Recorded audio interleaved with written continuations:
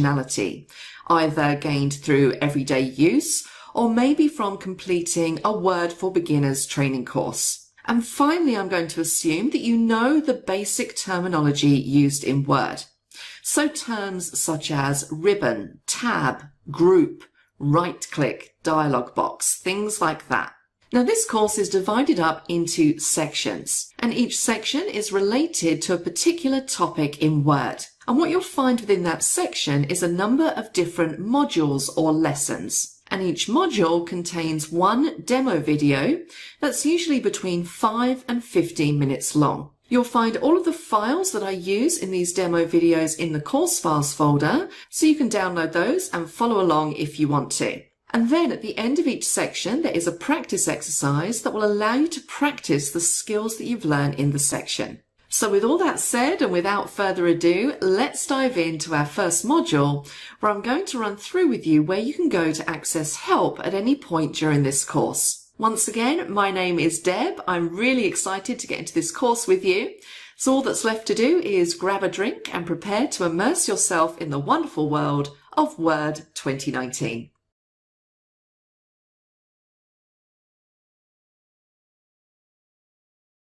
Hello everyone, and welcome back to this course on Word 2019 Advanced. This is Deb, and it's my absolute pleasure to be guiding you through this course. And currently we are in section 1, which is the introductory section. And I just want to start out by running through with you where you can go within Word to get help at any point during this course. Now, Word has some really good features when it comes to accessing help. So it might be that you need help on a specific command or task, or maybe you just want to access some resources and read up about something a little bit more. So in this module, we're just going to run through a few of the options that you have. So on the screen here, I just have a document that I've created, and you'll see that this just has some junk text in it, which doesn't really make too much sense. But that's fine in this case, because we're not actually going to be doing anything with this text. We just need to have a document open so we can explore the help options. Now, the eagle-eyed amongst you may see up here on our ribbons, we have an entire ribbon dedicated to help. Now, if this ribbon isn't turned on or you can't see it in your copy of Word, it might be that you need to go into the Backstage area and just enable that ribbon. So let me quickly show you how to do that if you can't see this Help tab. So we're going to go across to the File tab and all the way down into our Word options. And this is where you'll basically find all of those little options that control Word and define how your copy of Word is set up. Now, when you're looking to enable or disable any ribbons, you'll find these options under the Customize Ribbons section. And in this pane on the right-hand side, this is where you'll see all of your ribbons laid out. And you'll see right at the bottom, I have the Help ribbon ticked. So if you can't see this ribbon, it's probably because you don't have a tick in this box, and so it's not displaying. So just make sure you do pop a tick in there, click on OK, and you should find you can then see your Help ribbon. Now in this Help ribbon, we just have one group, and the first option here is just plain old Help. And as you can see, we can also press the F1 key on our keyboard as a shortcut to the Help.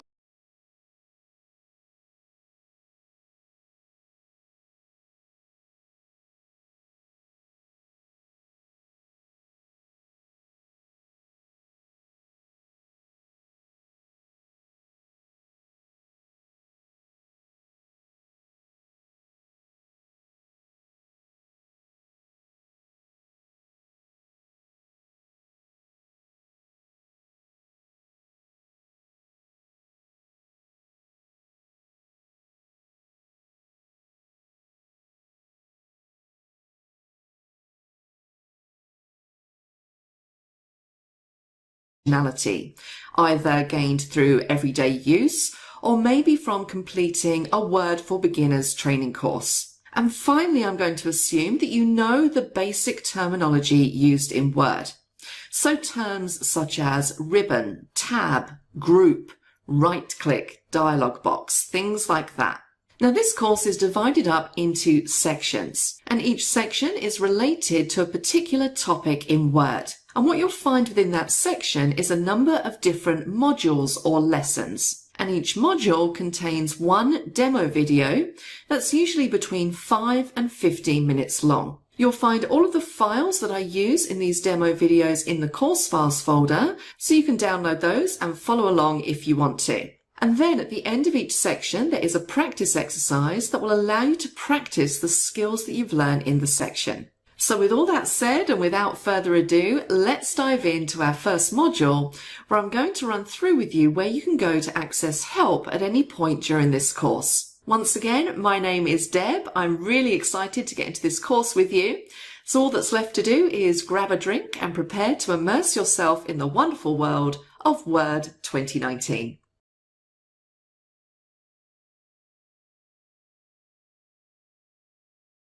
Hello everyone and welcome back to this course on Word 2019 Advanced. This is Deb and it's my absolute pleasure to be guiding you through this course. And currently we are in section 1, which is the introductory section. And I just want to start out by running through with you where you can go within Word to get help at any point during this course. Now Word has some really good features when it comes to accessing help. So it might be that you need help on a specific command or task, or maybe you just want to access some resources and read up about something a little bit more. So in this module, we're just going to run through a few of the options that you have. So on the screen here, I just have a document that I've created, and you'll see that this just has some junk text in it, which doesn't really make too much sense. But that's fine in this case, because we're not actually going to be doing anything with this text. We just need to have a document open so we can explore the help options. Now, the eagle-eyed amongst you may see up here on our ribbons, we have an entire ribbon dedicated to help. Now, if this ribbon isn't turned on or you can't see it in your copy of Word, it might be that you need to go into the backstage area and just enable that ribbon. So let me quickly show you how to do that if you can't see this help tab. So we're going to go across to the File tab and all the way down into our Word options.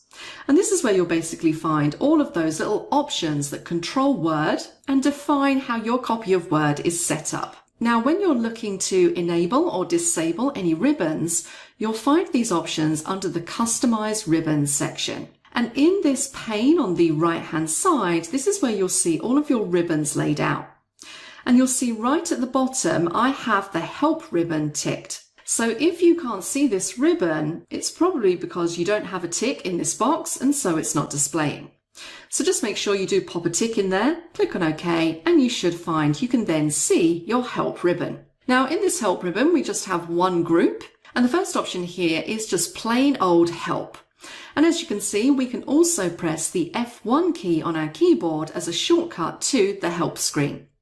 So let's click on it, and what you'll see is that you get a help pane open up at the side. Now this pane is somewhat customizable, so if it's a bit too wide for you or even a bit narrow, if you hover your mouse over the boundary, you'll see I get that double-headed arrow and I can drag in or I can drag out. And all of the help is categorized into different groups. So for example, if I click on Get Started at the top, you can see I get a helpful little video about some of the basics of Word. So this one is related to creating a document. If I scroll down, you'll see I also get written out instruction as well. And it goes through some of those basic things that you need to know in Word. So really very useful. If you want to go back to that main menu, you have a back arrow, which I'm going to click, and you can then dive in and have a browse through some of these other sections. So this one, for example, has numerous different subcategories. So if I wanted to know how to create a bulleted or numbered list, I can click on this. Again, I get a little video and also some written instruction.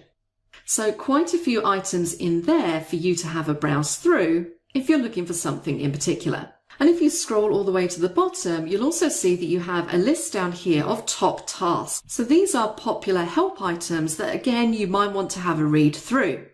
So for example, if I wanted to know how to add a watermark, I'm going to come into here. Again, I get my little video that I can play, and then I have some more links at the bottom for related tasks. And if you ever just want to get back to that main home screen, you can click on the little icon here that looks like a house, and that's going to take you back to that main menu. And of course, just above, you also have a search. So if you know specifically what you're looking for, so maybe I want to insert a table, I can type that in. I can see it comes up from the list. And there we go. Once I select it, it then pulls back all of the relevant topics to my search term. I can then click on that link, and once again I'm taken through to a video and written instruction. So a fairly comprehensive help file that's available for you to access at any time simply by pressing the F1 shortcut key. Now, the other things that you have within this help group, you have a contact support button. So as we hover over, the screen tip says get help from an office support agent. So if we click on this, it's again going to open up a pane on the right hand side. And you can see I'm getting a message saying they're sorry, but they're currently unable to provide phone support. But you could, if you wanted to, type in a message into here and send that off to Microsoft. Now, how quickly you'll get a reply on that, I do not know, but that option is there if you need it. You can also provide feedback on anything in Word. So you can let Microsoft know if you particularly like something, or if you don't like something, or even if you have some kind of suggestion. And I will say that I do know that these are collated by Microsoft, and a lot of the suggestions from their customers are integrated into newer versions. So if you do have something that you want to tell them, then that feedback button is there. We also have a show training option. So let's take a look at this. And this is basically going to show you some online training and learning content. So again, it really depends what it is that you're interested in. So maybe I was looking for some help on formatting text. I can click on this section just here. And again, it's going to take me into those help files. So this is really another way of getting to those help files. And then finally, we have a What's New button. And this is quite a useful little button because Microsoft are always changing things in these applications. Some are very minor updates, some are quite major, but sometimes I like to jump in here, click on What's New, just so I can see anything new that's been added since the last time that I checked. So whilst there's nothing new right now, I can see what the last feature that was released was, and that was the ability to be able to type hands-free using a microphone. So it's always worth keeping your eye on this area so you can keep up to date with any changes and new features. So that is your help ribbon. Now, another way to obtain help, which essentially is going to jump you into the same help file, is you have this little box at the top that says search. And if I hover over, you'll see that the actual name for this box is Tell Me. And in older versions, it used to be called Tell Me What You Want to Do, but I think in this version, they've definitely shortened that down. And you can see that this also has a keyboard shortcut of Alt+Q. Now what we do with this is we can start to type in a search term and it will go away and search the help files for us. So if I wanted some help on themes, I can type themes into the top there. And what it's going to give me is it's going to show me where themes is located. So instead of hunting around the ribbons to try and find where I would change my document theme, it's actually taken me straight to it in this little shootout menu at the side. So I could come in here and I could just change my theme. Alternatively, if I didn't particularly want to apply a theme at this stage, maybe I was just looking for some help, you'll see underneath it says Get Help On, and then it says that there are 10 results for themes. So again, if I click on this, it's going to pop open that help pane and jump me to the section in help that relates to themes.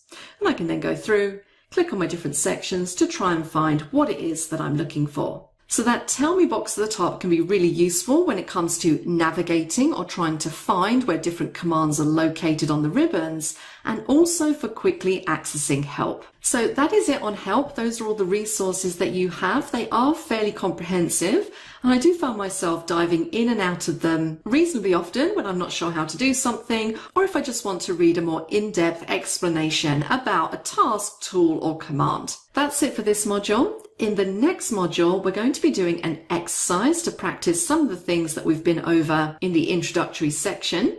And then we're going to move on to section 2 where the real work starts. So I'm going to jump over to the exercise now, and I look forward to seeing.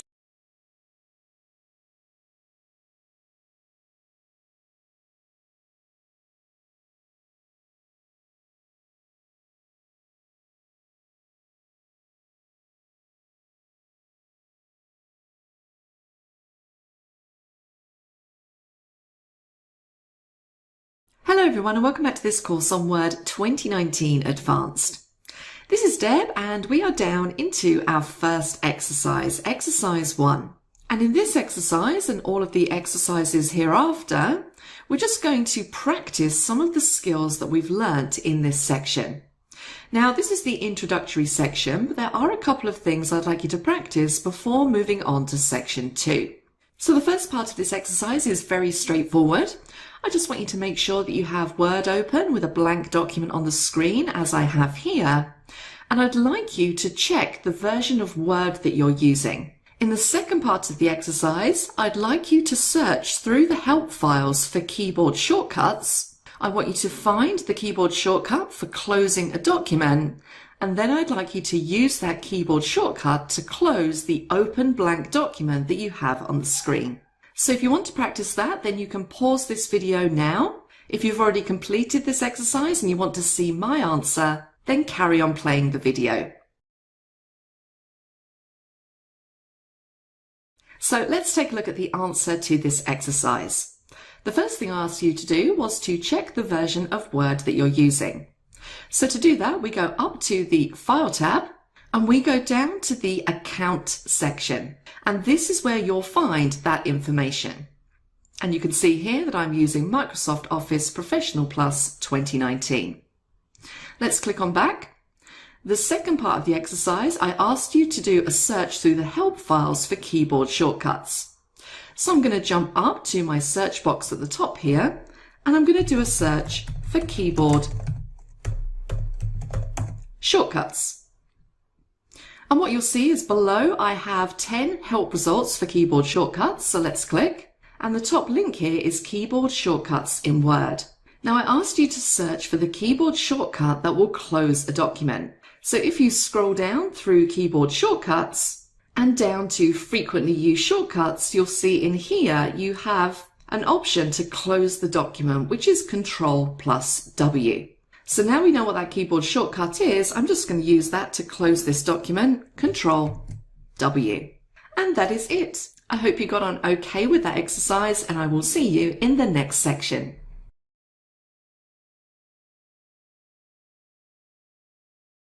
Hello everyone, this is Deb and welcome back to our course on Word 2019 Advanced. We're now down into section 2, and in this section we're going to be covering some essential skills that you should have when you're working in Word 2019. Now I know that this is an advanced course and we will be working through some of the advanced features of Word, but it's really important that we just solidify the skills that we have in Word, make sure that we know those essentials, those basics, in order to give ourselves a good foundation in which to progress on from. And what I hope to show you in this particular section is some of the things that you need to have turned on, some of the things that you need to know how to access or implement in Word in order to be able to achieve some of those more advanced skills. And even if you are aware of some of these things that I'm going to show you in this section, hopefully you'll pick up some extra tips and tricks which will help you work in Word more efficiently. Because that's what we're really aiming for here. We all work in a very time-pressed environment, at least most of us do, where we want to be able to use Word in the most efficient way possible in order to get our tasks done. And that really leads on to what I want to start out in this module with, and that is talking a little bit about the ribbon, screen tips, and those all-important keyboard shortcuts. So let's start out with the latter. Let's talk about keyboard shortcuts. Now, keyboard shortcuts are a great way to increase your efficiency when you're working in Word, whether you're just trying to open files, move around a document, or invoke certain commands or dialog boxes. They're just a quick way of doing that so that your hands don't have to leave the keyboard. And you might think, well, I don't mind using my mouse, and that is entirely up to you. If you're really comfortable using your mouse to do things, then that's absolutely fine. But you probably would be surprised how much quicker it is if you're already typing, if you already have your hands on the keyboard. It's a lot easier just to invoke a quick keyboard shortcut as opposed to moving your hands to your mouse and then trying to carry out whatever task you're trying to do. So we're going to start out by looking at some of those key keyboard shortcuts. Now, there are so many keyboard shortcuts in Word, and if you're anything like me, you won't memorize them all. There are hundreds of them, but you will pick up a few along the way which you'll find yourself using all the time. So let's start out by taking a look at a few of them, and then I'm going to show you where you can access the entire list, which you can then print off if you want to, and utilize the ones you need. So currently on the screen, I just have Word open. I don't currently have a document open. So let's start out by doing that. If I press the keyboard shortcut Control N, that's going to give me a new blank document. If I wanted to open an existing document, Control O is going to take me into that open screen in the backstage area, and I can then go in and choose to open one of my recent documents. Alternatively, I can browse for a document to open. Now I'm not going to do that. I'm happy with my blank document. So if I want to go back to my blank document, I can click the back arrow up here. Alternatively, the shortcut for that is the Escape key. So I've got my blank document, and let's just get some text in here. Now, I'm not too concerned about what this text is at this stage, but this is another useful little tip. If you ever want some junk text, just some random text in a document, sometimes if you want to maybe play around with layouts or try out some things, you don't really want to do it on an actual document, it's quite nice just to be able to quickly get some lines of text in your document so that you can do that. So a quick tip is you can type in equals rand, which stands for random, open a bracket, and then define how many paragraphs you want and how many lines within that paragraph. So I'm going to say I want 40 paragraphs of 6 lines each. Close my bracket, looks very much like an Excel command. Hit enter, and that is exactly what I get. Now you can see it's jumped me all the way down to the bottom of my document. So if I want to jump back up to the top, a keyboard shortcut I can use is Control Home to get me all the way back up there. And you can probably guess what's coming next. Control End key is going to jump me to the bottom. So this is essentially random text that I have in my document. I'm going to show you another way to enter random text. So what I want to do is I want to essentially undo what I've just done. So we have a keyboard shortcut for that, and it is Control Z. And I'm going to Control Z again and again to get rid of that little piece of code. So the other way I can enter random text is type in equals lorem and then do exactly the same thing. This time I'm going to have 20 paragraphs of 10 lines each. Hit enter, and I get that lorem ipsum test text. Control Home to jump me up to the top of the document. Now when it comes to navigating efficiently around your document, again, there are a few different keyboard shortcuts that you can use. Now you're probably already aware that you can use your left, right, up and down arrows to move across one character. But if you just add in the Control key, so I'm going to do Control key and right arrow, that's going to jump me to each new word. And I can use the left arrow to go back again. If I do Control Shift right arrow, it's going to highlight those words as I go across. Left arrow, it's going to unhighlight them or deselect them. And if I hold down Control and do my down arrow, that's going to jump me to the next paragraph, and the up arrow will jump me to the paragraph above. Now when it comes to making selections, again, there's a few important keyboard shortcuts that you should know. We've just seen one of them. We can select an entire word simply by doing Control, Shift, right arrow, and I can carry on doing that to select each word. And if I want to select the entire line, I just need to do Shift and End to select that line. I could then move down by doing Shift down arrow to carry on selecting lines like so. And of course, Shift up arrow does the opposite. If I do Shift Home, it's going to deselect. And of course, a really important keyboard shortcut, if you just want to select everything in your document, Control A will select all. So some really important keyboard shortcuts there. By no means all of them, but some ones that I personally use frequently. Let's now jump into our document and add a quick title.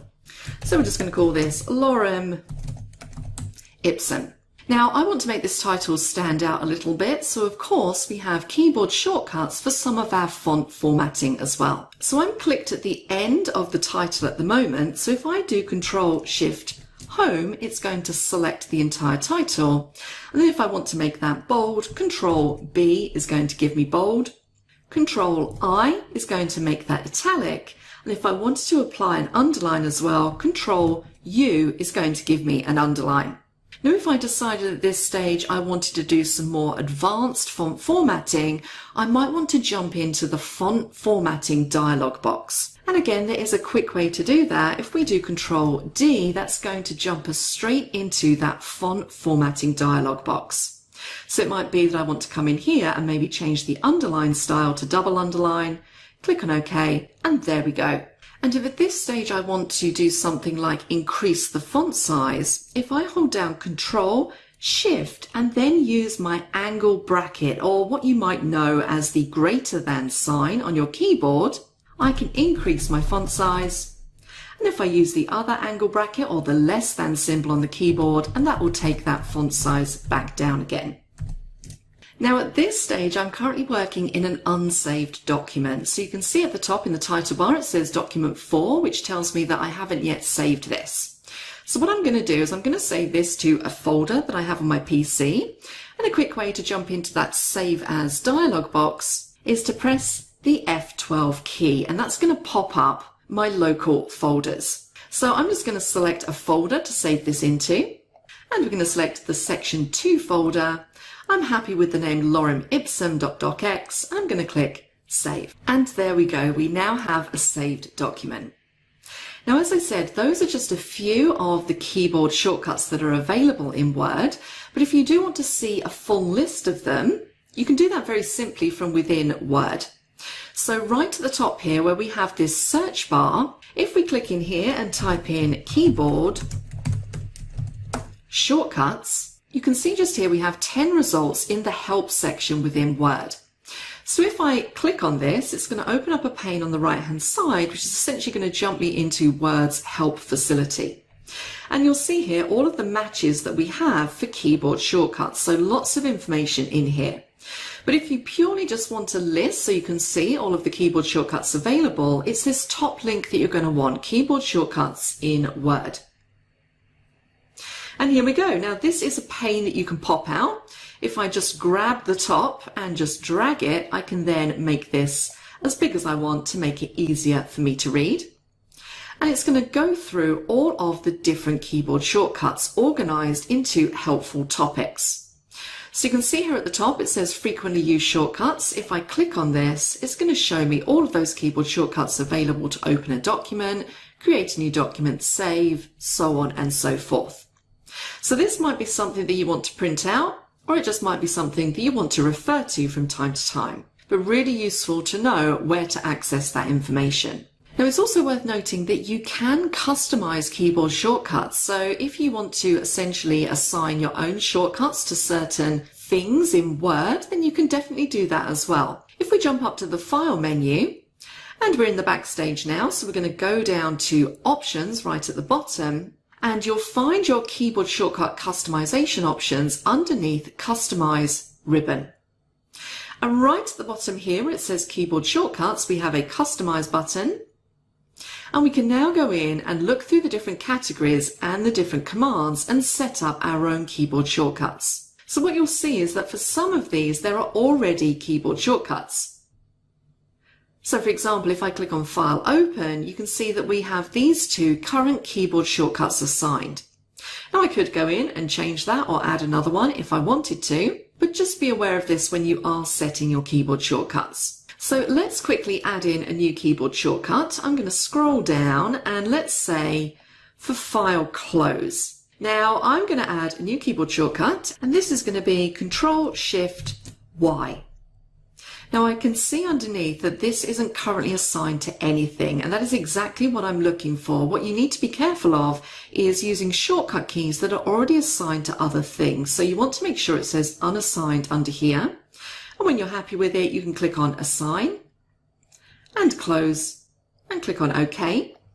And now let's test to see if this works. I'm going to close this document down, Control-Shift-Y, and there we go.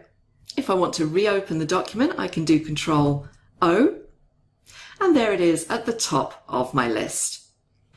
Now, Word is also quite helpful. It does show you what the keyboard shortcuts are for each command when you hover over them. And we're now moving into talking about screen tips. And that is exactly where we're going to pick up in the next module. So please join me for that.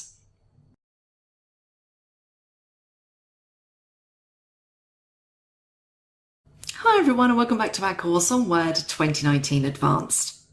We're down in section 2 where we're just recapping some of those Word essential skills to give us a good foundation from which to build from. And in the previous module, I ran you through some of those essential keyboard shortcuts and also showed you where you can find a big long list of all of the keyboard shortcuts available in Word to help you become more efficient. And we finished up that module by talking about screen tips, and that's really what I want to concentrate on in this particular module. Now, screen tips, if you're not sure what I mean when I say that word, you've probably come across them in your everyday usage, but maybe just not have known what they're called. And all a screen tip is essentially is when you hover over any of the commands on the ribbon, so for example, if I hover over Format Painter, you'll see that I get that little informational box pop up there. So it's essentially giving me some really useful information about what that command does, but it's also showing me the keyboard shortcuts available for that command. Now it's worth noting that not every single command on the ribbon will have a keyboard shortcut, but the majority of them do. So again, if I hover over bullets, I can see there, it's telling me that I can use this button to create a bulleted list. If I hover over bold, it tells me what that command does and also shows me that keyboard shortcut. So this is a really useful little option if you want to know what the keyboard shortcut is of a particular command. You can utilize that screen tip. Now again, you will notice that you don't have a keyboard shortcut listed in all of the screen tips. So again, if I hover over the numbering command, you can see there it tells me what that command does, but it's not showing me the keyboard shortcut. So just bear that in mind when you're hovering over. Now, if you're somebody who maybe doesn't like having those screen tips pop up, sometimes they can be a little bit annoying, or maybe you just want to customize the style of the screen tip, then you can definitely do that as well. And as you've probably guessed, we can do that from File and Options. So you'll find your screen tip options underneath the general area. And if we take a look under user interface options, this first section just here, at the bottom we have screen tip style. So this is where you can come in and you have 3 options when it comes to customizing those screen tips. So you can select to show feature descriptions in screen tips. So that's the description of what that command does. You can say don't show feature descriptions in screen tips. So that will remove it.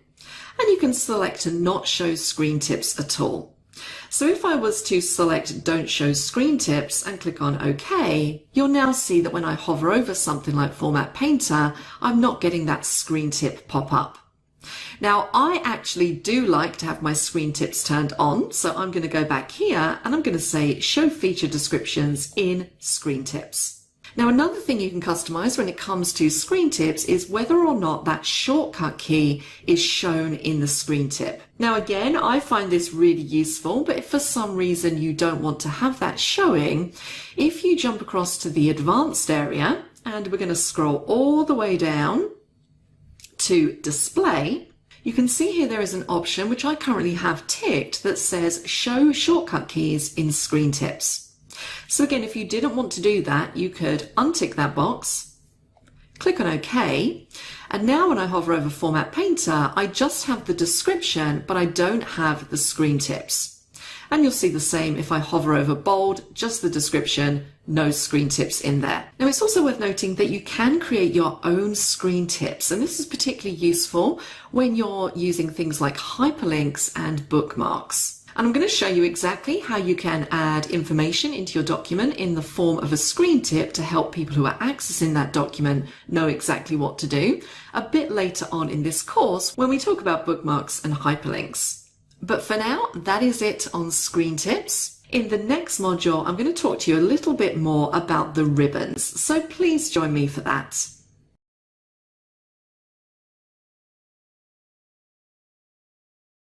Hi everyone, and welcome back to this course on Word 2019 Advanced.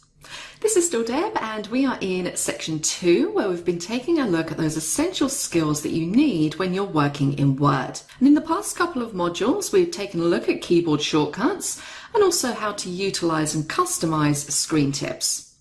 In this third module of this section, what I want to focus on is a little bit more about the ribbon.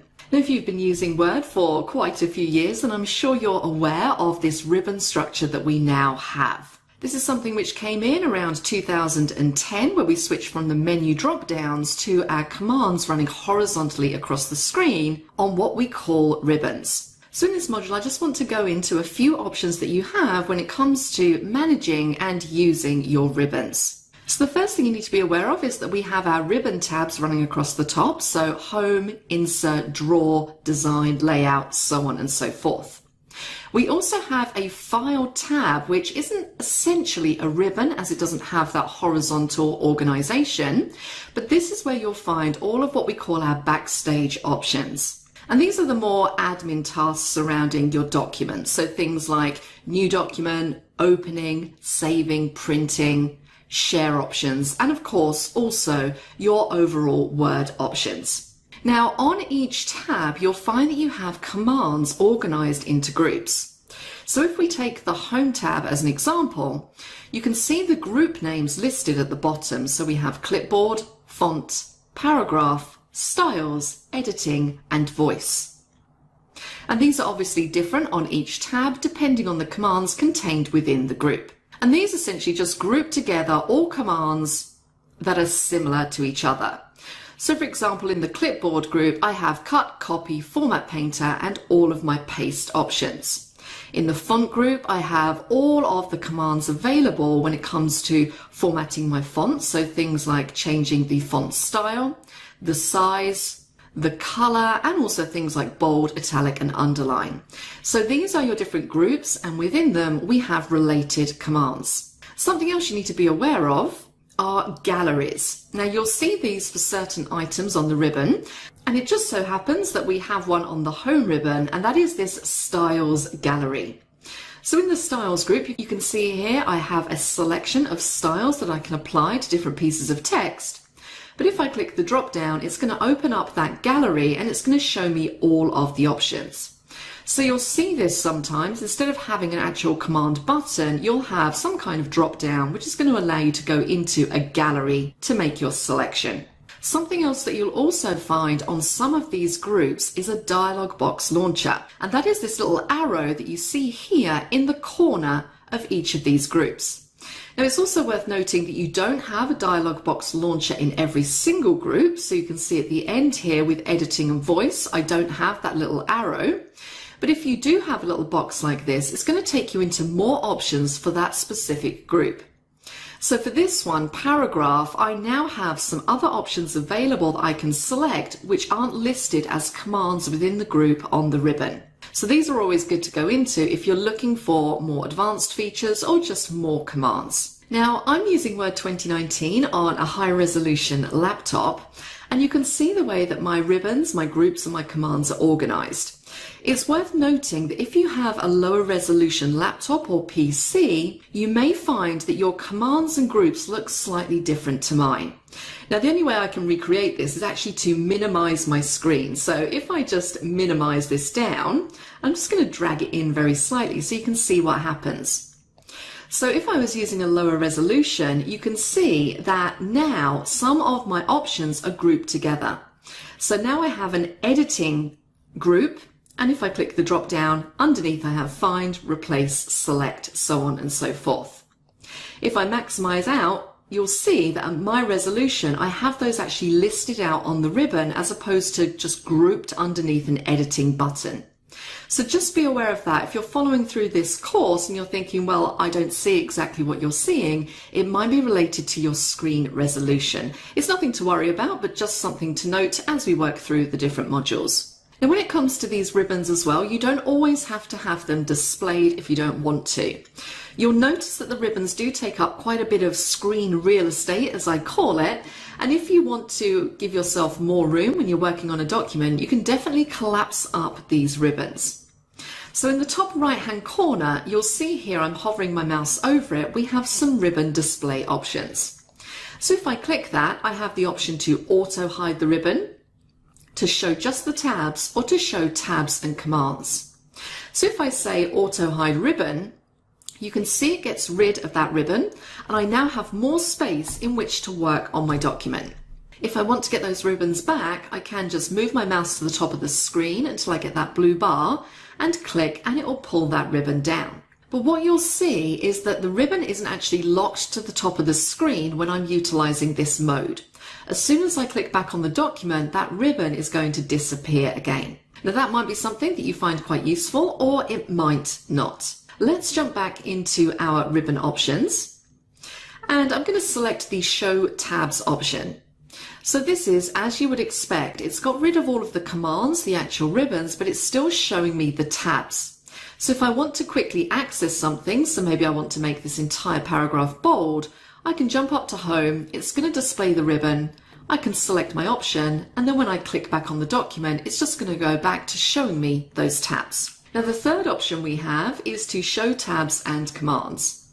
Now this is the default in general for me. I like to have all of my tabs and all of my commands showing, but again, this is entirely personal preference and really dependent. You can switch it up depending on what document you're working on. Another way to quickly collapse up that ribbon is by utilizing this little up arrow on the right hand side. And you can see there it says collapse the ribbon.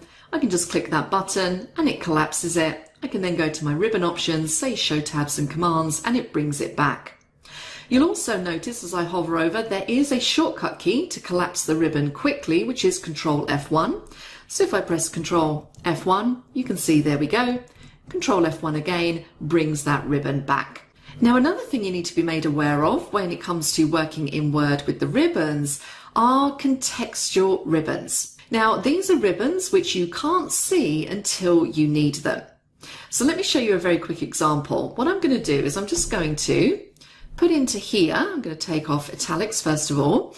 I'm quickly going to insert a table. So I'm going to jump up to insert, I'm going to select table, and I'm just going to do a very quick table of 3 columns by 2 rows. Now what you'll see is that once I'm clicked in that table, I now have 2 additional ribbons appear at the top. I have a table design ribbon, which is showing me all of my options with regards to customizing my table's design. And I have a layout ribbon. Again, this is all related to the layout of my table. If I was to click outside of the table, so if I click somewhere else in the document, you'll see that both of those ribbons disappear. And this is why we call them contextual ribbons. They only appear when they're needed.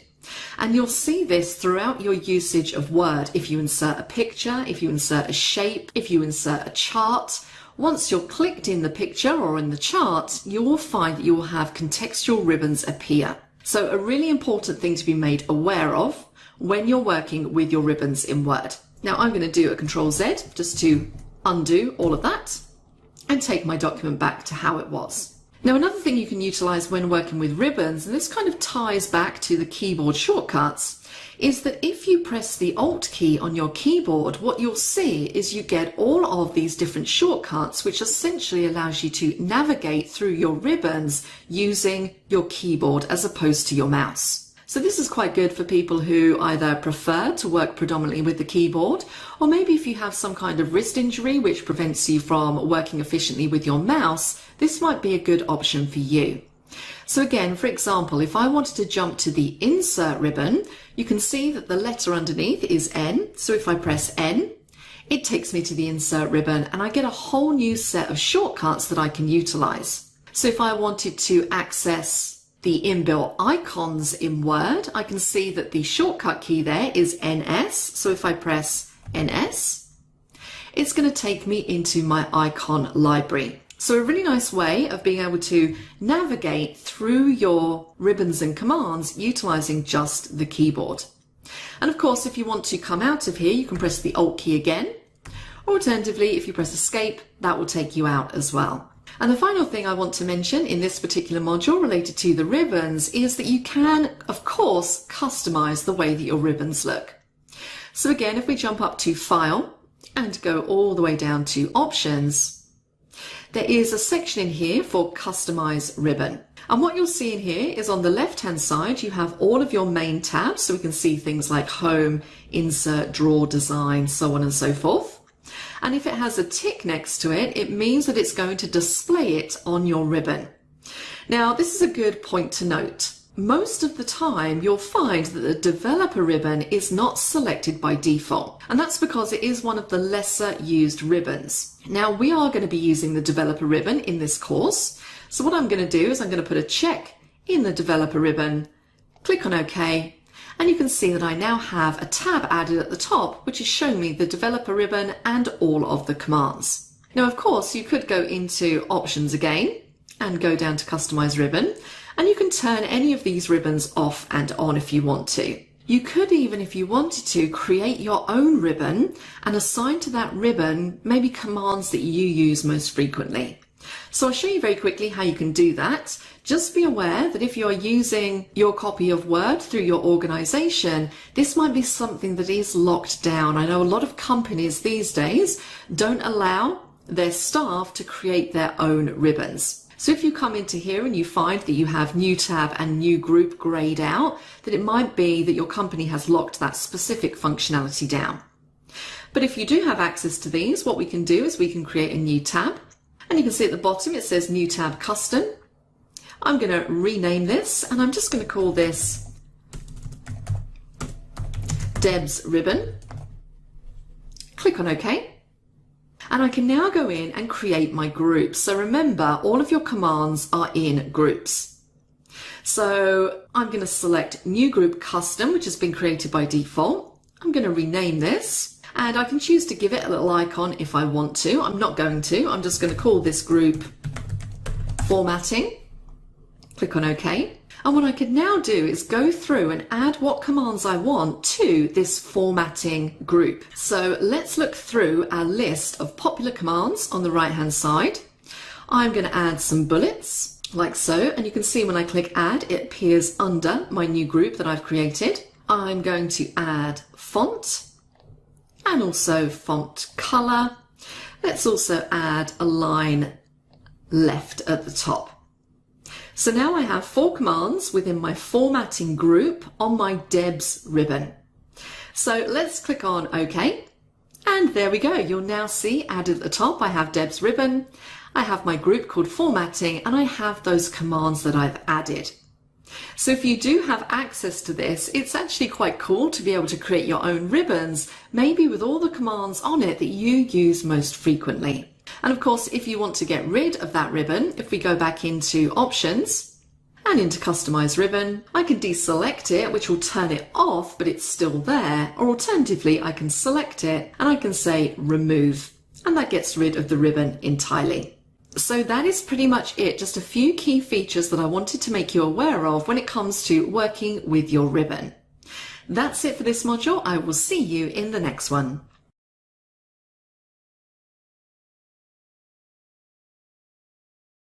Hi guys, and welcome back to this course on Word 2019 Advanced. This is still Deb, and we are in section 2, where we've been taking a look at some of the essential skills you need to know in Word. Now, so far we've covered off keyboard shortcuts, screen tips, and we've taken a look at some options you have when it comes to working with the ribbons. In this module, I just want to talk to you about something that is very small but very important in Word, and that is working with the rulers. Now, rulers are really important when you're working in Word documents. They enable you to see your margins. They also enable you to set things like tabs so that you can align items in your document correctly. They're also a big help if you're trying to do things like center objects on a page or line up text. So I always like to have my rulers turned on by default. Now, in this example, I've turned my rulers off just so I can show you how you turn them on.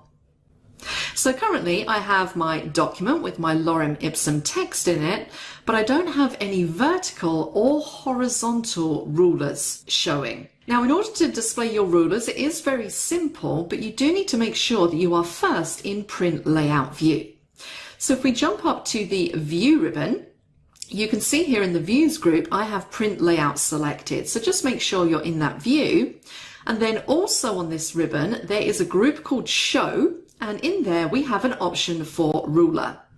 And as I hover over, you'll see that useful screen tip that says it shows rulers next to your document. You can see and set tab stops, move table borders, and line up objects in the document. And you can also measure stuff. So really useful little things to have turned on. So I'm going to click in the checkbox and just turn those rulers on. So you'll now see I have my horizontal ruler running across the top of the page and my vertical ruler running down the side of the page. Now, one question I always get asked when it comes to rulers is how can you change the measurement of the ruler? Now, currently my ruler is showing in inches, but if you want to work in a different measurement, so maybe centimeters or pixels, then you can definitely jump into options and change that.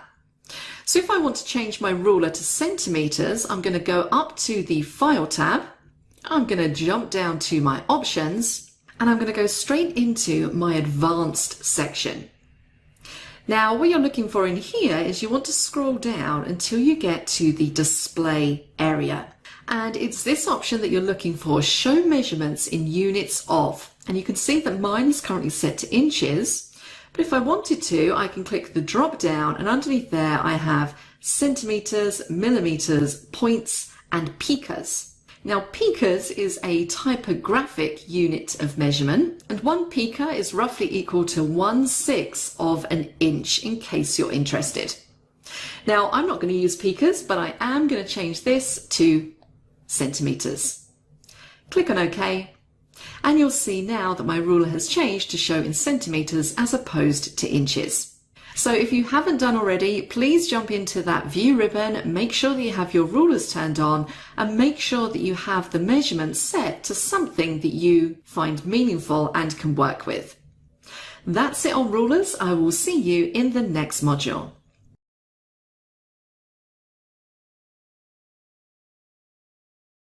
Hello everyone and welcome back to this course on Word 2019 Advanced.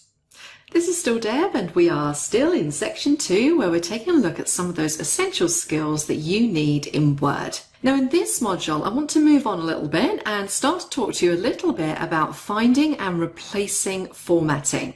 Now you may have used find and replace previously in Word, but it's not just for replacing text. You can also use find and replace to locate specific types of formatting throughout your document and even replace that formatting with something else entirely. Now just before we get on to that, I just want to briefly remind you of how we utilize the find and replace feature. So what you see on the screen here is I have a Word document open and it's called Staff List. And this is a very small, very basic little table that just lists some staff members, their job title, the department they work in, and where they're located. Now, this is a very small table. It would probably be quicker for me to maybe go through and manually make the changes I need.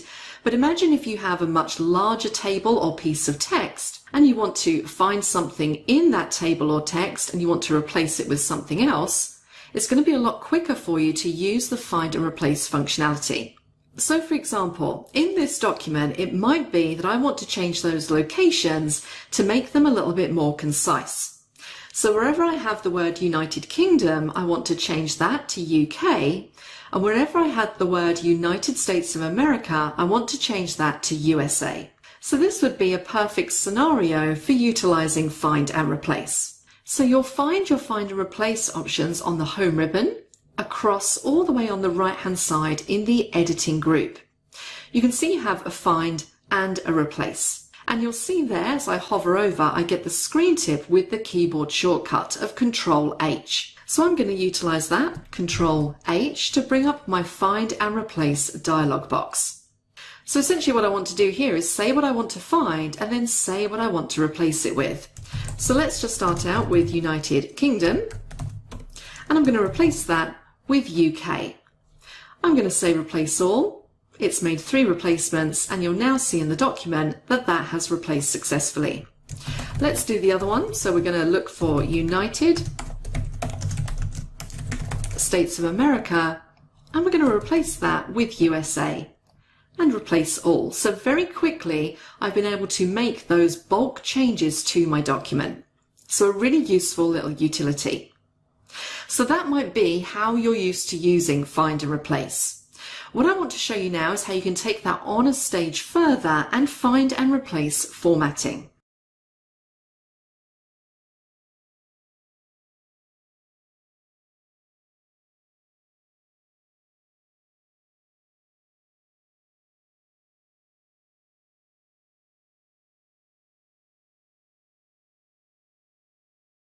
Now, when it comes to finding and replacing formatting, you need to think about whether it's going to be more efficient for you to utilize find and replace or more efficient for you to do it manually. And there are definitely some scenarios where doing it manually is going to be quicker for you. For example, if you have a document and throughout that document you have some instances of bold text and you just want to change it all back to normal text, so without the bold applied, it's probably going to be quicker for you just to do a Control A on your document and then deselect bold, which is going to put everything back to normal text. So in those kind of situations, it's going to be quicker to do it manually. However, there are times when find and replace can really help you save time by applying formatting changes faster and easier than manual formatting. So let's take a look in this example as to how we can utilize find and replace to replace certain pieces of formatting in our document. So I'm working in the Lorem Ipsum document, and what you'll see is if we go through this document, I've made some changes to it. You can see that I now have in blue font and underlined the word Lorem Ipsum Management Corporation. And I have that fairly frequently throughout the entire document. What you'll also notice is that I have a section just here that's indented very slightly from the rest of the text and is also showing in italics. And what I'm going to do is I'm going to utilize find and replace formatting to make some changes to this document. So let's imagine the scenario. It might be that I've done this document, I've sent it to my manager, and he's come back and said to me, it all looks great, but I don't want you to have the words Lorem Ipsum Management Corporation in blue or underlined. I just want them to show in bold. And he's also said to me that he doesn't want the word Lorem Ipsum Management Corporation, he wants it to say Lorem Ipsum Management Corp. Now, because I have this word throughout my document, it's probably going to be easier for me to utilize find and replace formatting to make these required changes. So let's take a look at how we might go about doing this. I'm going to pull up that replace dialog box again. Remember, keyboard shortcut Control H. And what you'll immediately notice is that find and replace keeps in it the last search terms that you used. So I'm just going to clear those out. Now the first thing you need to do here is you need to click on this More button, because at the bottom this is where you're going to find the Replace Formatting option. And the first thing we need to do is we need to let Word know what it is we're looking for. So in the Find What box, I'm looking for the words Lorem Ipsum Management Corporation. But the thing I'm looking for is in blue, it's in bold and it's underlined. So I need to tell Word that I'm also looking for those properties. So I'm going to go down to the Format box and I'm going to go to the Font option. I want to say that I'm looking for bold text, font color is blue, and the underline style is the solid line. Click on OK. So now in the Find What box, it's looking for the words Lorem Ipsum Management Corporation, bold, underline with a font color of blue. So I've specified exactly what I'm looking for. I can now go in and tell Word what I want to replace it with. So my manager said that he just wants this to be in bold, but the same color as the rest of the text. But he's also said that he wants it to say Corp as opposed to Corporation. So I'm going to say replace with Lorem Ipsum Management Corp, and again I'm going to jump into my formatting options. I'm going to go to font and I'm going to specify the properties that I want to replace. So I just want this to be in bold And I'm going to say font color, I want to be set to automatic. Click on OK. So now you can see all of my properties, what I'm looking for and what I'm replacing it with. If I click on replace all, I can see it's made 5 replacements. And if we look in the document behind, you can see that now I have Lorem Ipsum Management Corp as opposed to corporation. It's removed the blue font color, it's removed the underline, but it's showing in black in bold, which is exactly what my manager asked for. So pretty simple to replace the formatting. Let's look at one more example.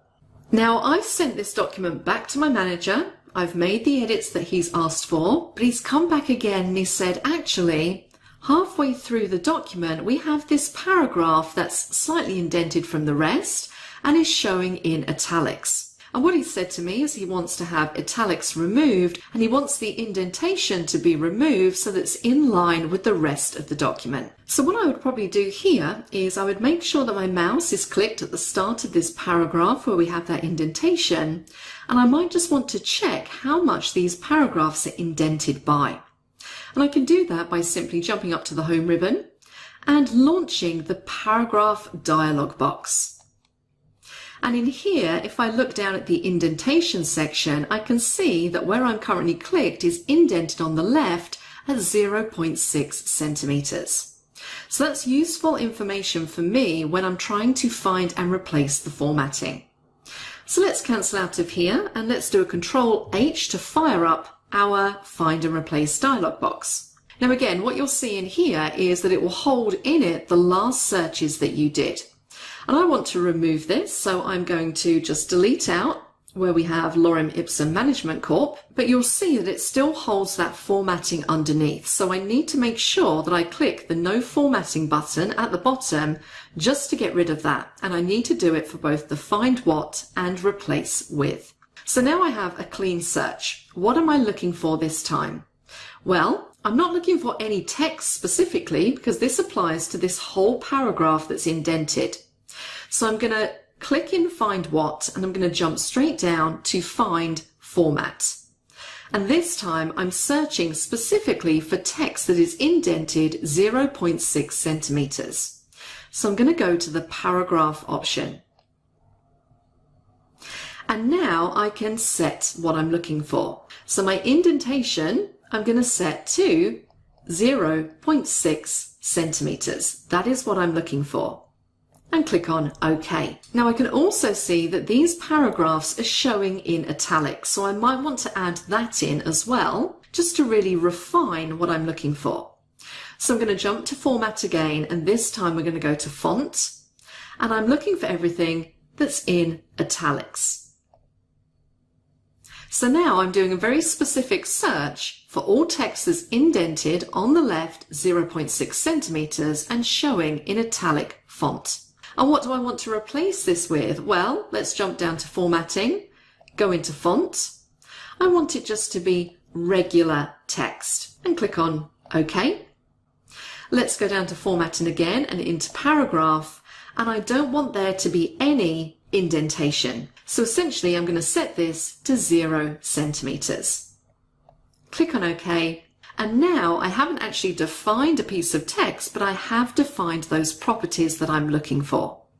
So now if I click on Replace All, it's made one replacement, and you'll see now that that entire paragraph has been changed to regular font, and it's also now in line with the rest of the document. So of course there are lots of different ways that you can utilize this by looking under this Format option. So this can be a really great way of very quickly and efficiently replacing certain items in your document that are formatted in a specific way.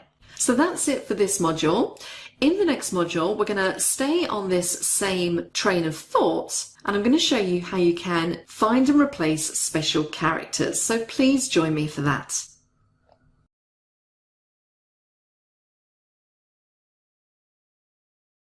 Hi everyone, and welcome back to this course on Word 2019 Advanced. We are midway through section 2, and in this section we've been learning some of those essential skills when it comes to working with Word. And in the previous module we took a look at how we can utilize the Find and Replace to find and replace formatting within a document. I want to move on from that idea now, and we're still going to stay with find and replace, but we're going to talk about how you can find and replace special characters. Now, special characters are characters that are not alphabetic or numeric. So some examples of special characters would be things like quote marks, question marks, paragraph marks, tabs, things like that. All of those are considered to be special characters in Word. And Word has the ability for you to search for special characters and also replace special characters in a document, which can be really useful. So what I'm going to do in this module is just run through with you a few of the different ways that you can find and replace special characters. Now, I've got a document on the screen, and this is just some text that I've pulled from Wikipedia about William Shakespeare. And if we have a look through this document, it's not very long, but we do have some things that would be considered special characters.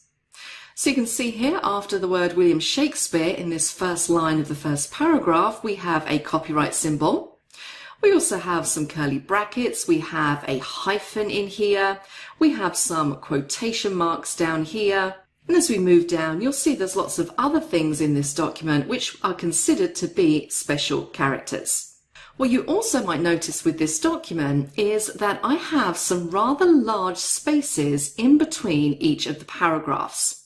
I can see here that I've probably got double line spacing.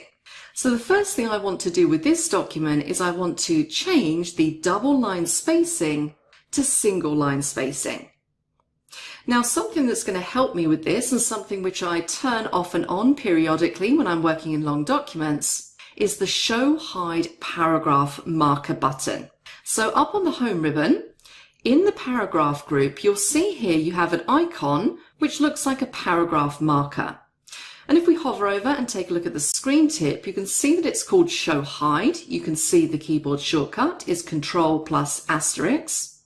And it says that if we toggle this on, it's going to show paragraph marks and other hidden formatting symbols. And then it says this is especially useful for advanced layout tasks. So if we toggle this button on simply by clicking, you'll see that I can now see where all of those paragraph markers are. So I can see that yes, in fact, in between each of my paragraphs, I have 2 paragraph markers. And essentially what I want to do here is say to Word, I want you to find every time I have a double paragraph marker and replace it with 1 paragraph marker. So let's take a look at the first way that we can replace special characters. Now we're going to need to jump back into our Replace dialog box. So once again, you can either click on the Home ribbon and click on the Replace button in the Editing group, or alternatively, you can use the Control-H keyboard shortcut. Now I'm going to remove what was in my last search, and I'm going to click my mouse in the Find What box. Now in this case, I'm looking for double paragraph markers. But how do I actually input that into the Find What field? Well, if we go down to the bottom where we have our Replace options, you can see I have an option for Replace and then Special. And if we click that, we have about 20 or so options that we can use for our find. And if you look at the top one, it says Paragraph Mark. So I'm going to select it, and it puts in essentially what we call the caret code for a paragraph marker. Now currently it's just a single paragraph marker. I'm looking for double paragraph markers, so I'm going to do exactly the same thing. Go down to Special and select Paragraph Mark. So now I'm saying search for 2 paragraph marks and replace with 1 paragraph mark. Click on Replace All. It's made 4 replacements. And if I now check out my document, you can see that I now have single line spacing between those paragraphs. Now something that you'll also see is that this first paragraph is now very close to that line above. Ideally what I would want would be to have a little bit of space in there. So I could jump in and just do that manually as I've just done. But if I wanted to replace those double paragraph markers but keep the space at the top, I could do this in a slightly different way.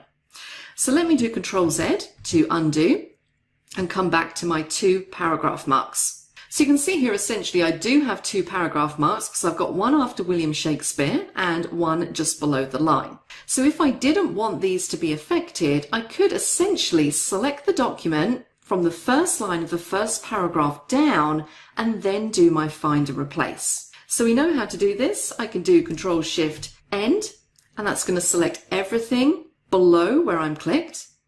I can then do Control-H. My options that I selected previously are still in there. I'm going to say Replace All. It's made 3 replacements. And there we go. Now I've managed to remove them in the body of the document, but I still have a space between that first paragraph and the horizontal line. For the next example, I'm just going to toggle that Show Hide button again to turn off those paragraph marks. Now the next thing I'm going to replace in this document are these hyphens. Now another way that you can do find and replace of special characters is that you can come in and highlight exactly what it is that you want to find in the document. So I'm going to highlight in that first line that dash in between his birth date and the date he died. I'm going to do Control-H again, and you can see automatically in the Find What box it's selected what I've got highlighted in the document. I'm going to say replace that dash with a different type of dash. So I'm going to go down to Special, and you can see here I have M dash and N dash. Now, if you're wondering what the difference is between these two, it mainly relates to the size of the dash. An M dash is a dash that is the width of the letter M, and I'm sure you can imagine what an N dash is. It's a dash that is the width of a letter N, so it's slightly smaller. Now, I'm going to replace this very small dash that I have in there with an M dash. And once again, it puts in the caret code for that M dash. I'm going to say Replace All. It's made 6 replacements. And there we go. If you look now, you can see that that dash is a lot bigger. So now that I've replaced that dash, looking at my document, I can see that actually that dash does look a little bit strange. It is a little bit too big, particularly if I look in the name Stratford-upon-Avon, that looks a little bit strange to me. So what I've got in my documents now are M dashes. So if I want to go in and replace them all, I can say Control-H. I'm going to remove what I have in Find What and Replace With. And in Find What, I'm going to say find all of the M dash and replace with N dash, which is a slightly smaller dash. Click on Replace All. It's made 6 replacements. And if I now take a look at my document, I can see that yes, that looks a little bit better.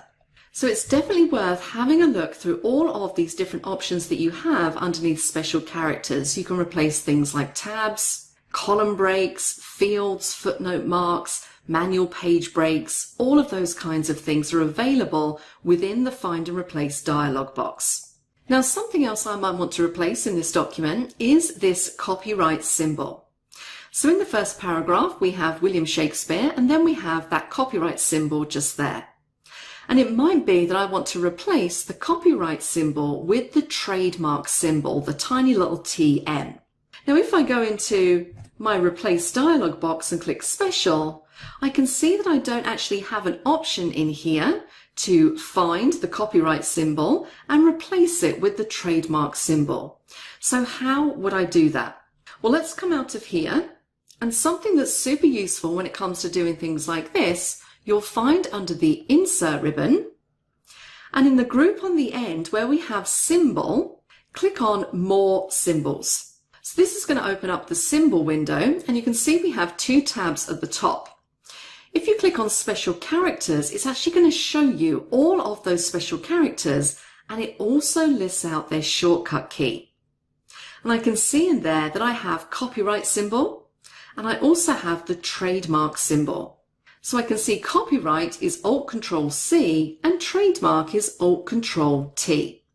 So I'm going to utilize that shortcut key in my Find and Replace. So I'm going to cancel out of here, and I'm going to select this copyright symbol. I'm going to do Control-H to bring up Replace. And you can see because I've highlighted the copyright symbol, it's input it into Find What. And this time I'm just going to use that shortcut key to select the trademark symbol. So Alt-Control-T. And there you go, it's put in TM. I can now say Replace All. It's made 4 replacements. And that is how you can utilize those symbol keyboard shortcuts in your Find and Replace. So this is a really useful little option for you to review. And you'll see that they don't all have shortcut keys, but some of these main ones do. So that's another way that you can find and replace special characters in your document. That's it for this module. In the next module, we're going to take a look at the navigation pane. So please join me for that.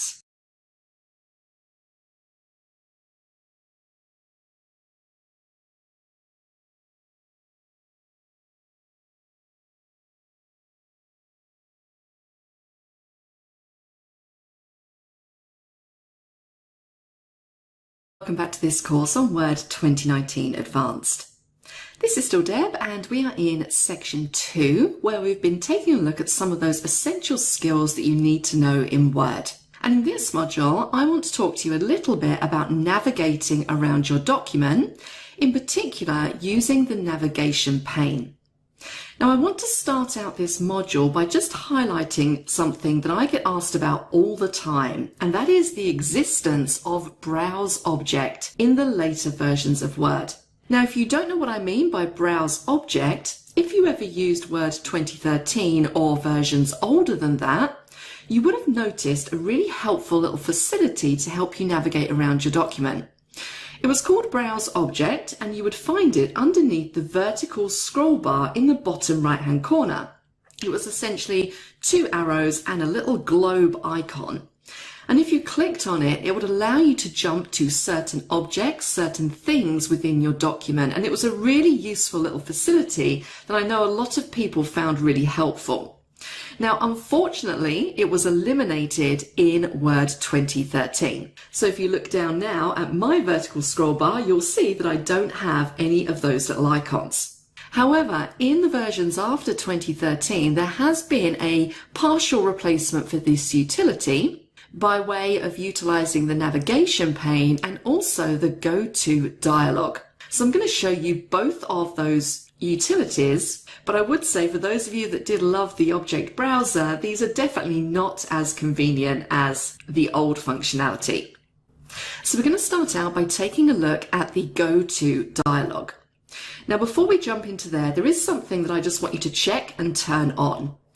In the status bar at the bottom in the left hand corner, you can see that it's showing me what section I'm currently clicked in, what page I'm currently on. So I'm currently on page 1 of 5 pages. It's telling me how many words I have in this current document, and it's also telling me the language that I'm using. Now, these are really helpful pieces of information, but they aren't necessarily turned on by default for you when you're using Word. So if you right-click your mouse in a blank area of this status bar, you'll see you get the Customize Status Bar menu pop up. And anything that has a tick by it is currently being displayed in that status bar. So I want you to go into here and I want you to make sure that you have a tick next to section and also a tick next to page number. And if you want to turn on some of these other features, then you're more than welcome to. So now we have those turned on, let's take a look at the Go To dialog. We're going up to our home ribbon and we're going all the way across into the editing group. And we're going to click the drop down next to Find, and you'll see that we have a little option here called Go To. The keyboard shortcut for this is Control G. And if we take a look at that screen tip, it says, what's faster than scrolling? Jumping. Go To lets you jump right to a specific page, line, footnote, comment, or other place in your document. So in many ways, this is very similar to the old object browser. So let's fire up Go To and see what we have in here. So you can basically see this is just another tab within the Find and Replace dialog. And what this will allow you to do is to quickly jump to various different objects or elements within your document. So for example, I have a 5-page document, and if I wanted to jump very quickly to page 3, I can make sure that I've selected page in the Go To What list. And then I can enter my page number, 3, click on Go To, and it's going to jump me straight down to page 3. I could also do the same with sections. Now, currently, I haven't sectioned up my document. I just have one section. But if you did have multiple sections, you can enter in your section number and it will jump to that section. I could choose to jump to a specific line. Now this might be when you want to turn on line numbers. So I'm going to jump up to the Layout tab, and in this first group, Page Setup, you can see one of the options that we have is line numbers.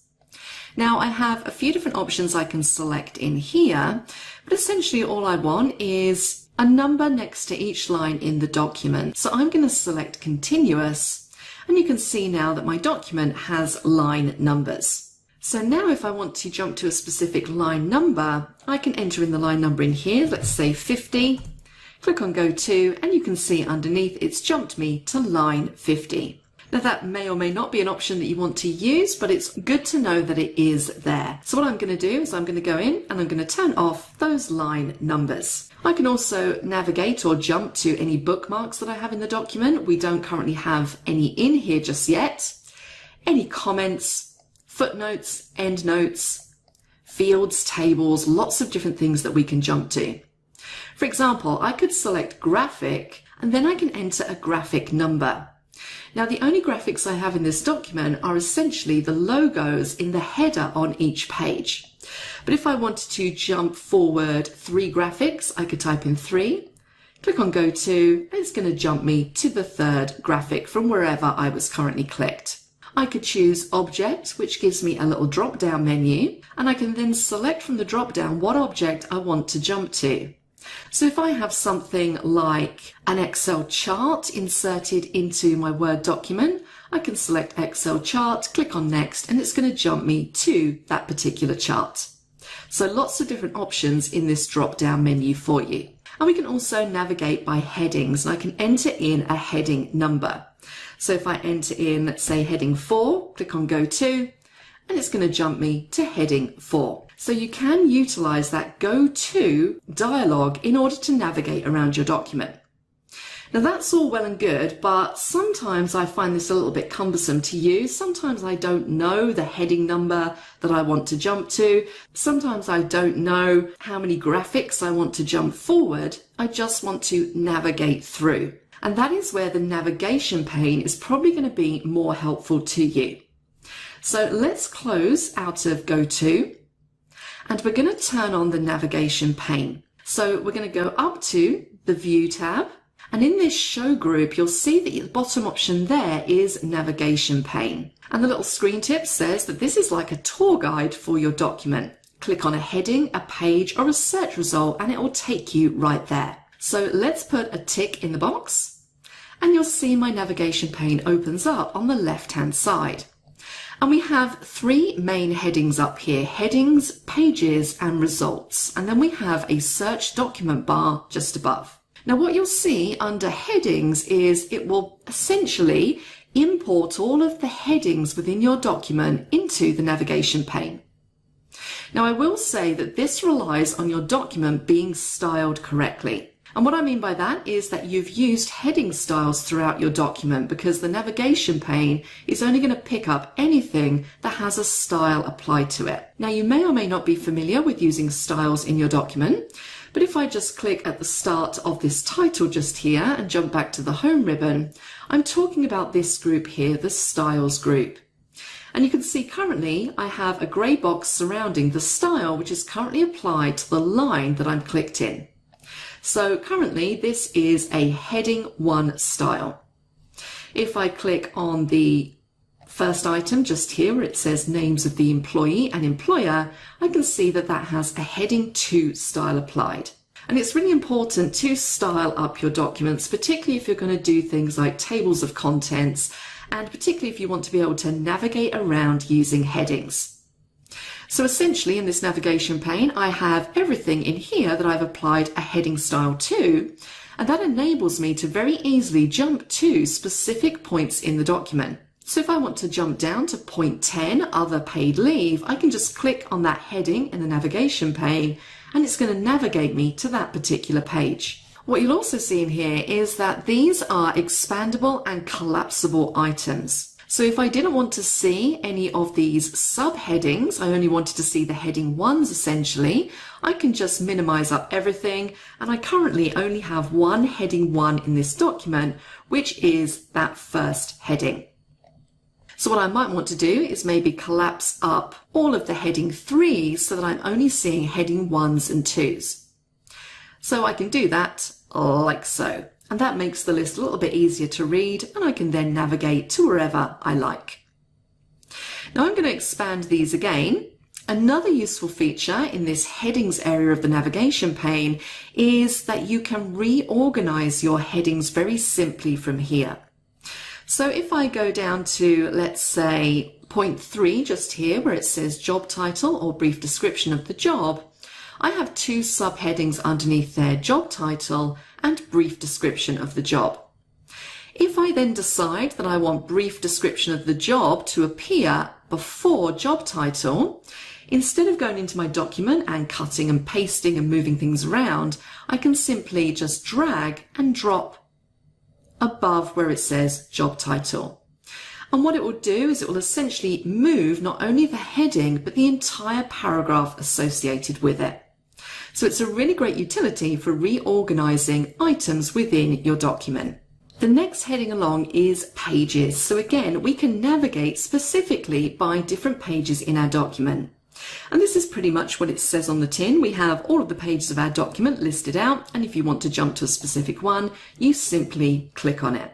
And then finally we have results. Now there's nothing in here at the moment because this is going to display the results of any search that I've done in the search box above. So what I can do here is I can enter in search terms to navigate to specific parts. So if I type in the word abroad and click on the magnifying glass, you can see it jumps me to page 2 where I have the word abroad and it's highlighted it in yellow. And of course you can customize this option if you don't want it to highlight, if you just want it to jump to the specific place in the document. If you click the little drop down at the end of the search field, you have an options button. And this is where you can choose some of the options with regards to your search.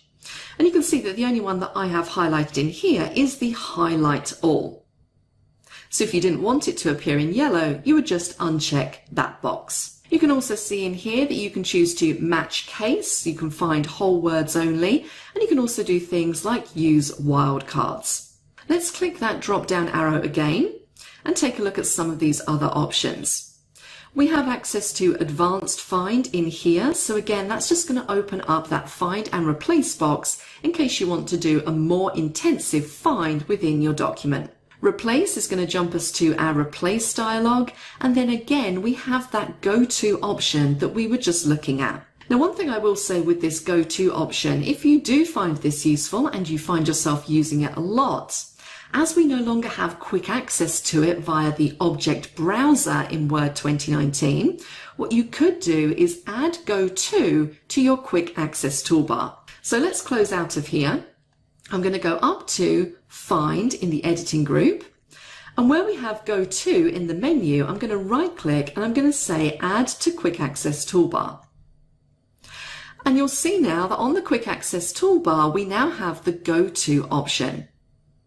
So this makes it super easy. Whenever I want to invoke that dialog box, I can just click on the Quick Access Toolbar to bring it up, as opposed to browsing to the Home tab and going to Find and then selecting Go To.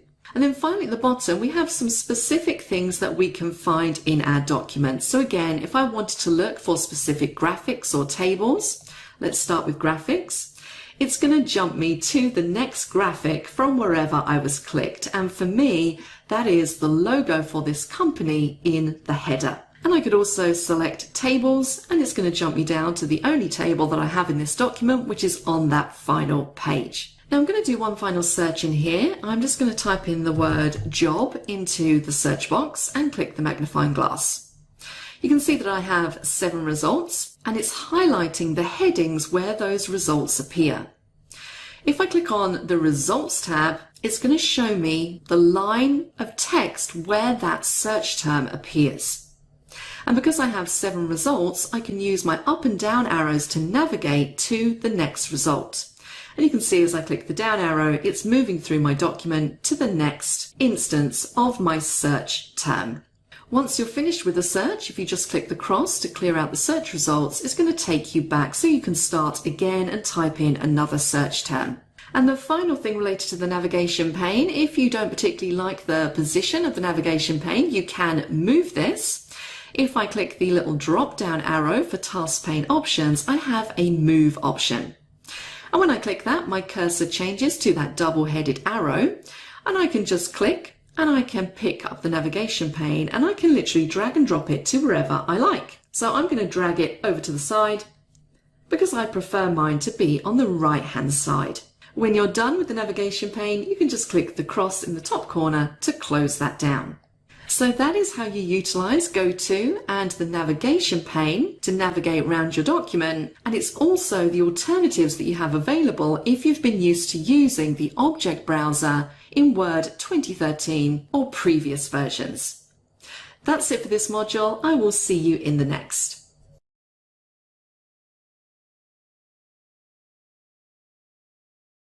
Hi guys, this is Deb and welcome back to our course on Word 2019 Advanced. We are coming towards the end of section 2 now, and in this section we've been taking a look at those essential skills that you need to know in Word. And this section wouldn't be complete without reviewing some of the options that we have for spelling and grammar checking. Now, I don't think I need to tell you how important it is that when you have a document that maybe you are sending to a client or maybe your manager or even your colleagues, it's important to run a spell check once the document has been complete. If you don't do this and you end up sending out a document that is full of spelling and grammatical errors, it really doesn't look very professional and it makes it look like you've rushed your document. It doesn't give the greatest impression. And a spelling and grammar check is something which you should be doing at the end of your document. So once it's complete, one of the final things you want to do before you send this document to somebody else or maybe upload it to cloud storage is you want to run a spelling and grammar check. Now in Word 2019, the spelling and grammar checker is slightly different to previous versions of Word. So let's dive in and take a look. Now when it comes to reviewing your document prior to sending it out, you'll find your spelling and grammar checker on the Review tab. And it's not immediately obvious as it no longer says spelling or spell checker. It's in the proofing group, which is this first group on the left-hand side, and the one you're looking for is check document. And you can see here as we hover over, we get that screen tip which tells us we're about to go into the editor. And of course we have a shortcut key of F7 to quickly invoke that spell check. So let's check out our document and see if we have any issues that we need to fix. So now in 2019, what we get is this editor pane pop up on the left-hand side. And of course, as with the navigation pane, if you don't like the position of this editor, you can just pick it up and you can drag and drop it somewhere else. Now I'm fairly happy with it over on the left-hand side, so I'm going to pull it back to there. Now what the editor has done is it's taken a look through my document, and remember my document isn't that long, it's about 5 pages, and it's pulled up all of the issues that it's found. So currently I have 7 issues that I need to review in my document, and it's been divided down into corrections and refinements. And you can see that we have spelling, grammar and conciseness, and these are actually color coded red, blue and this kind of brown color. And these colors correspond to how those errors show up in the document. So for example, if we scroll down and find our first error, and here it is just here, you can see that we have a red wiggly line underneath the word dependence. Now what these colors actually mean, the red line indicates a misspelled word, and you can see I have actually 3 of them on this particular page. A blue double underline indicates a grammatical error, and a brown dotted line, which you can see just here, invites me to review the conciseness of the sentence. So that's what they look like in your document, but fortunately we don't have to scroll through our document looking for these errors. We can utilize the editor to quickly jump through and fix these particular errors. So let's deal with spelling first of all. I'm going to click where it says spelling, and straight away it opens up this spell checker. Now this looks very similar to spell checkers in previous versions of Word. It's highlighted the first misspelt word that it's found in the document, which is dependence, and it's now providing me with some suggestions to replace that word. So I can see that yes, this top one is the one that I want. So I'm going to click Dependents to replace that word. It replaces it, then automatically moves on to the next misspelled word. And I can see here that yes, I have in fact spelt enroll wrong. So I'm going to utilize the suggestion again, click on it to replace the word. And my final one here is training. I have too many N's in that word. I'm going to select the suggestion to replace that word. So once you've gone through and corrected all the errors, you'll get a green tick next to that item. So I know that in terms of spelling, my document is now good to go. So I can now move on to check my grammar. I can see that I have 3 errors in here that I need to review. So let's click on grammar. And if I look at this particular sentence that it's picked up, where it says there are no collective agreements, the suggestion here is the word agreements. And I can see that it's spelt correctly, but what I'm thinking here is that it doesn't particularly recognize the quote marks that I have around the words collective agreements. Now in this case, I'm good with those quote marks. I want them there. So I don't want this to register as a grammatical error. So what I'm going to do is I'm going to go down underneath and I'm going to select ignore once. And it will move me on to the next check. Here it's picked up the sentence, you will receive an additional day's holiday for each 5 years of continuous employment. And quite rightly, it's recognized that I haven't spelt days quite correctly. I've missed out the apostrophe. So I'm going to change that and utilize the suggestion. And then finally, when it comes to grammar, it's picked up the sentence must inform Jane Doe by telephone as soon as possible, but no later than 2 hours prior to your workday start time. And again, it's recognized that I've put workday as 2 words and it's made the suggestion of all 1 word. So I'm going to say yes, change that. And once again, once you've been through and reviewed everything, you'll get a green tick to let you know that you're good when it comes to grammar. Now finally in here, we have a nice little option called conciseness. So this essentially reviews your sentences in your document and works out if you could have written something a little bit more concisely. I know a lot of the time I am very guilty of adding in extra words into sentences that don't really need to be there. So this is a great one to help keep your document on point without any unnecessary waffle. So let's see what it's picked up. I'm going to click on conciseness and it's pulling back this sentence. So it says, while you're working outside the UK, in addition to your pay, you'll be paid all of your accommodation costs, food allowance, and any agreed reasonable expenses. Now you might think that that sentence sounds okay, but what Word is telling me is that I don't really need the word of in this sentence. So this might sound better if it says, in addition to your pay, you'll be paid all your accommodation costs, food allowance, etc., etc. So it's removing unnecessary words from a sentence to make it more concise. So I'm going to say, yep, sounds good to me. Let's select all and replace that. So I've essentially finished reviewing my document and it's popped up a readability statistics box, which just shows me some really nice statistics with relation to how many words, characters, paragraphs and sentences I have in this document. It's also given me some averages, which is quite nice, and also the readability of my document graded against different scales. Now, you don't necessarily have to have this readability statistics turned on, so if you don't like that popping up once you've finished your spell check, I'm going to show you in a moment how you can turn this off. But for the time being, I'm going to click on OK. Word is telling me I've finished reviewing, so I'm going to click OK.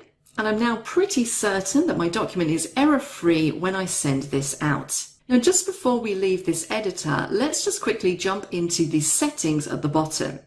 Now, when I click on settings, it's just going to essentially jump me into Word options and to the proofing area. And we're going to go through a lot of these options in the next module, but the section I want to highlight here is this section just here. So when correcting spelling and grammar in Word, it's always worth reviewing these options to make sure everything is set up as you would like it. So I like Word to check spelling as I type. So essentially, when I'm typing a word, if I misspell it, I like it to underline it straight away in the document so that I know. I also want it to mark grammar errors as I type and also frequently confused words. Now, this next option, it says check grammar and refinements in the editor pane. So this is the editor pane that we've been using.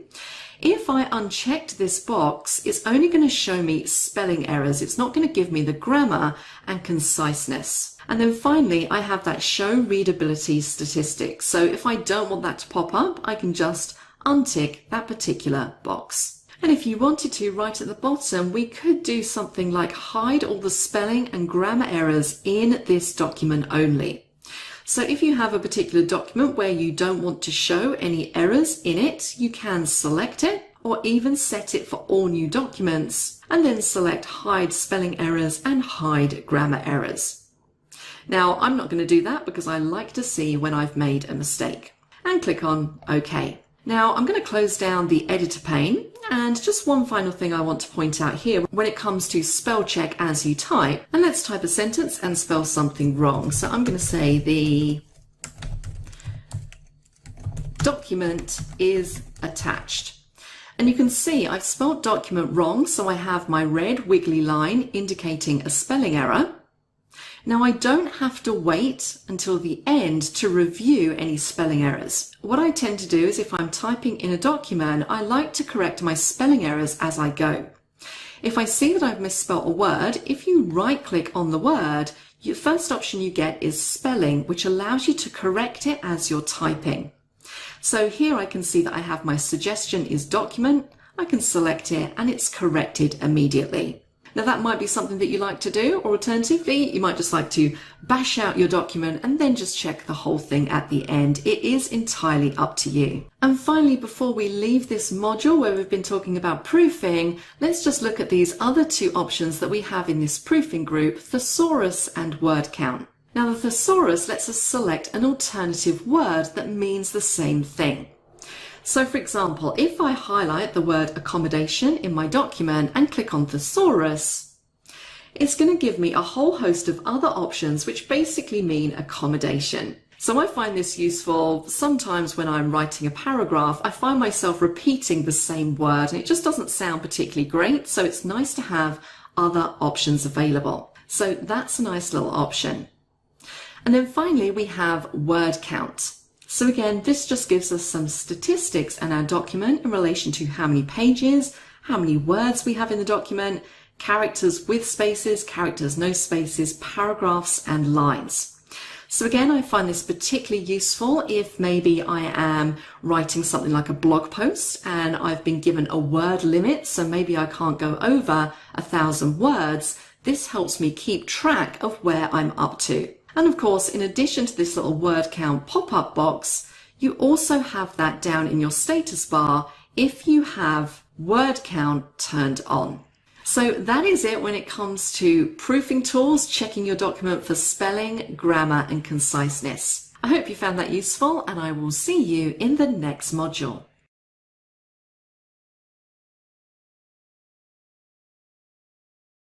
Hi guys, this is Deb and welcome back to our course on Word 2019 Advanced.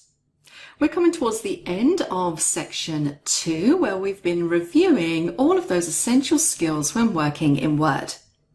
And in this particular module, I want to run through with you some options that you have when it comes to autocorrect. Now, autocorrect is a super useful feature for automatically correcting misspelled words, fixing things like capitalization, and also invoking special characters.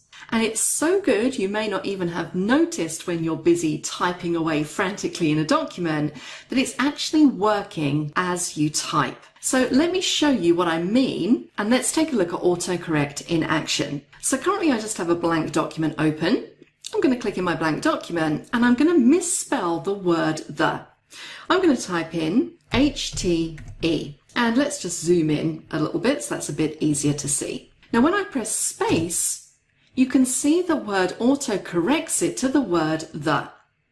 The same thing with the word can. If I type in ACN, which can happen if you're typing very quickly, and it will autocorrect the word. And there are a whole host of commonly misspelled words that Word recognizes and will autocorrect for you as you're typing. And we're going to delve in and take a look at some of those in a moment. But just be aware that that's always chugging away in the background as you're typing your document.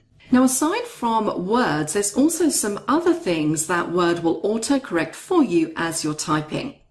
So for example, if I was to type in first and hit the spacebar, you can see that it becomes superscript. The same thing if I was to type second, third, so on and so forth. Now, some other examples of autocorrect in action would be utilizing symbols in your document. So for example, if I wanted to add the copyright symbol, if I type in curly bracket C curly bracket, you can see again that is set up to autocorrect to the copyright symbol. If I type in bracket E bracket, that's set up to correct to the euro currency symbol. And if I type in TM, that's going to correct to the trademark symbol. And these are all set up within autocorrect options as defaults. Now, something else that's also set up to autocorrect is links and website addresses. So if I was to type in www.google.com and hit enter, you can see that automatically it corrects it so that it is now a hyperlink. And if I hold my control key down, I can click and that's going to take me across to Google. So all of these things are set up by default in your autocorrect options. And of course, as you can imagine, you can customize this and add your own autocorrect options. And we're going to take a look at those now. So you'll find all of your autocorrect options underneath the File tab. And we're going to jump all the way down to Options, and we're going into the proofing area. And the first option that you have in the list is autocorrect options. So we're going to click on our button. Now there's quite a few different tabs in here. Let's jump across to the autocorrect tab. And this is where you can set up exactly what you want Word to autocorrect. And you'll see that there is a whole host of options already listed in here, or words that it's going to autocorrect. So some of these checkboxes that we have at the top, you can see it's going to correct 2 initial capitals. So if you accidentally type in 2 capital letters at the beginning of the word, it's going to correct that. It's also going to automatically capitalize the first letter of sentences. So again, if you've typed a period or a full stop and then you accidentally hit a lowercase key, it's going to capitalize it through autocorrect. It's going to capitalize the first letter of table cells, names of days, and it's going to correct the accidental usage of the caps lock key. Now this is a big one for me. I am always accidentally hitting that caps lock key. And if I'm looking down at my keyboard, before I know it, I've typed an entire sentence in capital letters. So with that option ticked, it's going to autocorrect that for me and I don't need to worry about it. Then underneath that, we have the option Replace Text as You Type. And this is where we can set up what we want to autocorrect. Now, some of these you've already seen me use. The top one here, if you remember, we typed in curly bracket C curly bracket and it auto-corrected to the copyright symbol. The same with the euro symbol and also the trademark symbol. And if we scroll down, you'll start to see all the different things that are set up to autocorrect. And we have in here a lot of words that are commonly misspelt when you're typing fast in a document. And of course, you can add your own ones into here. So let's add our own autocorrect option. So maybe I find that I have to type my name fairly frequently in a document. And instead of typing out my full name, maybe I just want to be able to type in my initials, and that's going to essentially autocorrect to my full name. I'm going to click on Add to add that to the list. Let's click on OK. And OK again, and let's check to see if that works. I'm going to type in my initials, hit the spacebar, and it auto-corrects to my name. So the scope of items that you can enter into autocorrect is really wide. You can really make yourself a lot more efficient by utilizing short versions of words, phrases, or sentences to input them into your Word document. Now, one other thing I want to show you here. I often have problems typing in the pound currency symbol. Obviously, I'm in the UK and we use pounds, but I find a lot of the time I'm working in American dollars because a lot of my clients are based in the US. And I have an American laptop and I also have my options set to American keyboard layout. Now, because of that, typing in a pound currency symbol is quite difficult for me on my keyboard. When I press the key that has the pound on it, which is just above the 3 key, it doesn't actually input a pound. If I show you now, if I type in what should be a pound, I actually get a hash symbol, or the pound symbol as it's called in America. So a lot of the time, if I have to type the pound currency symbol, I find myself inserting a symbol which isn't particularly efficient. So this is something that I like to have set up as an autocorrect option. So let me just show you how I do that. First thing I'm going to do is I'm going to insert the symbol. So we're going to go to the Insert tab, across to Symbol in that end group, and you can see it's my first one just there because I use this most frequently, and I'm just going to input that into my document. So I'm going to select the symbol. Now I could Control C to copy it, but I don't actually need to. If I go to File, Options, and back into my autocorrect options, you can see that it's automatically picked it up. So what I can do is now type in what I want to type in order to achieve that pound symbol, which is curly brackets P in this case. Click on Add, click on OK, and OK again. And let's see if that works. And it does. So for me, that's a really great way of solving the problem that I personally have of not being able to type a pound symbol on the keyboard that I'm using. Now let's jump back into File, Options, Proofing, and Autocorrect options and take a look at some of these other tabs. So these are all your autocorrect options, and you can go through and add in as many as you like. We then have Math Autocorrect. So if you're someone who works with a lot of mathematical symbols, you may want to check out this section and also add in your own autocorrect options. We then have an auto format as you type, and you will have noticed some of these in action in the examples that I showed you in the document at the beginning. So we can see our option there to autocorrect fractions. You can also see the internet and network paths with hyperlinks. So if you remember when we typed in www.google.com, it auto-corrected to a hyperlink. Ordinals, so that was when we were typing first, second, third, and it was changing them to superscript. And there are lots of other things in here. So things like straight quotes with smart quotes and also hyphens with a dash. So it's worth coming into here and just checking which options you want to turn on. Now this is the auto format as you type, so this will correct as you're typing these things in. You also have an auto format tab where we have many of the same options. So definitely go through and check all of those. Now one other important point to note when it comes to autocorrect is that you can override any autocorrect options. So let me show you an example of this. I'm just going to type a quick sentence into this document.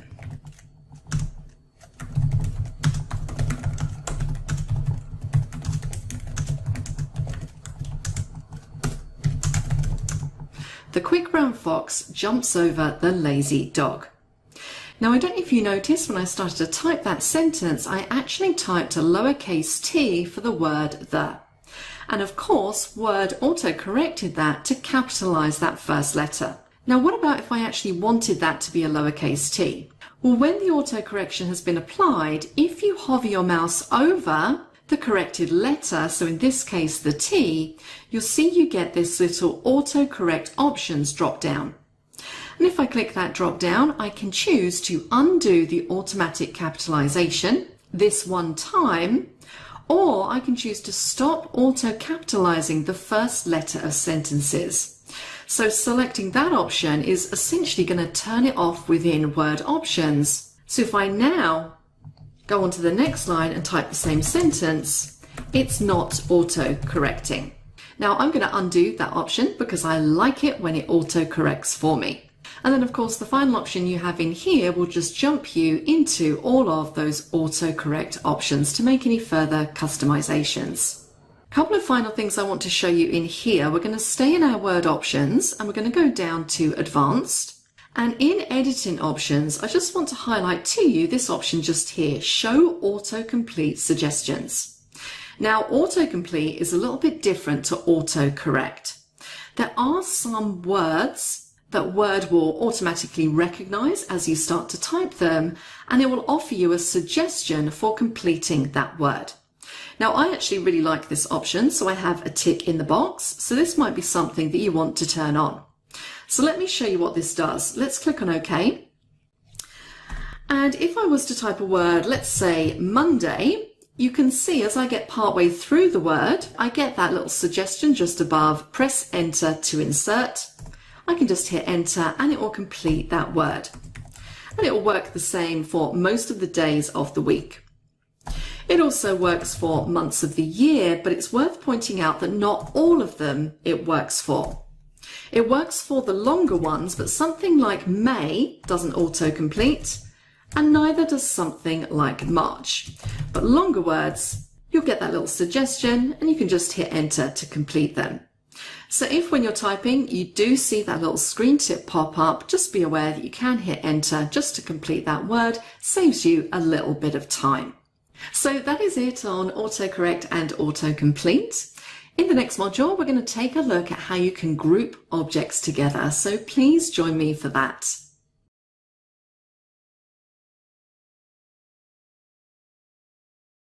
Hi everyone, this is Deb and welcome back to this course on Word 2019 Advanced. We're almost at the end of section 2 and in this section we've been reviewing some of those essential skills that you should know in Word. And in this module I want to talk to you a little bit about grouping objects because this is a really important and often overlooked skill. Now, anytime that you insert something into a Word document, so that might be some kind of shape or maybe a picture or even something like a chart or a table, that is essentially considered or classed as an object in Word. And when an object, whatever that may be, is inserted into a Word document, it is an independent object, i.e. it's not linked to the other objects on the page. So an example of this would be the document that I have open on the screen. So this is just a little Meet the Team document, which is made up of a number of different objects. We have some shapes, some circles, and those circles have been filled with an employee's photograph. And these shapes are considered to be individual objects. And for each of these employees, we also have a text box underneath that contains the details, their name, their department. And these text boxes again are individual objects. And you can see as I click on them, I'm essentially selecting that particular object. We then have these connector lines to show how Marcus is linked to everybody else in the organization. And again, if I click on these arrows, and these are just connector arrows, these are also individual objects. Now, when I say these are individual objects, I mean they're independent of everything else. So if I wanted to resize Marcus's picture, if I click on it and then I drag out the handle, it's just going to resize Marcus. It's not going to resize anything else. Control Z to undo. Now, when you have individual objects on a page, that's all well and good if you want to make edits to that particular object. But there will be times when maybe you want to group together all of the objects on a page so that you can do things like resize. Currently, if I wanted to resize this entire diagram, I don't really have the ability to do that because every time I click on an object, it just selects that individual object. So essentially, I'm only resizing that individual object. It's not allowing me to resize everything in one go. So what I would need to do here would be to group my objects together. Now, there are a couple of different ways that you can do that. The first way is that you can go in and utilizing your Shift key, you can select all of the individual objects and then group them. So let's do that. Now, this process can be a little bit tedious depending on how many objects you have on your page. I'm going to select the first one. I'm going to hold down Shift. I'm going to select his text box and let's go through, still holding down Shift as we make our selections.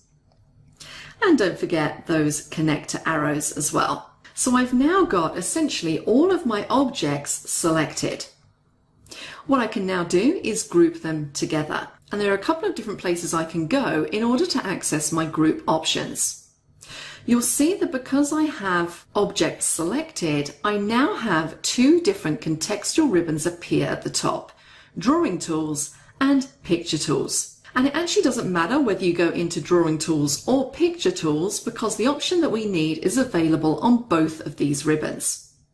In the Arrange group, we have a group option. And you can see here if I select group, so you can see that that has now grouped all of those objects together. They're no longer individual, they're there as a group. Now I'm just going to Control Z to undo that, because there is another way that I can group objects together without jumping up to my ribbons.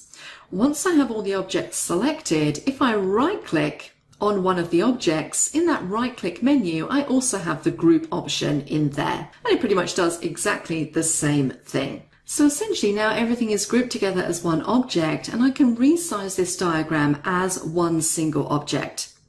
Now remember, if you want to keep the aspect ratio, so if you don't want these pictures to distort as you resize, if you hold down the Shift key as you drag any of these handles in, and there we go.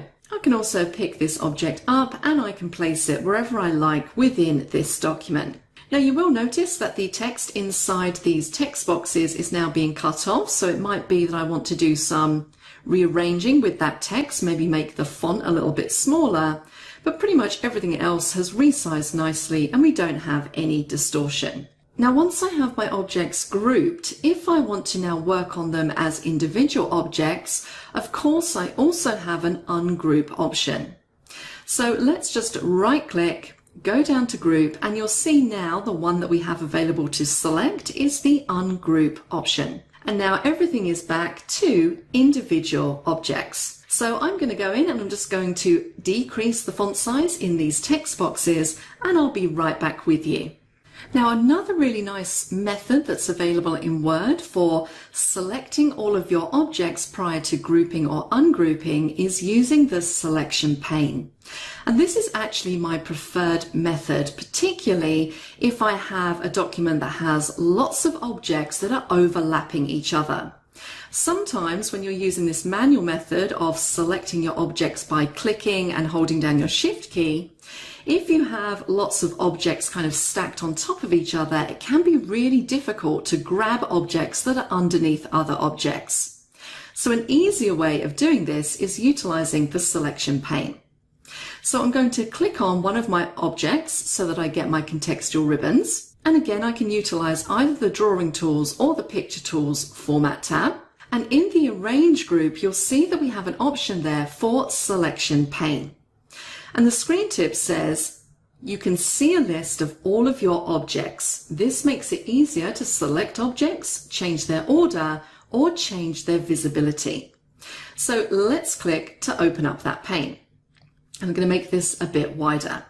Now I had this pane open earlier and I've already started to rename some of my objects. If you look at the objects just here where it says text box 2, oval 9, overlay oval 7, oval 3 and straight connector 11, these are essentially the default names that Word will give your objects. So they're not particularly meaningful.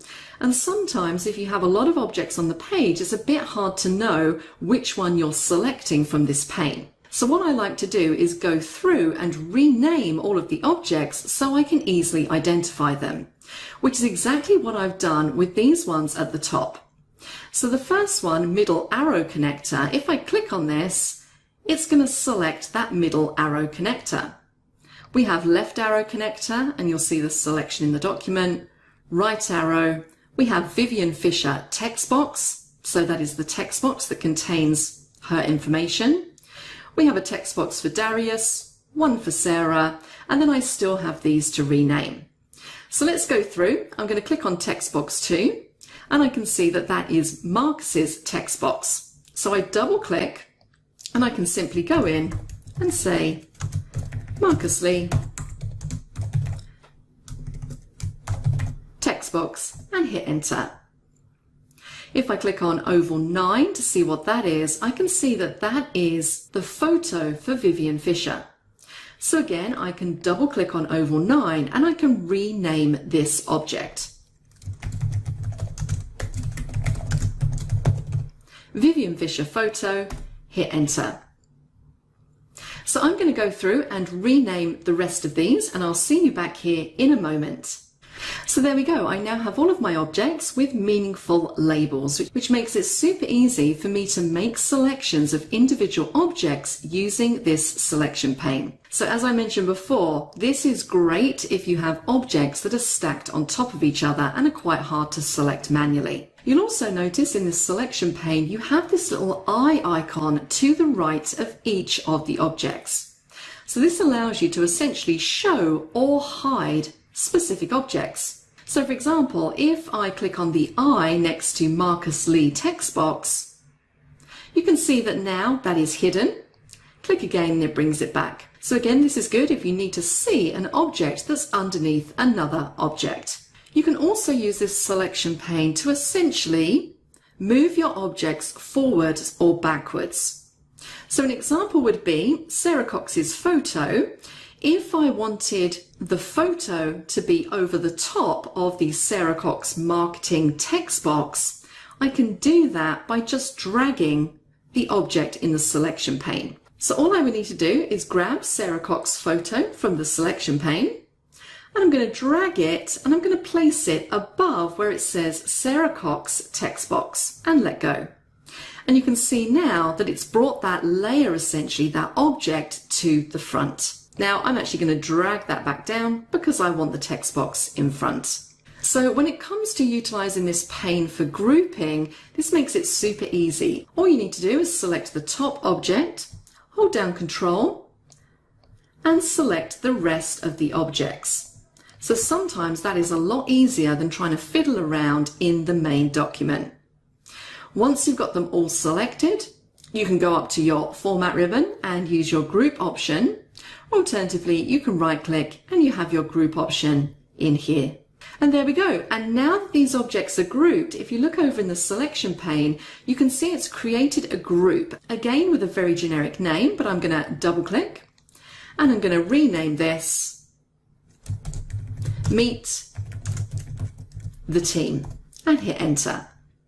So a few really useful options there when it comes to grouping objects. I hope you found that useful. In the next module, I'm going to talk to you about how to align objects accurately in your document. So please join me for that.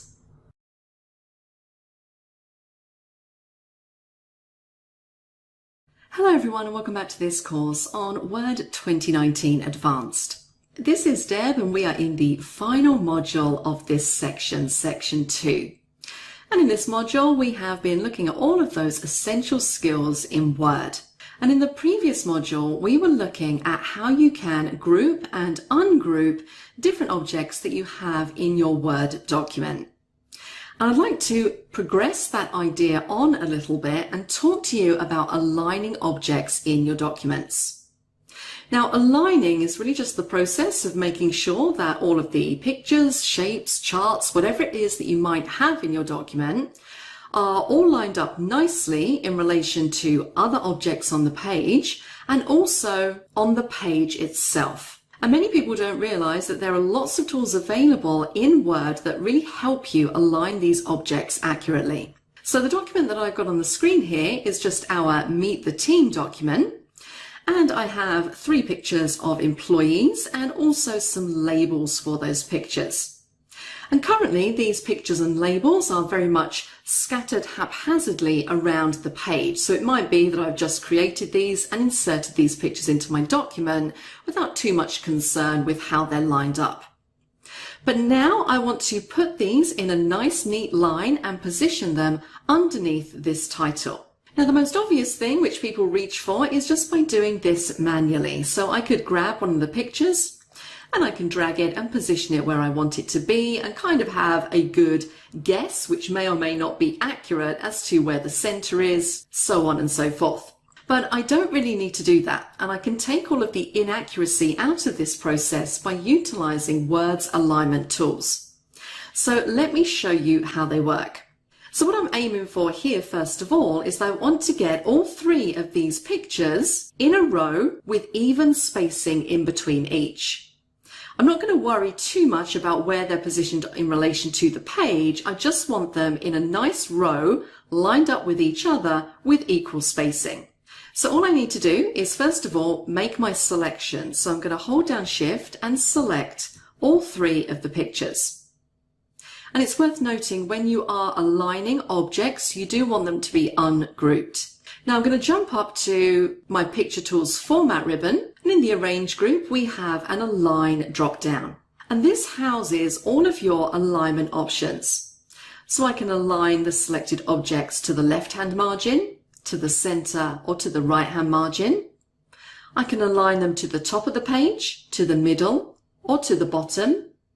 And I can distribute them horizontally or vertically. Now I want my pictures to be arranged in a line horizontally.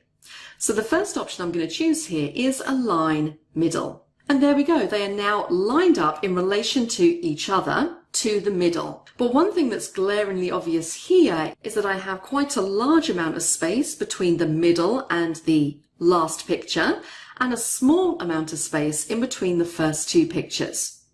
So I'm going to want to jump back into my alignment tools, and this is where I can utilize the Distribute Horizontally option. This will ensure that I have an even amount of space in between all of my selected objects. So there we go. I now have these pictures very quickly lined up and looking good. Now with regards to how these are positioned on the actual page, if I zoom out a little bit, they're actually not too bad. They're fairly close to the center, but I'm pretty sure that they're not exactly center aligned and middle aligned. So essentially what I want to do is I want to align this group of pictures to the dead center of this page. So the first thing I need to do here is group my pictures together so that they're one object. I'm going to right click, go to group and select group. And there we go. So now I have them grouped together. I can now align this as one object utilizing my alignment tools. So I'm going to say Align Middle. And you see that jumps down very slightly, and also align to the center to center them vertically on the page. And now when I scroll out, I know that these three objects are not only aligned in relation to each other, but also in relation to the page. So I have these grouped together, they're in the middle of the page, but when I re-look at this document, I think to myself, actually, I want these three pictures to be underneath the Meet the Team title. So I might be tempted here to jump back into my alignment tools and maybe select something like Align Top. But if I select this, you'll see that I don't really get the result that I wanted. It's going to align my object to the top of the page regardless of if I have text in there or not.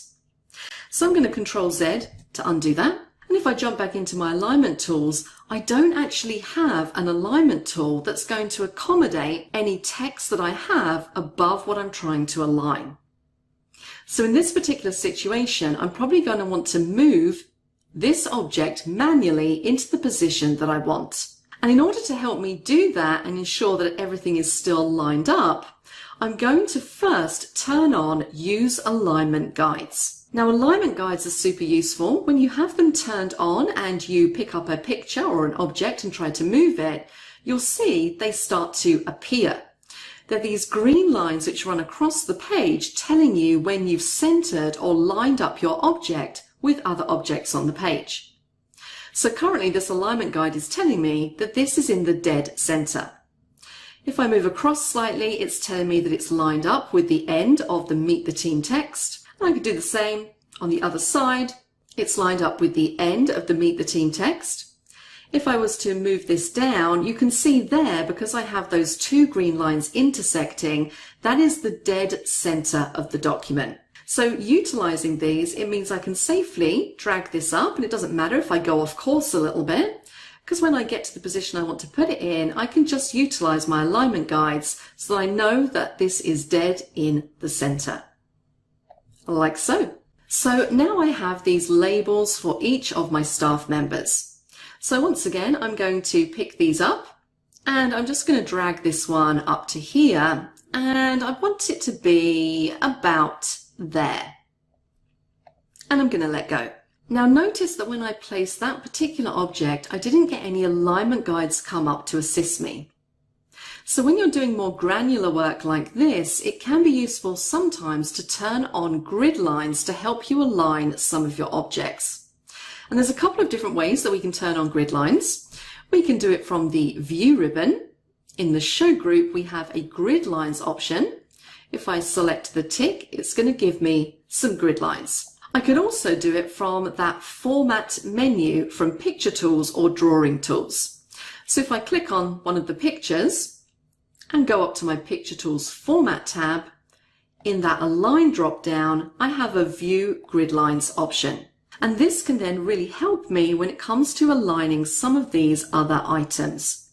So I'm going to drag this label up. I'm going to position it just there, and then I'm going to grab the final label,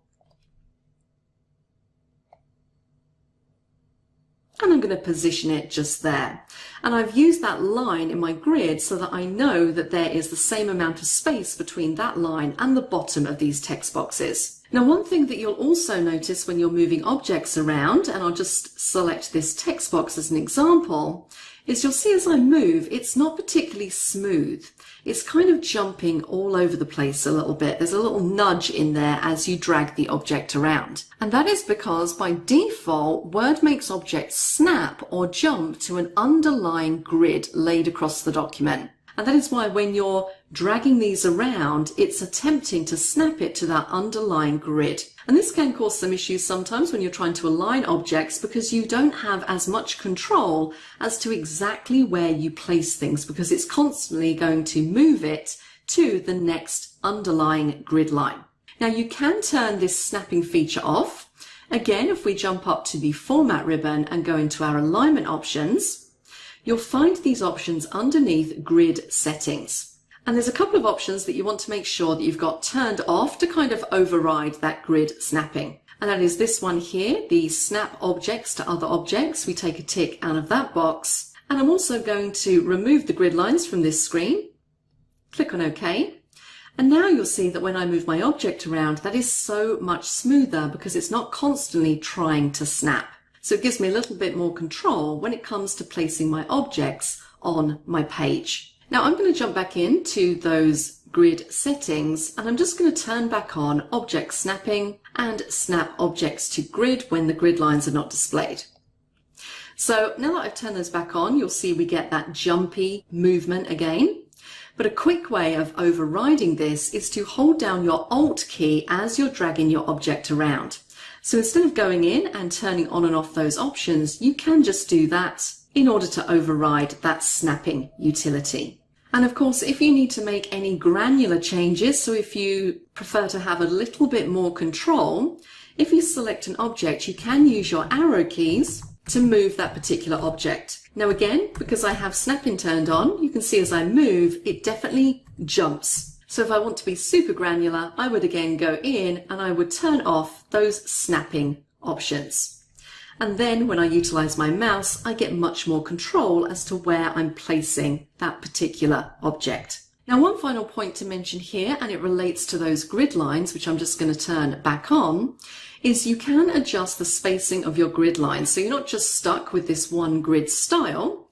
If you go back into your alignment options and down into grid settings, you can change the horizontal spacing and the vertical spacing of these grid lines.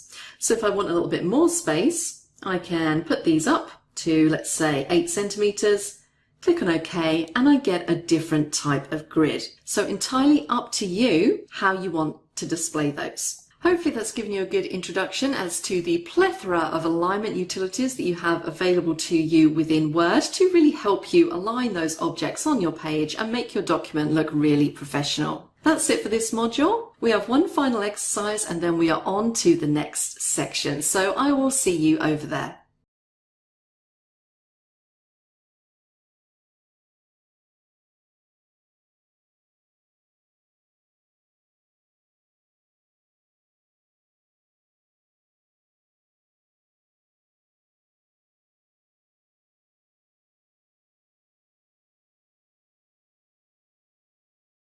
Hello everyone and welcome back to this course on Word 2019 Advanced.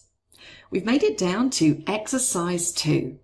And in this exercise we're going to practice some of the skills that we've learnt in section 2, which was all about those basic word skills that everybody should have.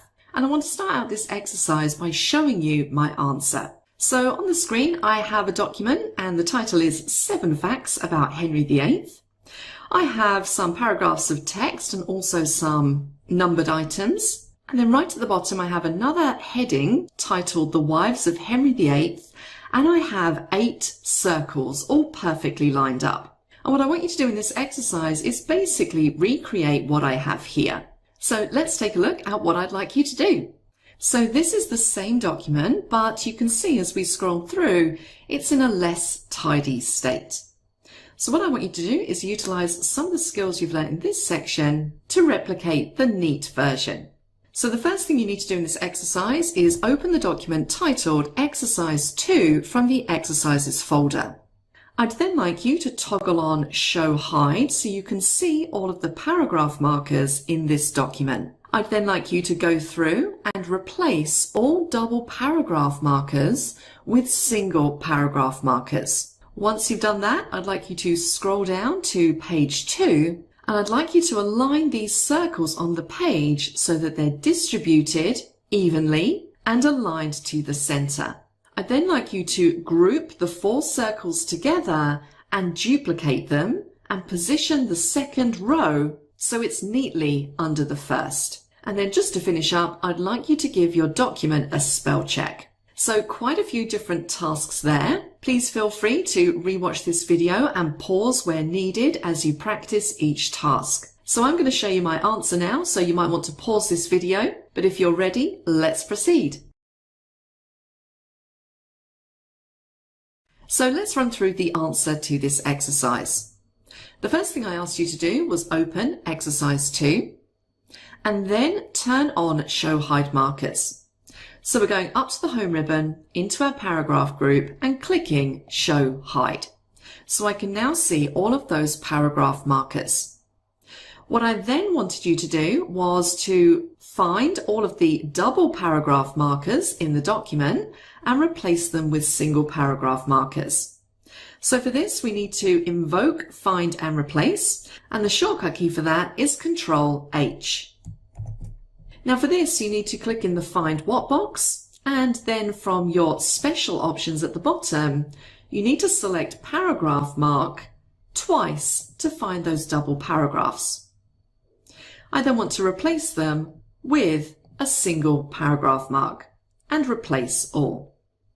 I can see it's made 5 replacements. I'm going to click on OK and close down Find and Replace. The final part of this exercise was to align these circles and then duplicate them. So the first thing I'm going to do is select all of my circles by holding down my Shift key. And then up to the Drawing Tools ribbon, the Format tab, and we're going to go to our alignment options. And the first one I'm going to select here is Align Middle, and then I'm going to distribute them evenly. So back up to Align and distribute horizontally. I now want to duplicate these 4 circles. So the quickest way to do that is to group these circles together. So whilst you have them selected, right-click and select Group. I'm then going to press the Control D keyboard shortcut to duplicate. And then I'm going to move these circles into position. And remember, I can select both groups of circles, go up to Align, and make sure that they're both aligned to the center. And finally, I just ask you to do a quick spell check of this document, which we do from the Review tab. Check Document. I can see I have 1 spelling error just here, so let's check it out. And I can see it's picked up the word Solent. Now, I know in this case that this is fine, so I'm going to say Ignore once, and my spell check is complete. So those are the steps that I wanted you to take in order to recreate this document. The final thing I might want to do here, just to make this document a bit cleaner, is turn off Show Hide. That is it for exercise 2. I will see you in the next section.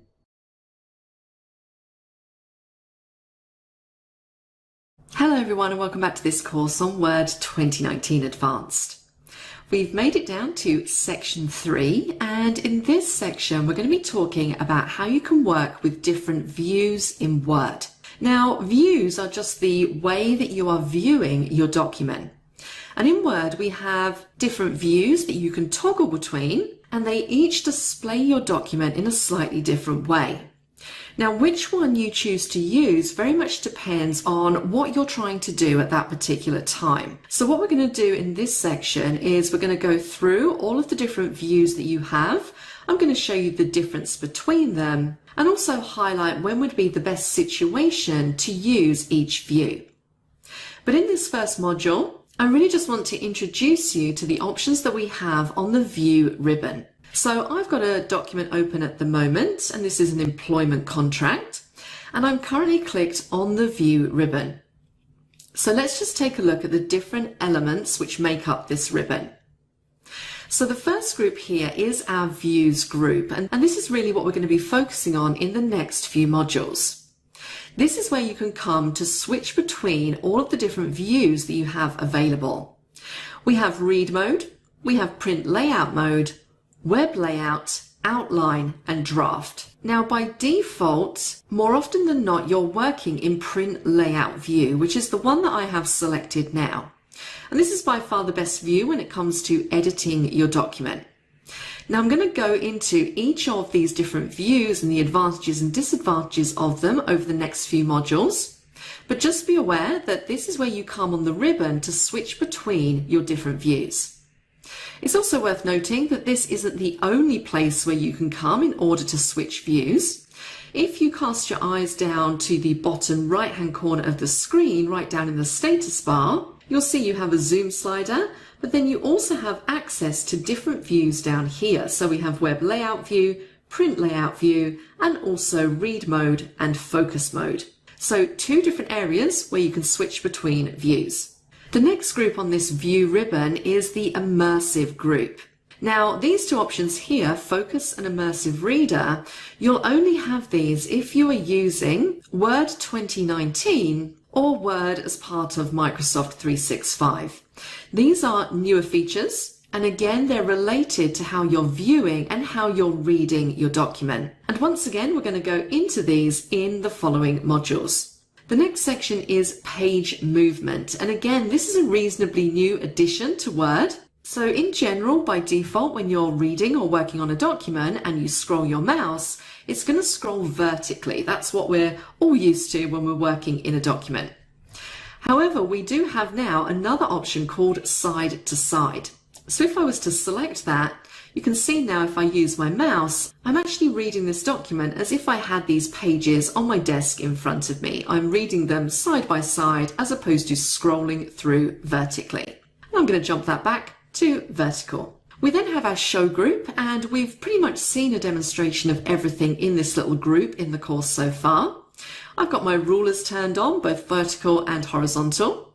We've seen what happens when we turn on grid lines, and also we've utilized that navigation pane in order to navigate around our documents. The next group is the Zoom group. So this is related to zooming in and out and moving around your document. So I have my zoom option here where I can jump in there and select how much I want to zoom in by. So if I say 200%, we're going to zoom right in to there, which makes things a little bit easier to read. If I want to jump back to the default of 100%, I have a dedicated button for that as well, which is going to pop me straight out again. I can choose to view just one page, multiple pages, or I can select page width. So it's going to zoom in as much as it can without cutting anything off of the document. We then have the window group. So this is related to how you arrange your different Word windows on your page. And then finally on the end here, we have switch windows. So when you click this, it's going to list all of the open Word documents that you have. So now currently I only have one document open, so that's the only one I'm seeing. But if I had multiple, they would all be listed down here, and I can just click to very quickly switch to that particular document. And then finally on the end here, we have a macros button where I can view any macros I have set up and also record a new macro as well. And we'll be covering this later in the course. It's also worth noting that when it comes to zooming, you do have a zoom slider in the bottom right hand corner next to those little view shortcut buttons as well. So I could utilize my slider just by dragging in and dragging out in order to change the zoom on that particular document. Also, when it comes to zoom, if you are using a mouse that has a scroll wheel, if you hold down the control button and move your scroll wheel, you see you can zoom in and out on your document like that as well. So that is pretty much it. I really just wanted to give you an overview in this module of all of the different commands and options that you have available on this Views ribbon before we do a deeper dive in the next few modules. And that's exactly what we're going to do in the next module, where we're going to delve a bit more into these different views. So please join me for that.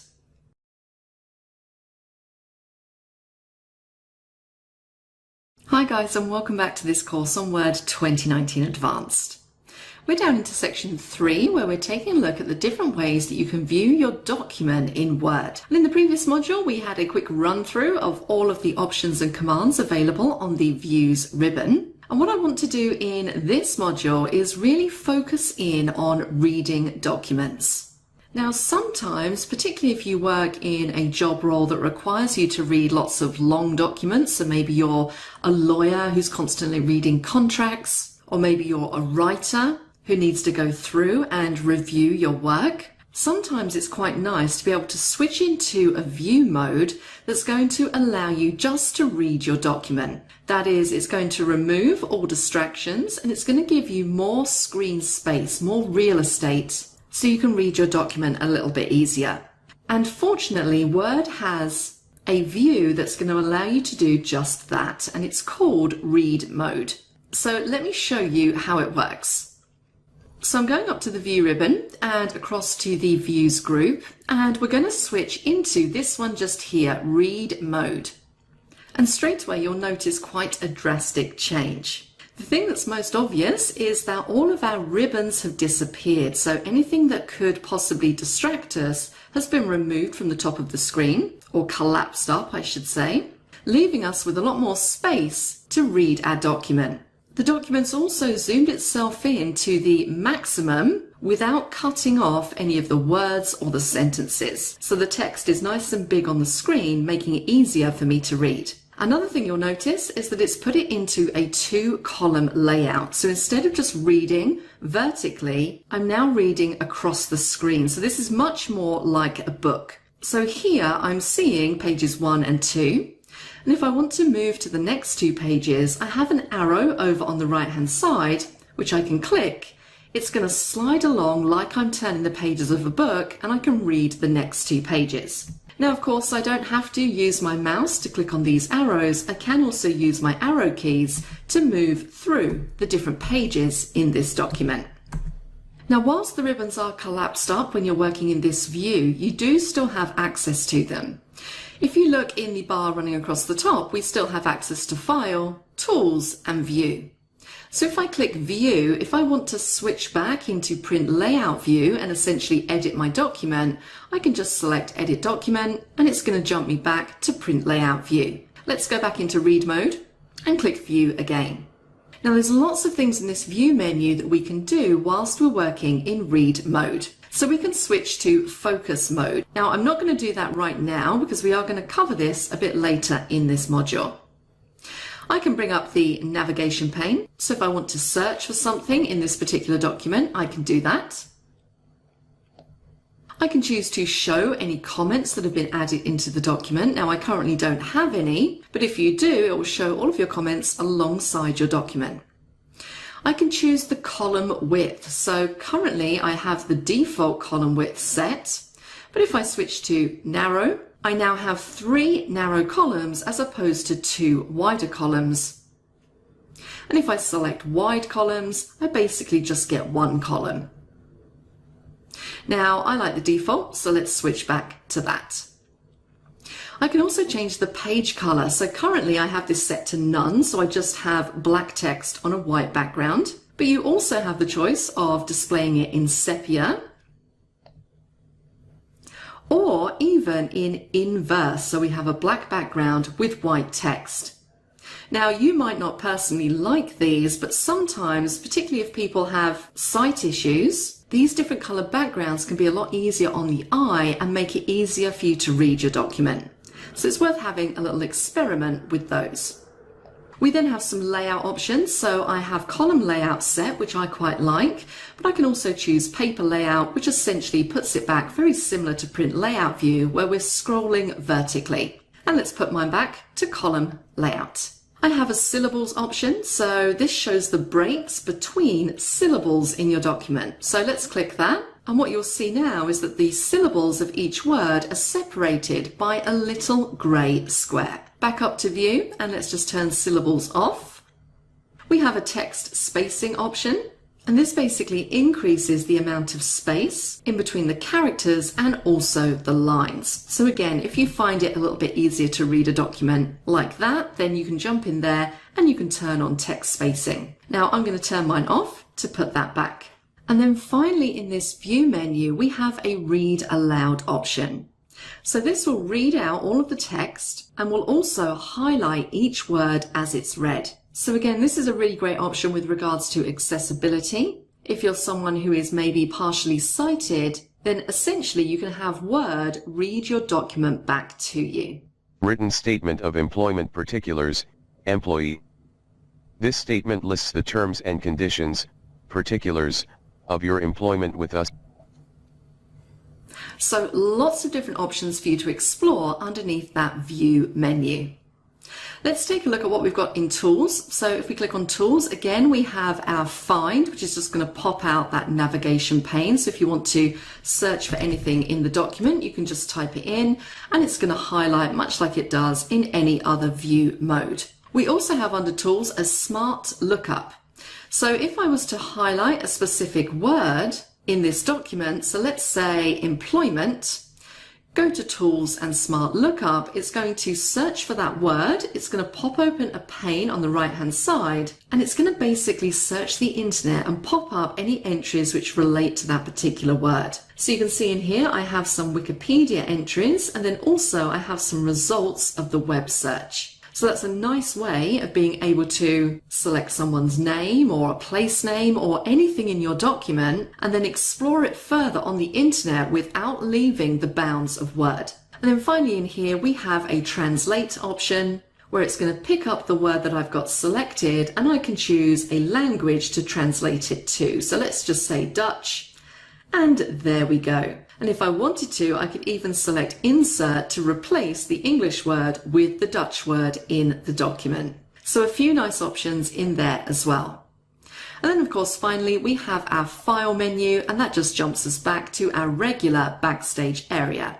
Now, if you wanted to go even further here and get rid of this blue bar running across the top, if you click on the icon right in the top right-hand corner, which says Auto Hide Reading Toolbar, if you click that, it's going to get rid of those menu options. So really, all you have now on the screen is your document. You can go through and read. And to get them back again, I'm just going to click that button once more. So that is pretty much the options that you have when it comes to read mode. Now, everything I've shown you there is really related to being able to focus entirely on the document that you're reading without any distractions. And focus is such an important point when it comes to using Word. So often it's very easy for us to lose focus. We have many different distractions constantly coming at us, from email notifications. We have the internet at our fingertips and we can very easily go off down a rabbit hole and lose focus on what we're doing. And with that point of focus in mind, Microsoft brought in a couple of new features which are really going to help you focus on the document at hand. And you'll find these features in this group called Immersive. And the first option we have here is Focus. And if we hover over and take a look at the screen tip, it says that when you're working in this mode, it eliminates distractions so you can focus entirely on your document. So let's jump in here and see what we have.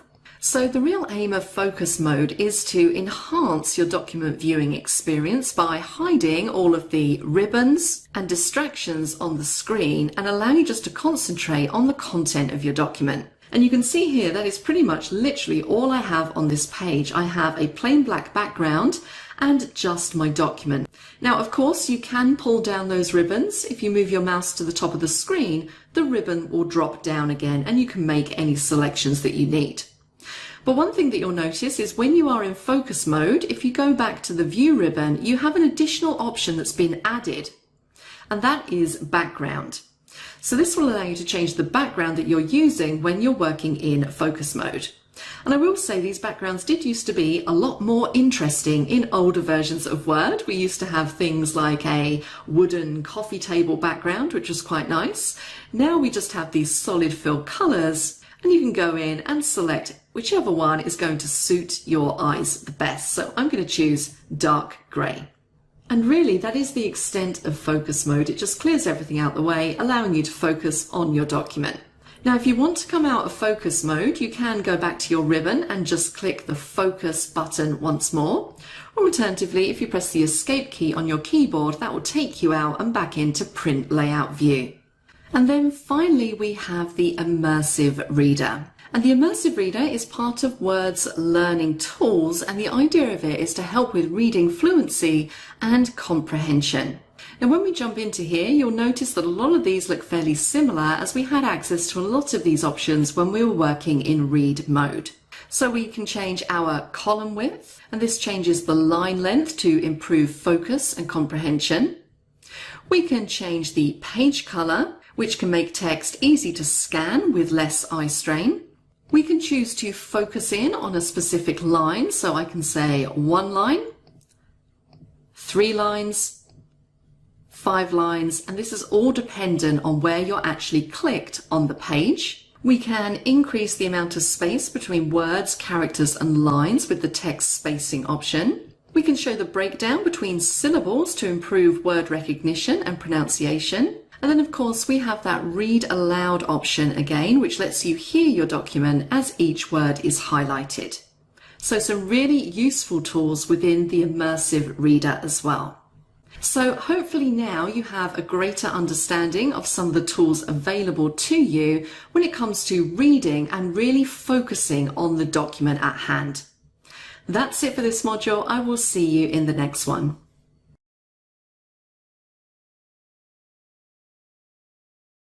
Hello everyone and welcome back to this course on Word 2019 Advanced.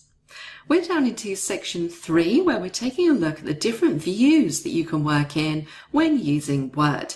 And in this module, module 3, we're going to be taking a look at print layout and web layout views. Now I currently have a document open on the screen and I'm clicked on the View tab. And as we know from previous modules, we can switch between our different views in the first group here, the Views group. Now the first thing you'll probably notice is that the view that I have currently selected is highlighted in grey. And this is normally the default print layout view.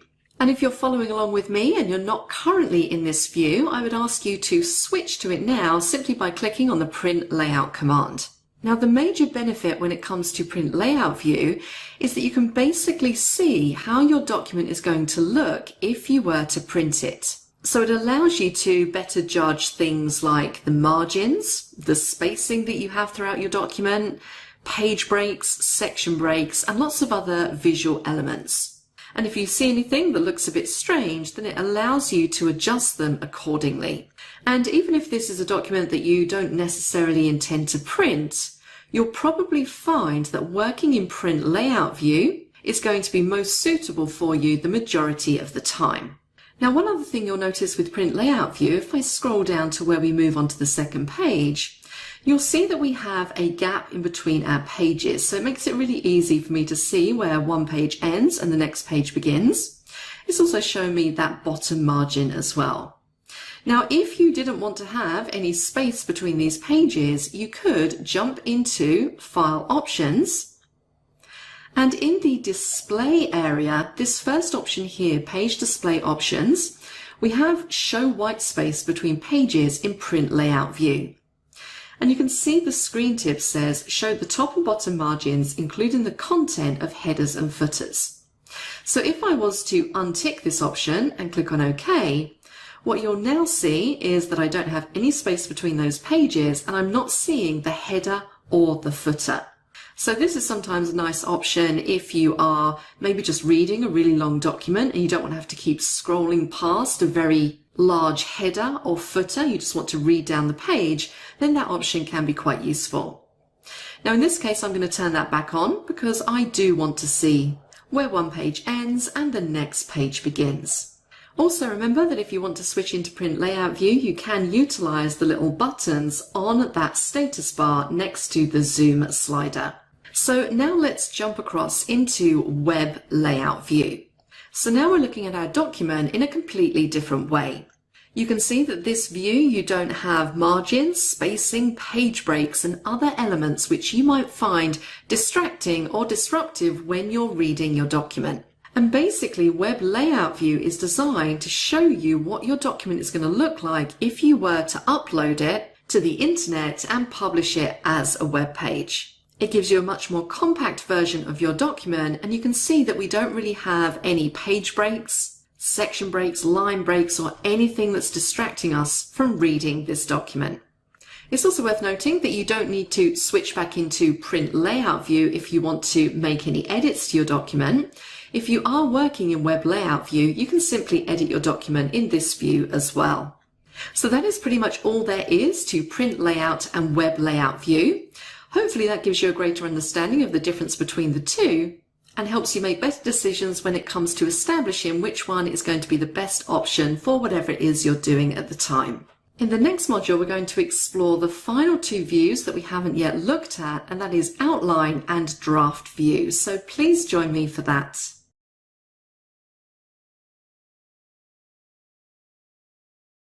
Hello everyone, and welcome back to this course on Word 2019 Advanced. We're down in section 3, where we're currently looking at how you can work with views in Word. And in the previous modules, we've taken a look at print layout and web layout view. And we've also seen some of the new modes like read mode, focus, and immersive reader that really help you focus on the document at hand. In this module, we're going to finish up this section on views by taking a look at the final two views available in Word, and that is outline and draft view.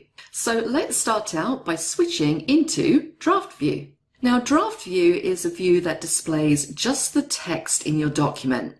So you won't see any margins or page breaks, and you also won't see any images or any other visual elements. It enables you to continuously scroll through your document without any interruption, and page breaks are marked with a very faint dotted line. Now, one of the things that I really like about draft view is its ability to show you what styles you have applied to each line in your document. Now, in order to view the styles, you need to turn on the draft pane. So let me just show you where you need to go in order to do that.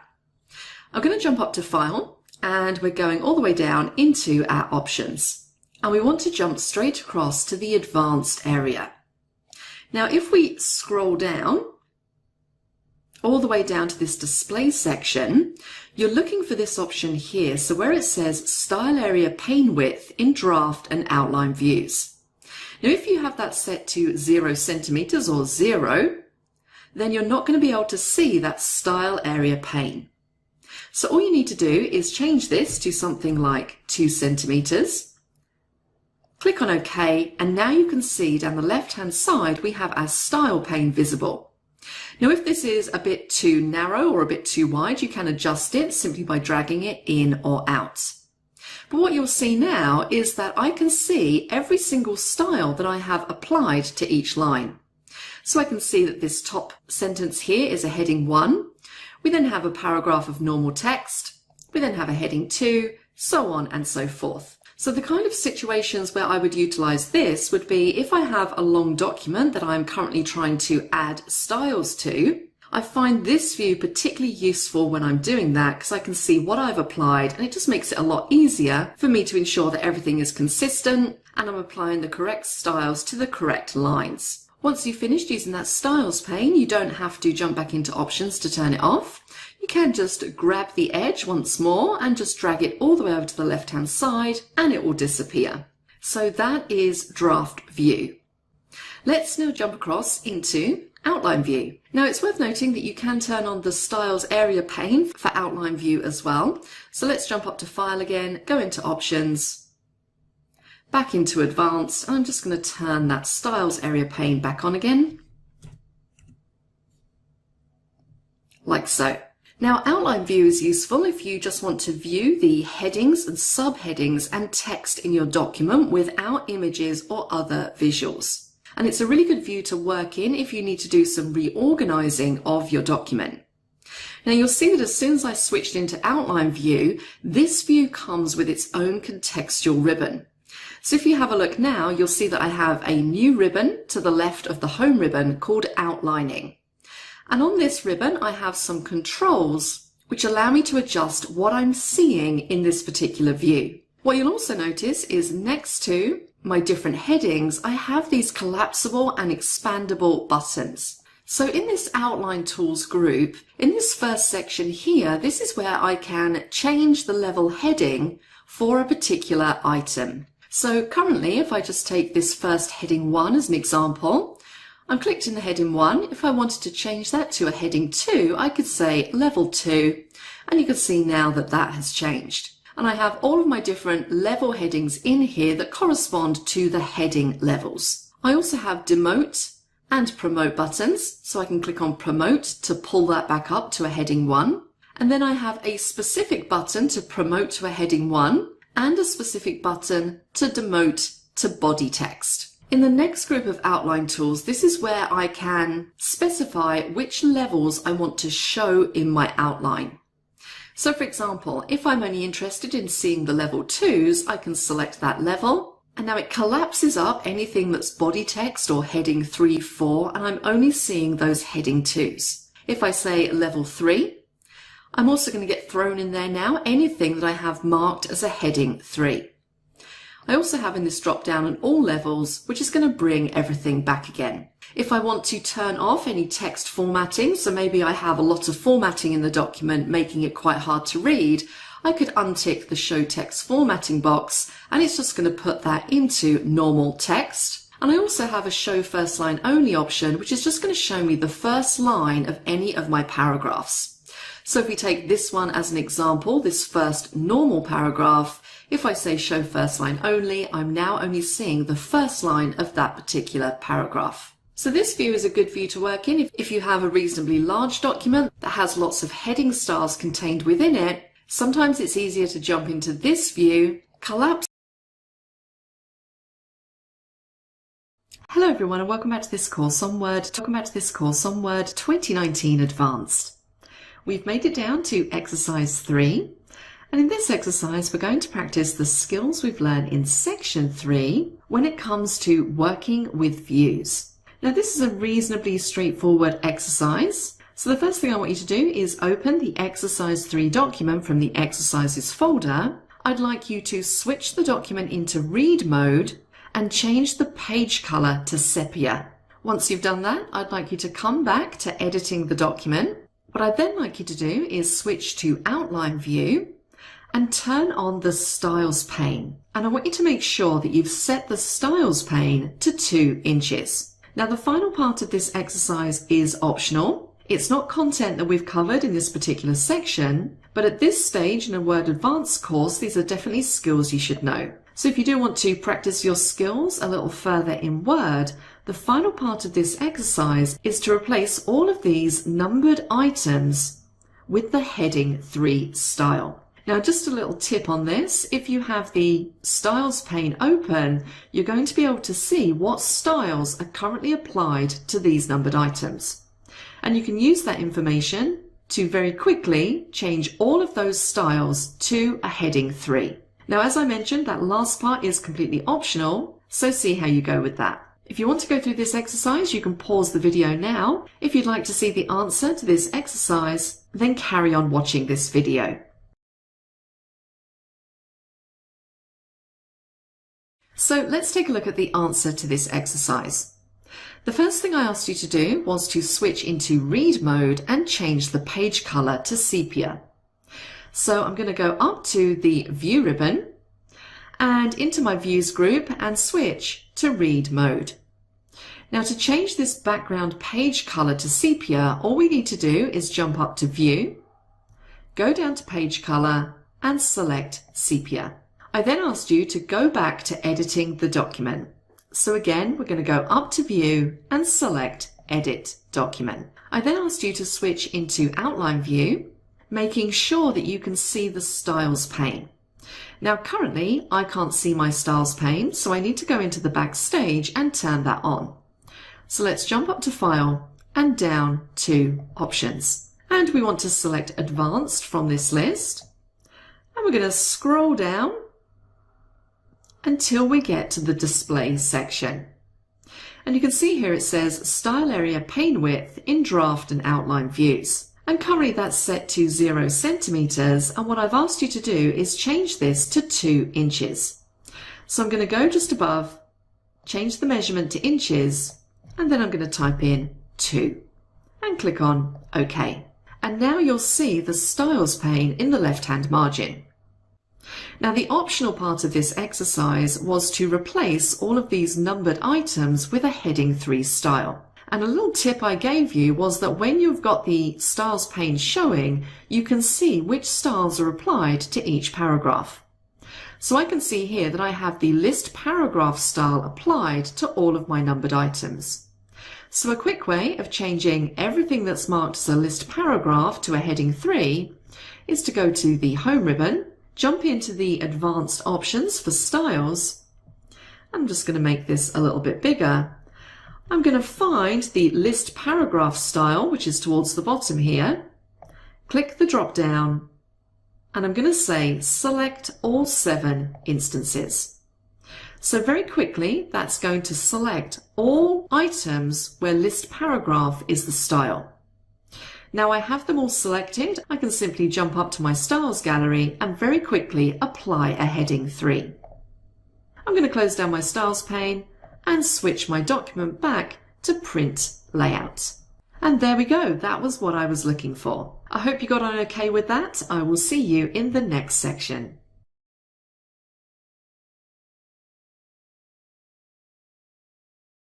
Hello everyone and welcome back to this course on Word 2019 Advanced. We're down into section 4, and in this section we're going to explore some of the more advanced features of working with tables in Word. Now, tables are an extremely useful feature and probably something that you utilize already when you're putting together a document. Tables help us organize our information into columns and rows, making the information a lot easier to read. Tables also have their own contextual ribbons where you can change the layout and apply formatting. And you can format tables to your heart's content so that they really stand out from your document or are in line with company branding guidelines. And in this first module, I want to start out by showing you how you can create your own table styles. Now, before we dive straight into that, we're going to do a little bit of a recap and create a table from some data that I have imported into this Word document. So essentially what I have here is some sales information, which originally existed in an Excel spreadsheet. And what I want to do is I want to put this information into this Word document and organize it in a nice table. So all I've really done to pull this across is I've opened up the Excel spreadsheet and I've copied and pasted it with no formatting into my Word document. So if you ever have this situation where you have a bunch of text on the screen and you want to put it into a table, there is a really nice feature in Word called Convert Text to Table, which allows you to do this simply and easily. Now with this data, you'll see in this first line here, this is basically my column headings. And then I have my data for those column headings underneath. But what you'll also see is that it's not quite lined up. Every single field is separated by a tab character. Now, how do I know that? Well, if we turn on our Show Hide markers, I can see these little arrows indicate that that is a tab separating each of the fields. And this is quite important for an accurate conversion. If you have some consistency with the character that's been used to separate each field, then Word should do a pretty good job at converting your text into a table. Whereas if you have a mixture of different things separating the fields, then you might find that you have to do a little bit of rearranging after you've done the conversion. But our data looks pretty good, so I'm going to turn off my Show Hide markers and we're going to convert this text to a table. So all I need to do is highlight everything. I'm going to jump up to the Insert ribbon and click the lower half of that table drop down. And I'm looking for this option here, Convert Text to Table. And essentially what it does is it looks at my data, it looks at where I have those tab spaces, and it tries to work out how many columns and rows I'm going to need. So it's worked out that I need 7 columns, so that would be right: country, product, units sold, manufacturing price, sale price, and gross sales. And it's worked out that I also need 18 rows. I'm going to say create me a table with fixed column widths, so all of my columns are even. And at the bottom here, I tell it that my text is separated with tab characters. I'm going to click on OK. And let's see how it's done. Well, not too bad. It's guessed that I've got more columns than I actually have. So I'm simply going to come into here, highlight the column that I no longer need, and on my Table Tools layout ribbon, in my rows and columns group, I'm going to select Delete Column. So now that I've deleted that column, it's left me quite a lot of space. The table doesn't automatically resize to accommodate that blank space. So what I'm going to do is I'm going to auto-fit this table by selecting the entire table up to the layout ribbon, and we have some auto-fit options. So auto-fit to contents will basically modify the table so that each column is as wide as the widest item in the table. I can auto-fit to the window, which will expand the table so that it's flush on either side with the left and right margin. Or I can choose a fixed column width, so all of my columns are exactly the same size. Now in this case, I want to auto-fit to window. And there we go, my table is now a lot more evenly spaced. And if I wanted to, I can go in and I can make some further adjustments simply by dragging these columns over. Now looking at my table and looking at this first column, I can see that this would probably fit a little bit better if I change United Kingdom and United States of America to UK and USA respectively. So this is where I can utilize Find and Replace. So up to Home, we're going to go all the way across to the editing group and we're going to select Replace. And I'm going to say Find United Kingdom and replace with UK.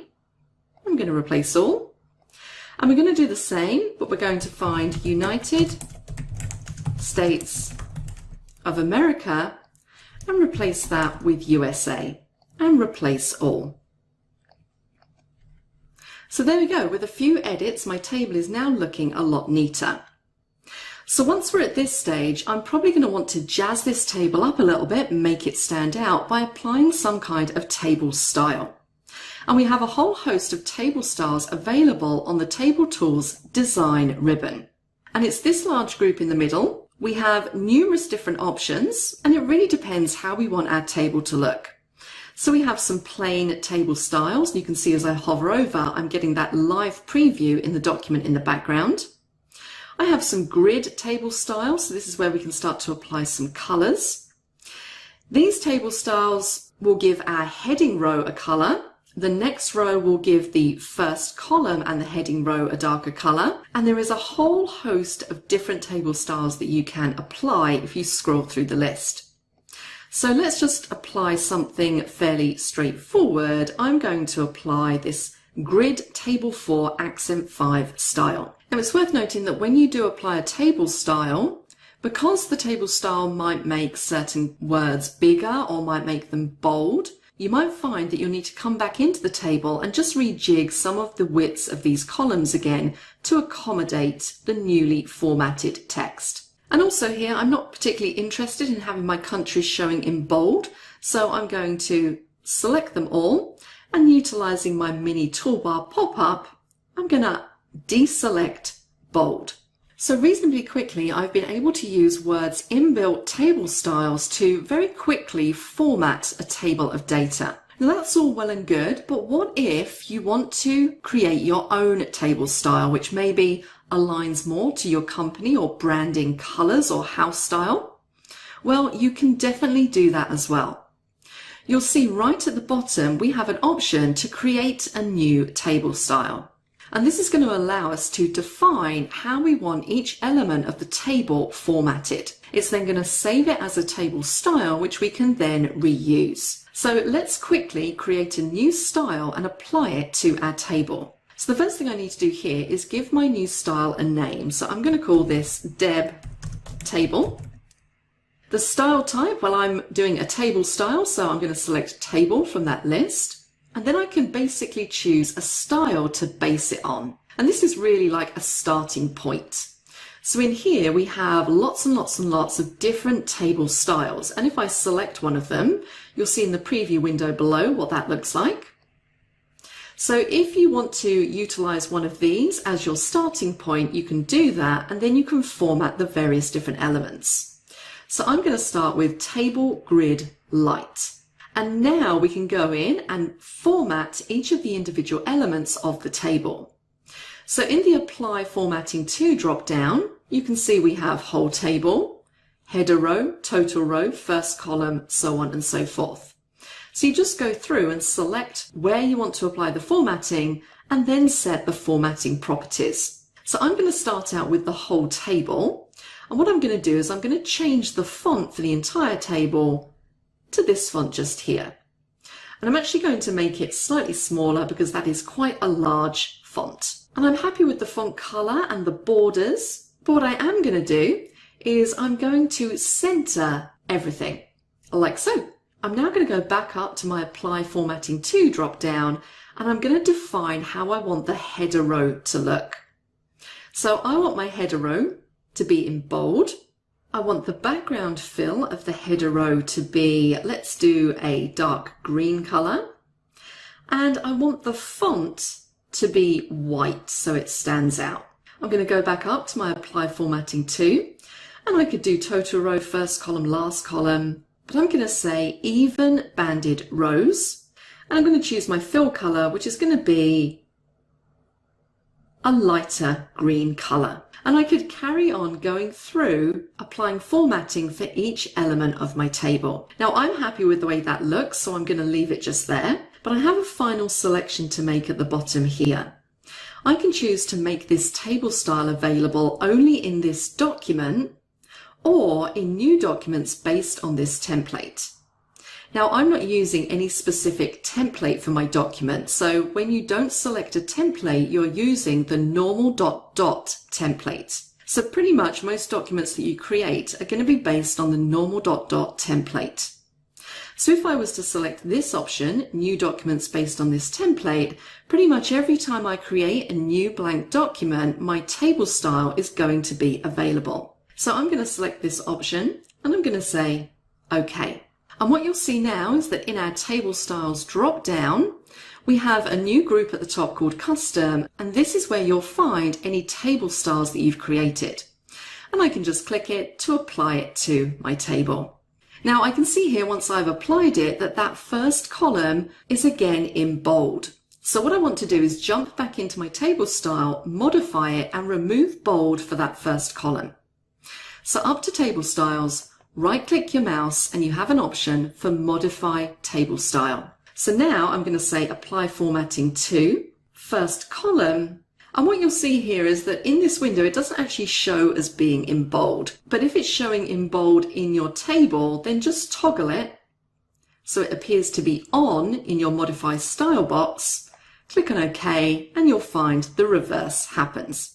Now, a couple of other things I can also do in this right-click menu. I could set this table style as default. So whenever I create a table, it's going to utilize this style. I could also choose to apply the table style but clear out all of the formatting, or apply and maintain formatting, which is basically just the same as clicking on the style. And of course, if I no longer need the table style, I have a delete table style option in here as well. So that is how you convert text to a table and also create and apply your own table styles. In the next module, we're going to delve a little bit more into formatting, and we're going to talk about table breaks and repeat headings. So please join me for that.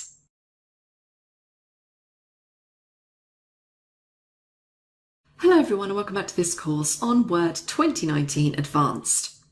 We're down in section 4 where we're taking a look at some of the more advanced options when it comes to working with tables in documents. And in the previous module, we took a look at how you can convert text to a table and then create your own table style. Now in this module, we're going to delve a little bit more into table properties, and I'm going to show you how you can split a table and also how you can repeat table headings. So in this document, I have a similar table to in the last module, but this one contains a lot more information. You'll see that this table runs across 3 pages. Now there's something very important to note when it comes to dealing with a larger table like this. So I'm going to select the table and I'm going to right click and jump into Table Properties. Now there's an option in here in the Rows section that says Allow rows to break across pages. And currently I have that ticked, and you'll probably find that you also have it ticked because it is the default setting. Now, when you have this option ticked, what that basically means is that if you have a row, for example, this bottom row of page 1, if this row contains a lot of information, the row will essentially break across both pages. So let me show you an example. I'm just going to make this row a little bit wider by adding in some returns. So now essentially what I have is this one row breaking across the pages, and that's being controlled by that little setting in Table Properties. So let's go back and select the entire table again. Now another way of selecting the entire table is to jump up to the Layout ribbon, and in this first group click the drop down underneath Select and choose Select Table. We can then jump into Table Properties using the Properties button. And it takes us back to that same dialog box. So now if I was to untick Allow rows to break across pages and click on OK, what you'll see now with this final row is that it will shift the entire row down onto the next page. So I no longer have a row splitting across 2 pages. So that's a really important point to note when you're dealing with tables that run across multiple pages. Now I'm going to Control Z to undo and put that row back on that first page. Now another thing you can do when it comes to a very large table is that you can actually split that table up. So if I decided that I wanted to split this table into 2, all I need to do is select the row where I want it to split, jump up to the Table Tools Layout ribbon, and then in the Merge group I have a Split Table option. And you'll see it splits where I was clicked. And what it's also done there, because this is now a new table, it's automatically applied my table style and made the first row a heading row. Now I don't actually want it to look like that, so what I'm going to do here to fix that is I'm going to jump up and select the entire table again. I'm going to go across to the Design ribbon, and in the Table Style options I'm going to untick Header Row, and that will remove that header formatting. So now essentially I have 2 tables in my document, this first one which is a fairly small table, and then this second one which spreads across the rest of the pages. Now another little cool trick here that's worth knowing is that if you put a table into a blank document, it's going to insert right at the top of the page, which means that if I then want to go in and maybe add a title to the top of this document, I can't click, there's nowhere for me to click my cursor in order to add the title. Now you could get around this by copying and pasting the table further down the page, but there is a much easier trick to get a blank line above any table that's inserted at the top of the document. Make sure that your mouse is clicked in the first table cell, so just before where it says country, and then if you press Ctrl-Shift-Enter, that is going to put a blank line above the table for you. And now I can add in my title.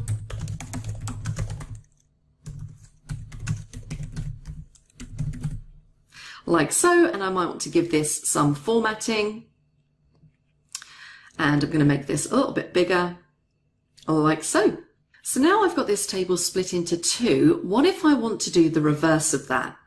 What if I decide that I now no longer want them split and I want to re-merge them together? Well, again, there is a cool little keyboard shortcut that can do this for you very simply. So the first thing you need to do is once again select the bottom table. And then to merge it with the top table, if you do Alt, Shift, Up arrow, it's as simple as that.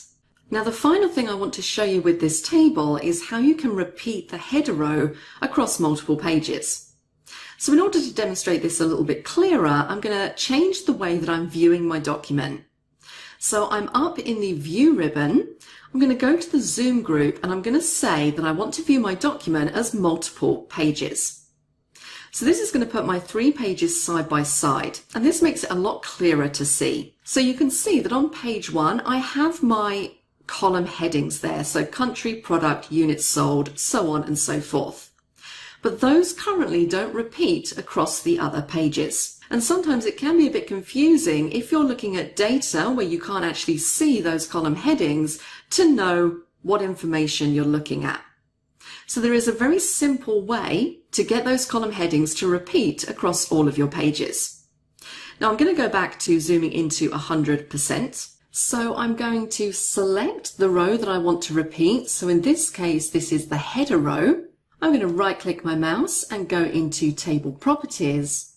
And the option that you need to select is this one just here, Repeat as Header Row at the top of each page. So let's put a tick in the box, click on OK, and now if we look down, I can see that I have those header rows repeated across all of the pages. So it's as simple as that. Now that option will repeat whichever row that you have selected, so that doesn't necessarily have to be the header row. If you have a different row within your table that you want to repeat at the top of each page, then all you would need to do is select it and run through the same process again. And that is pretty much it for this module. We've explored how we can split up a table and how we can join it back together again, how we can add a blank row above a table, and also how we can get those header rows to repeat across multiple pages. I hope you found that useful. I will see you in the next module.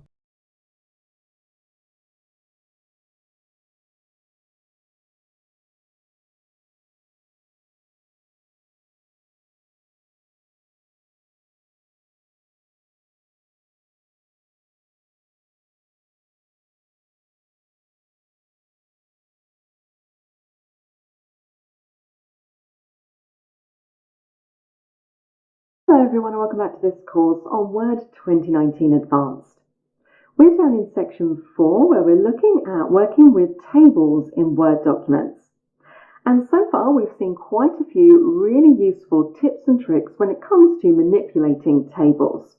In this module I want to talk to you a little bit about how you can work with formulas to do calculations with table data. Now formulas are more commonly associated with Excel, but you do have a selection of formulas that you can also utilize in Word. And the good news is the functions and the formulas should look very familiar if you are an Excel user, because they are pretty much exactly the same. So to add up numbers, we use the sum function. To find the minimum value, we use min, the maximum value, max, so on and so forth. However, there is a slight difference when it comes to how you select the data that you want to perform the calculation on. So in this module, I'm going to run through a few different ways that you can utilize formulas. So what we're going to do is we're going to add a totals row to the bottom of this table. So I'm going to press Control End to jump me all the way to the bottom of my table, and I'm going to quickly add a new row. Now there's numerous different ways that you can add rows into tables, but by far the quickest way is just to click your mouse just outside the last row of the table on the right hand side and then press your enter key, and that's going to give you a brand new row. So I'm going to add a total row in, and I'm going to format this very slightly. So I'm going to make it stand out by applying some bold font, and I'm also going to give this a top border to separate it from the rest of the data. So I'm going to go into my borders group on the Table Tools Design ribbon. I'm going to select the width that I want the border, so I'm going to say 1.5 points.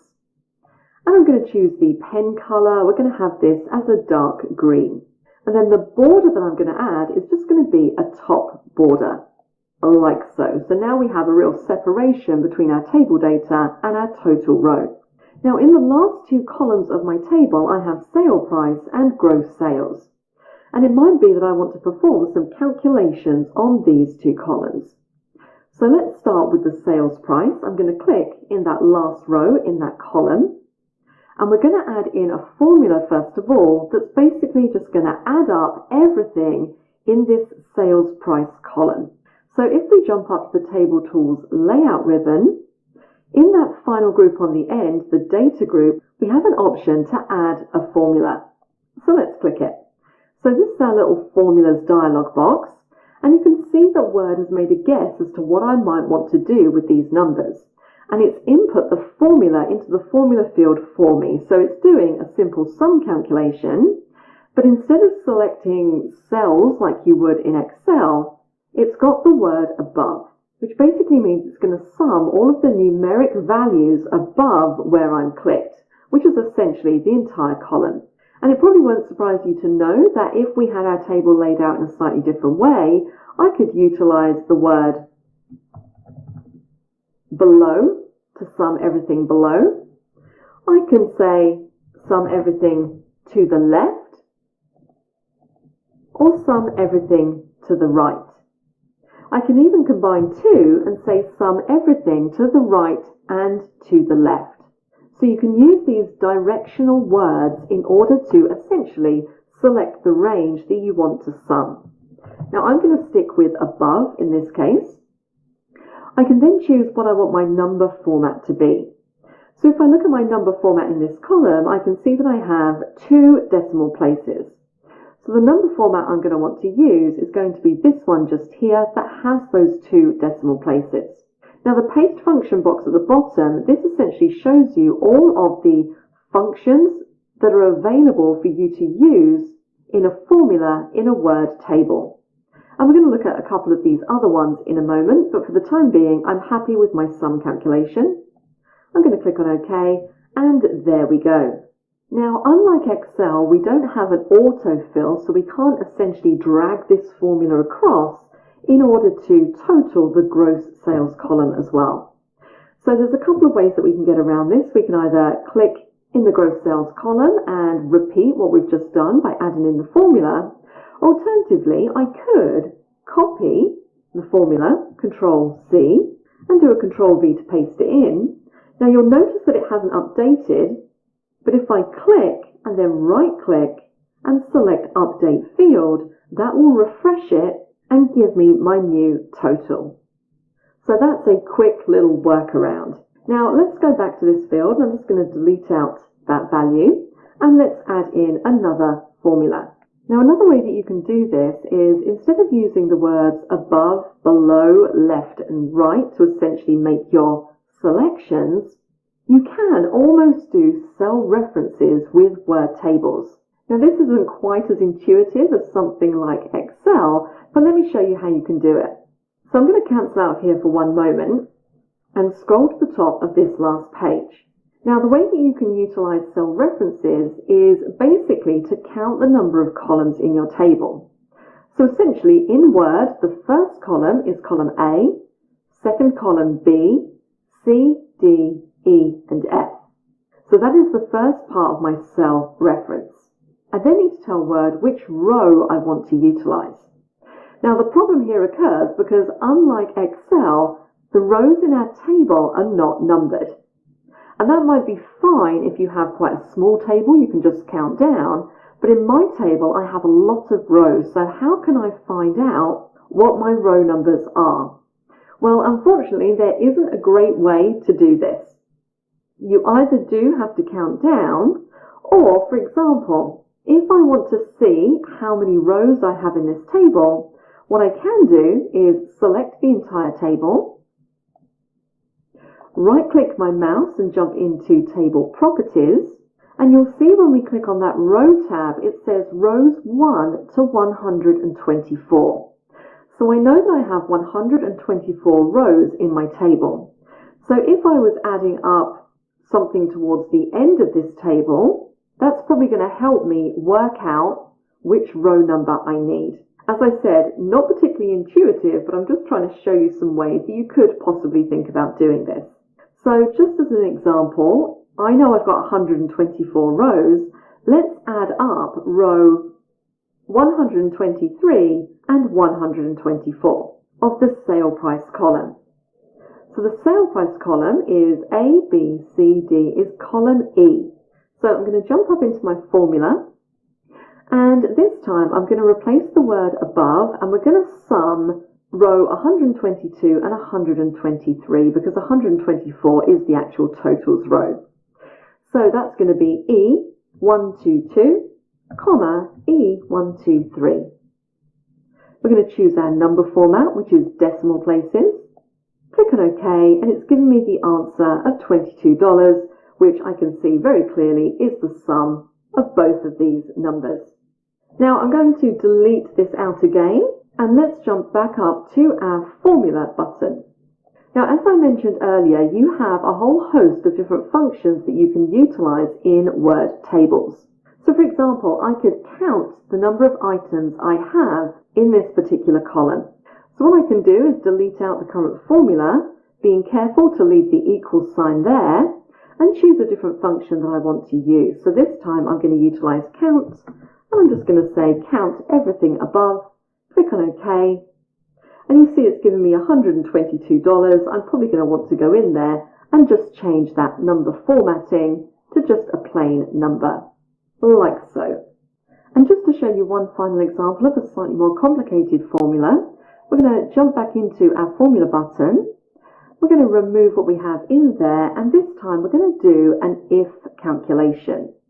So I'm going to select if. Now, if you don't know what if is, if you're not an Excel user, if basically does a logical test and it will give you one of two answers. For example, if you have some students that have all taken a test, you might want to say if student A receives a mark of greater than 70%, then he gets an A. So that is a logical test with an outcome. I'm just going to utilize this to show you very quickly how you can do an if calculation in your Word table. So let's do something pretty basic here. I'm going to say if the sum of, and let's use those cell references again, E122 and E123, if that is greater than 20, then I want you to put 20 in the cell. If it's not, I want you to put a 0. Now again, if you're not used to Excel formulas, then this will probably seem a little bit strange, a little bit complicated, but let's just read through this formula again. So we're saying if the sum, so the total of E122 and E123 is greater than 20, then I want the number 20 to appear in the cell. If it's not, then I want a 0 to appear in the cell. Now these are the two cells that we added up previously, so I know the result is going to be 21, which essentially is greater than 20. So what I'm expecting to see when I click OK here is the number 20 in this cell. And I'm going to make sure I have my number format set to an integer. And I'm going to say OK. And there we go. So a few different examples there of utilizing formulas in your Word tables. I hope you enjoyed that, and I will see you in the next module.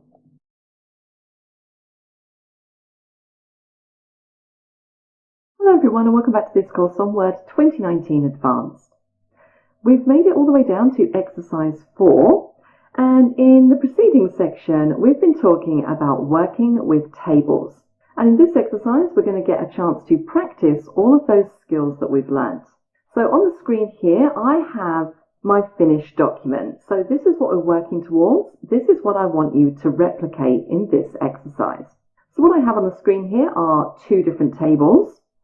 I can see that they have some table formatting applied, and I can also see that each of the tables has a totals row. So when you're working through this exercise, if you need a reference point as to what I'm after, I want you to essentially recreate this. So let's see what we need to do.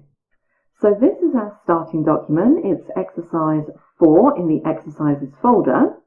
And what I currently have here is one long table. It has about 30 or so employee names. It has their department, then we have a blank column, and then we have their salary. So the first part of this exercise, I want you to remove the blank column from the table and then auto-fit the table to the window. Once you've done that, I want you to split up this table. So you'll see that the first half of this table contains employees in the finance department, and the second part of the table contains employees in the sales department. So essentially, I want all of the finance employees in one table and all of the sales employees in another table. So I want you to split this table into two separate tables. Once you've done that, I want you to make sure that the second table has a heading row the same as this row that I currently have highlighted. And then once you've done that, I'd like you to apply a table style to both tables. And if you want to go a little bit more advanced with this, I would encourage you to create your own table style. And then finally, I want you to add a totals row at the bottom of each table and add a formula into the salary column that's going to calculate the total of all staff salaries. So quite a few tasks for you to practice there. As always, pause this video as needed, but if you'd like to see my answer, carry on watching this video. So let's take a look at the answer. The first thing I asked you to do in this exercise was remove the blank column from the table. So I'm going to select my column, right click, and I'm going to say delete columns. I've then asked you to auto-fit the table to the window. So I need to select the entire table, go up to my Table Tools Layout ribbon, and in the middle here I have an auto-fit option, and I want to say auto-fit to window to resize that table. I then asked you to split this table into finance and sales employees. So I'm going to go down until I find the first sales employee. I'm just going to select that entire row.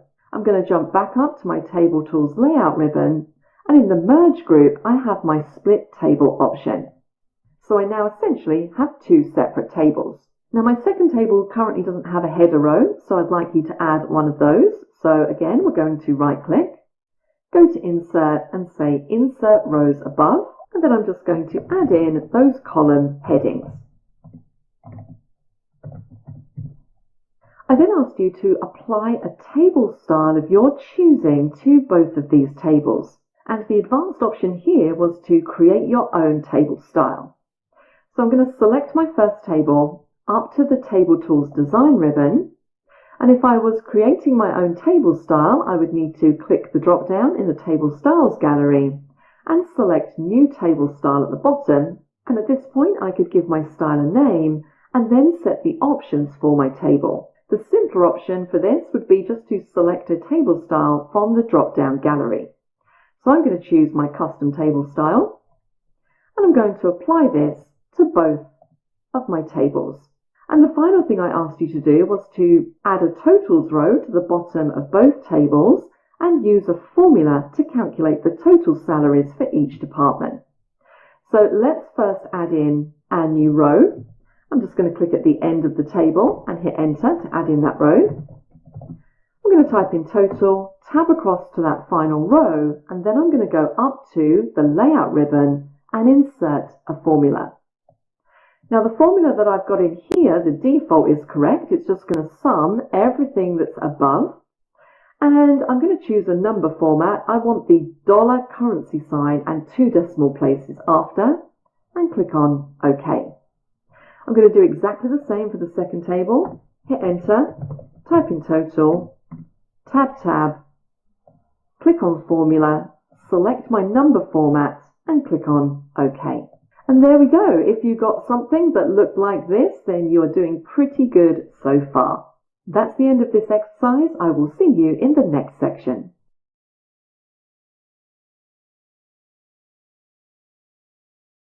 Hello everyone and welcome back to this course on Word 2019 Advanced. We've made it down to section 5, and in this section we're going to explore the wonderful visual world of graphics and pictures. Now, whilst content is king when it comes to Word documents, it's also extremely important to think about how your documents look and make them engaging for your reader by utilizing pictures, text effects, icons and graphics. And in this first module, we're going to take a look at how you can add interest to text by utilizing word art. So in this document in front of me, I just have a circle shape with a nice image in the middle. And this might be some kind of logo for a travel company, or maybe some kind of image that I want to use in the heading of a newsletter. What I want to do here is I want to add in some nice text onto this picture. And I'm sure we're all aware of the numerous font formatting options that we have available in Word.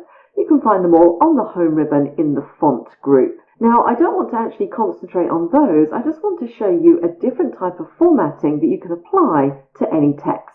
So the first thing I'm going to do is I'm going to actually insert a text box because I want to be able to move this piece of text over the top of my image.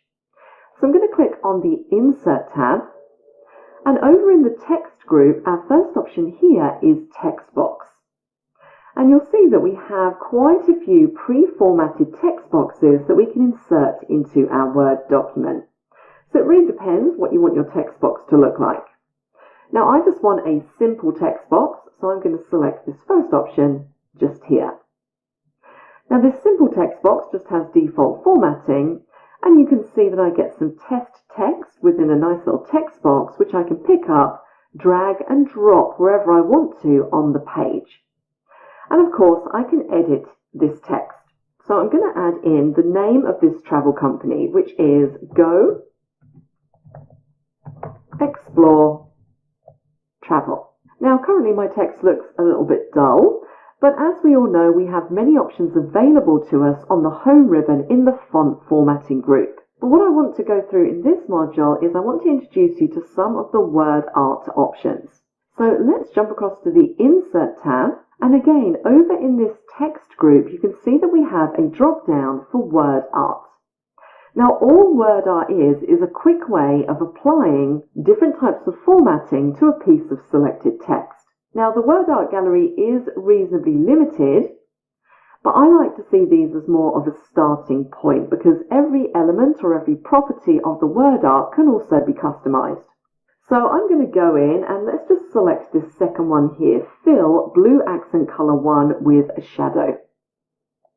And there we go, you can see I get another text box which is showing me my newly formatted word art. So I can then drag and drop that and place that wherever I like. Now, as I mentioned before, once you have added some word art into your document, you can then jump up to the Format tab and you have this Word Art Styles group. If we click the drop down in the gallery, you can change your text to any one of the options that you see available here.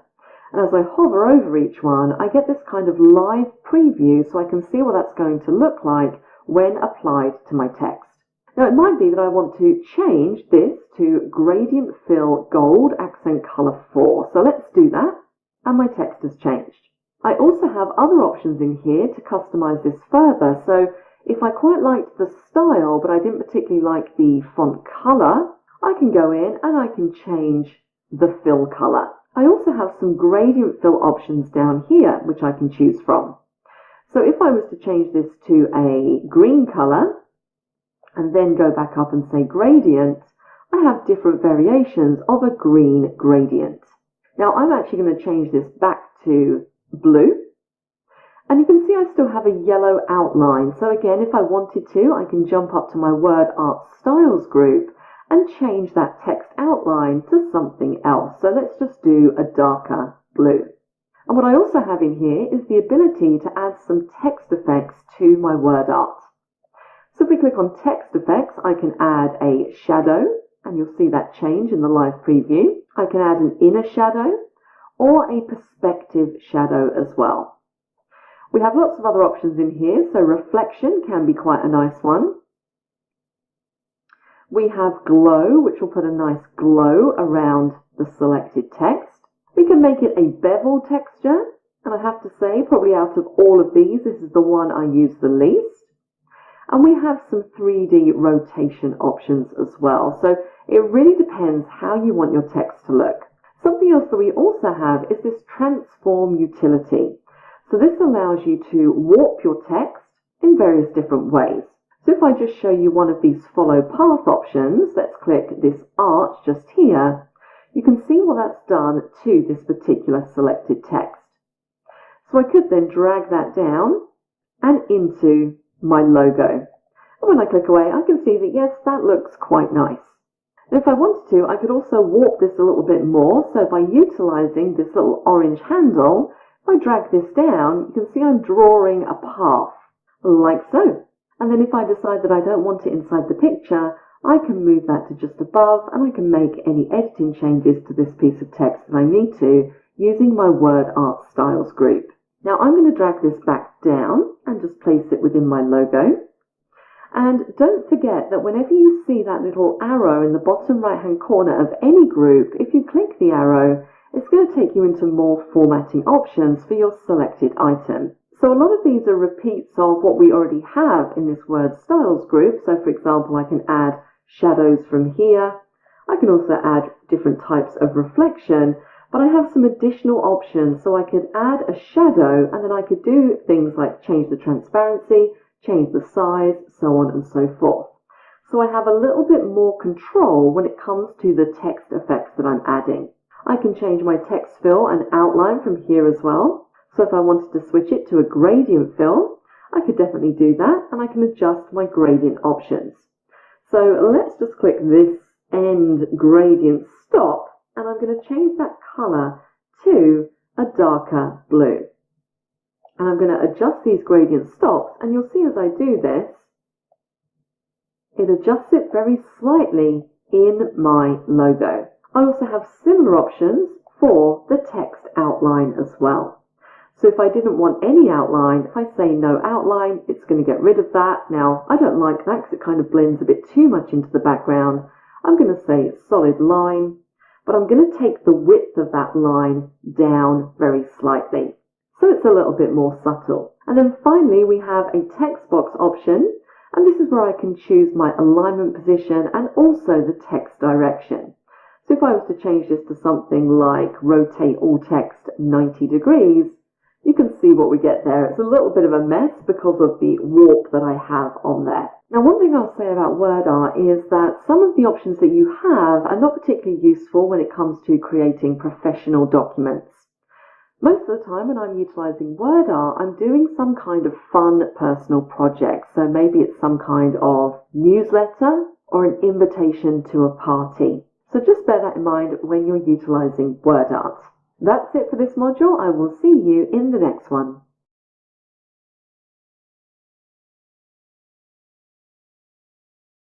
Hello everyone, and welcome back to this course on Word 2019 Advanced.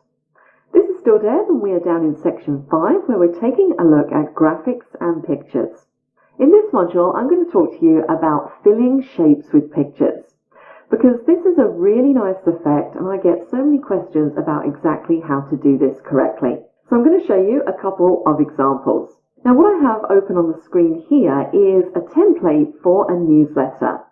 And this is just a template that's available in Word that I've modified to suit the travel industry. So this might be some kind of newsletter that goes out to all of our customer base every single month. And it gives them updates on what trips are upcoming and also some useful information. So this newsletter currently is made up of quite a large header. So everything you can see in the top half here that looks like it's slightly grayed out is actually the header. And if I double click right at the top of the page, it takes me into that header. And I can now go in and edit the individual elements. Now what I want to focus on here are these three pictures on the left-hand side. What I've done here is I've drawn a rounded rectangle shape, and then I've filled it with a picture. Now I've seen people try to fill shapes with pictures many times, and I've seen people try all kinds of weird and wonderful things to get the picture to fit exactly inside the shape. So I'm going to show you a quick trick on how to make this really easy. So I'm going to close my header and footer, and let's move down our newsletter. So what I've got here are two shapes essentially which we're going to fill with pictures. The first one is this shape that looks like a very large tab shape, and then we have a circle. And all I've done to get these is jump up to the insert ribbon, go into shapes, and I've selected the rectangle top corners rounded for this first shape, and then the second shape is simply an oval. Now one thing to note with this oval, and I'll just quickly click it and show you, if I just select that shape and start to draw, I get a very free-form oval shape. If I want it to be exactly a circle, what I need to do, and let me just select that again, is hold down the Shift key as I drag, and it gives me a nice equal circle.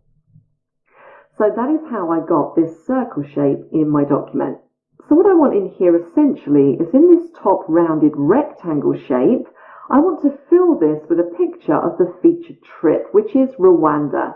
So what I've done is I've actually saved off a picture already that I want to use within this shape. So once you have your picture saved off, all you need to do to fill this shape very neatly is right-click on the shape and jump into the Format Shape option. And you'll get this pane pop out on the right-hand side, and under the Fill section, you want to make sure you select Picture or Texture Fill. And what you'll see get filled in there first of all is the last picture that you utilised. So for me, that was the picture of Morocco that I used up in this header. Now don't worry about that too much, and also don't worry about the fact that it looks very stretched and distorted. We're going to fix that with the method that we use. So what I want to do now is I want to go down and I want to choose my picture source, which in this case is my local drives, because that's where I have my picture saved off to. I'm going to select Insert, and I get a choice from a file, Online Pictures, or from Icons. So if you didn't have a picture saved off, you could jump into Online Pictures and you could search for gorillas. And essentially this will do a search of the internet. Now you can go in and choose a picture that you want to add, but I will say something about inserting pictures into documents is that you need to be careful of the copyright on the picture. Always make sure that you have Creative Commons only ticked at the top, because that will list pictures that you can utilize in your documents. I will say that even if you do check this box, it's always worth double checking exactly what the license is on a picture before you use it. If it's a picture that nobody's going to see apart from you, then you're probably okay to add pretty much any picture. But if this document's going to be shared or used in promotional material, then you really need to be careful of the copyright. And just on that note, if you are looking for free pictures that you can freely use in any of your documents or any of your PowerPoint presentations even, then I would suggest that you check out a couple of different websites. The first website that is amazing for free stock photos and videos is Pexels.com. It has a very simple search interface. You just search for what you're looking for. So let's say gorillas, hit enter. And we have all of these pictures come up, and these are all free to download and use. So all you need to do is select the picture you want to use, and you have a free download button at the top. So this is a great website for images. Another website that's really good is Unsplash.com. So this works in a similar way. Again, we just have that search bar, very simple, type in gorilla, and it's going to pull back all of the images that you can utilize. So a couple of really good resources there if you're looking for images. So I'm going to cancel out of here because I'm going to use a picture that I have saved off to my local PC. And the picture I'm using is actually from that Pexels website. So I'm going to say from a file, and I'm going to use this picture just here. Click on Insert, and you can see it inserts it into the shape. Now again, look at how that image is distorted, and this is where people get a bit stuck. They manage to get to this stage and insert the picture, but then they see that the picture looks pixelated, blurry, distorted, and they don't really know how to fix that. Well, it's very simple. We just need to use our Fill utility. So with the shape and the picture selected, I'm going to jump up to my Picture Tools Format ribbon. And the option we want to go to is in this end group here, the Crop button. And I'm going to click the lower half, and what I want to say is I want to fill the picture in the shape. And it kind of looks like this. So what I can then do is, because I want to have the gorilla's face in this, I'm going to drag the picture down, like so. And once I have it in the position that I want, I'm going to go back to my crop button and I'm going to say crop. And there we go. So now the image is no longer distorted. So I've got one picture in place in my newsletter and things are starting to look really nice. I have one more that I need to do, and that is this picture down here. So currently where I have this empty circle, you can see just above it says, speak to our Africa continent specialist, Ed O'Mara, now. And what I want is a picture of Ed smiling and ready to take your call. Now once again, I have a picture of Ed saved off to my PC. So I'm going to select my shape, right click and jump into Format Shape. And we're going to go through the same process. I'm going to say fill with a picture or texture fill. It's going to fill it with the last image I used, but we're just going to jump straight down into Picture Source, say Insert from a file, and there is Ed. Once again, our picture is distorted, so we're going to jump up to Picture Tools Format, go into our Crop tool and select to fill the picture within the shape. And there we go. Now if I wanted to make him a little bit bigger, I can drag the picture out or in. I can move it around and just get it in the position that I want it to be in. So let's move it just there, like so. I'm going to say crop and crop. And there we go, a perfectly cropped picture. Now I've removed that picture of Ed because I want to show you a slightly different way of doing this. Let's imagine that Ed has now left the company and has been replaced with a different Africa continent specialist. And her name is Claire Stone. So now I want her picture to be filled in this circle. Now another way that I could do this is if I had a picture of Claire Stone elsewhere in this document, I can utilize it to fill the shape as opposed to inserting it from a saved picture. So what I'm going to do is I'm going to jump down to the second page and we're just going to insert a picture of Claire Stone. And there we go. So this might be elsewhere in the document. I want to take this picture and I want to use it to fill this shape. So what I could do is click on her picture and copy it, Control C. As soon as I copy it, that picture is now saved to the clipboard. So when I come to fill my shape, when I select it and go to my Format Shape pane and select Picture or Texture Fill, in my picture source, instead of choosing Insert, I can now choose the Clipboard option, and it's going to fill it with whatever I have collected on my clipboard last.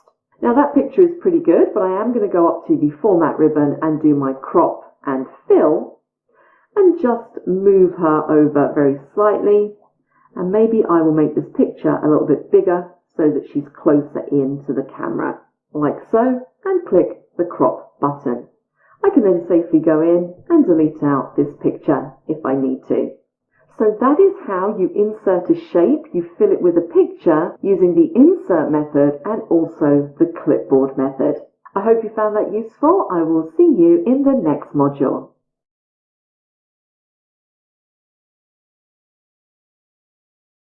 Hello everyone and welcome back to this course on Word 2019 Advanced. We're down in section 5 where we've been exploring the options that we have when it comes to graphics and pictures in your documents. And in the previous module we took a look at how you can fill shapes with pictures. Now in this module I want to talk to you a little bit about file size when it comes to a document that contains multiple images. One thing you need to be careful of if you do have a document like this that has a lot of graphics in it or photos that you've added is that the file size can get really huge. So if we take a look at this particular document that I have open on the screen, which is our travel newsletter, I've got quite a lot of images in here. Now these ones at the top seem fairly small, so you might think, well, they're not going to take up too much space. This one's a bit larger, but all in all, but on the face of it, these images wouldn't seem to increase the file size by a great deal because they're not absolutely huge. However, let's jump in and take a look at what the file size is currently at. If we jump up to the File tab and go down to Info, in the Properties section I can see the size of this particular document, and currently it's a whopping 43.6 meg. Now that is a pretty large file. And what you will notice is that if you do have a document which has quite a few pictures in it, you'll start to notice some lag. So when it comes to things like saving, it will take a little bit longer. If you have this document automatically uploading into OneDrive or cloud storage, you might find you get a delay as it does that. So what can we do about this if we want a nice document with lots of really high quality images in it? Well, there is something we can do to help keep that file size down. And that is an option in Word called Compress Images. So what you need to do is you need to click on any image in your document. So let's click on our image of the gorilla. I then get access to my drawing tools and picture tools tabs at the top. And again, I can utilize either of these. So I'm going to jump into picture tools. And in the adjust group, you'll see you have an option to compress pictures. And as I hover over, it says compress pictures in the document to reduce its size. So if I click this option, I get two compression options at the top. I can choose to compress just the picture that I'm clicked on, which is what I currently have selected. Now the second option in here is a really important one, delete cropped areas of picture. If you're trying to reduce the file size of your document, it's a good idea to have this option ticked. Because if you don't, essentially what happens is that when you crop a picture, like we did with this gorilla picture, if you remember, we went up to the crop tool, we filled, and then we cropped.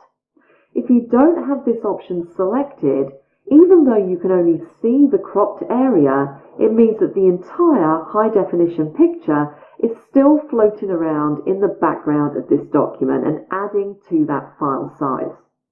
So always make sure that when you are cropping pictures that you select delete cropped areas of picture to keep that file size down. You then have some options with regards to the resolution of the pictures in your document. And of course, the higher the resolution, the more space that's going to take up, the bigger the file size. So sometimes it is a bit of a balancing act with regards to the quality of the original picture and trying to keep that file size as low as possible. Now, I always like to select this top option, which preserves the quality of the original picture. But what I'm going to do is I'm going to untick the apply only to this picture option, because I want to compress all of the images in this particular document. I'm going to click on OK. So let's go and take a look at what our file size is now. I'm going to go back up to File, into Info, and look at that, we're down to 15.3 megabytes. So quite a difference there. We've managed to shave off about 25 meg of file size. If I want to compress it even more, if I go back, I may decide that I don't need a super high quality. So I can click on a picture again, go up to Format and into Compress Pictures once more. I'm going to take the tick out of this top box and I'm going to utilize this print option. So it says excellent quality on most printers and screens. So I'm going to say print, which is a slightly lower resolution. Click on OK. I'm going to save my document. And let's take one more look. File, Info. And now we're down to 12 meg. So very quickly, we've managed to shave off a lot of that file size. And if you do that, you'll find that your document works more efficiently and you won't get that lag in as much. So just be aware of that, particularly if you have longer documents which contain lots of images. Make sure that you choose to delete the cropped areas and also compress all of the pictures to a quality that's suitable for you.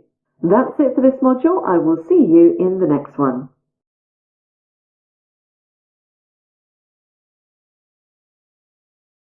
Hello everyone and welcome back to this course on Word 2019 Advanced.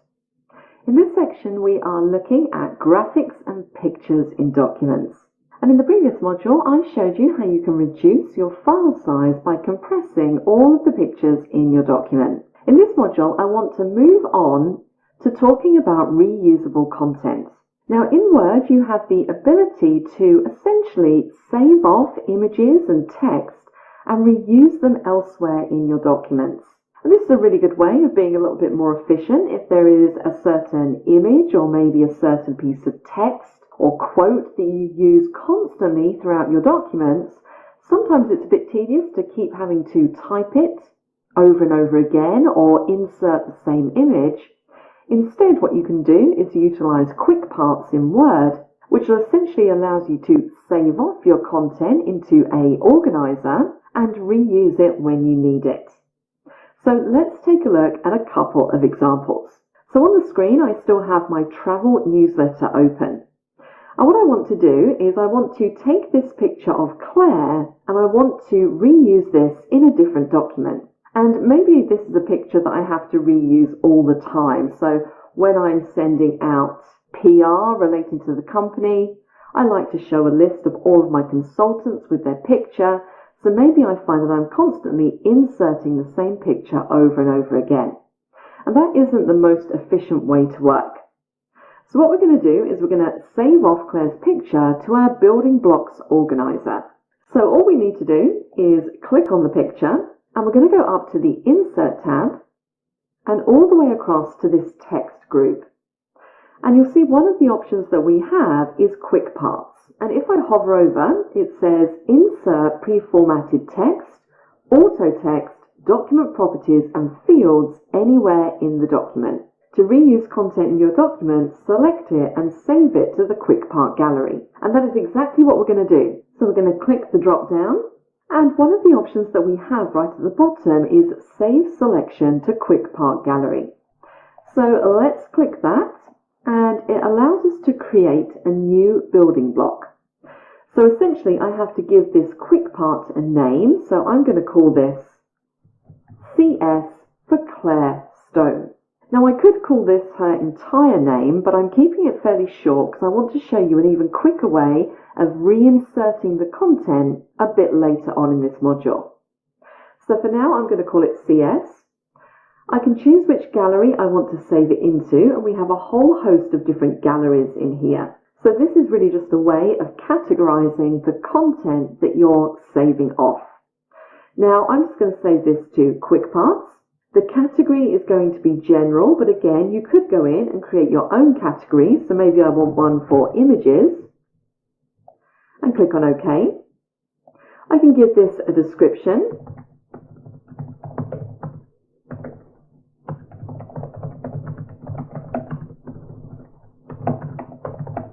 Photo of consultant Claire Stone. I'm saving it into my building blocks template. And when I want to insert it, I'm going to choose to insert the content only. Now I have a couple of other options in here. I can choose to insert the content in its own paragraph or insert the content in its own page. So if I was to select this bottom option, for example, when I reinsert this image of Claire, it's going to give me a new page with just that image on. Now I don't want that, I just want to insert the content only, so it's only going to insert the image wherever I'm clicked. And I'm going to click on OK. So now I have that image saved off into my Quick Parts gallery. So what do I do if I want to reuse this piece of content? Well, let's jump across to a different document. So in this document I have a page that's called Our Consultants, and I just have a table in this page. And in this table, I have a picture of two of our other consultants, and I want to add Claire Stone into the top just here. So instead of having to go and recreate the shape with the filled image, or maybe copy and paste the image from somewhere else, I can just insert it using my Quick Part. So I go up to Insert, across to Quick Parts, and you can see it there at the top, CS. And as I hover, it says Photo of Consultant Claire Stone. So all I need to do is select, and you can see it's put that piece of content in here. Now you'll also see that it hasn't inserted it where my mouse pointer was clicked, and that's related to the layout options of this picture. So when I click on it, you'll see this little icon pop out to the side, and this is where I can choose my layout options. And currently I can see that this one is set to in front of text. So what that basically means is that when I saved this image as a Quick Part in my previous document, this was the layout option I had set on that picture. And if I want to go back and double check that, by clicking on the image and clicking the little icon, I can see that yes, I have in front of text saved on this picture. So it's bringing across that layout option as well as the picture. Now in front of text basically allows me to move this picture and drop it wherever I like on the page, so I can put it on top of text, on top of other images. So Word isn't really in control of where that image is placed, hence why it's just put it basically down at the bottom of the page in this particular document. So all I need to do to get it to jump up to where I was clicked is just change that layout option to inline with text.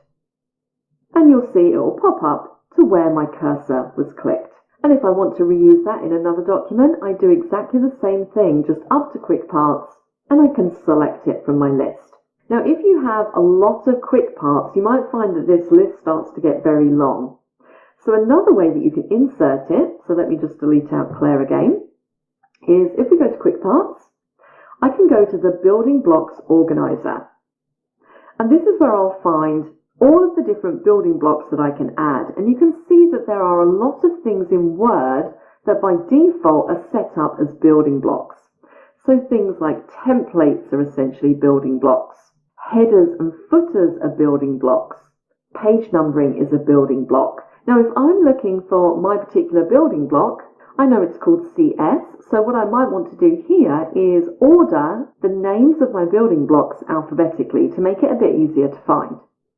So I'm going to click on the name column heading, and now I can scroll through looking for my CS building block, which is just there.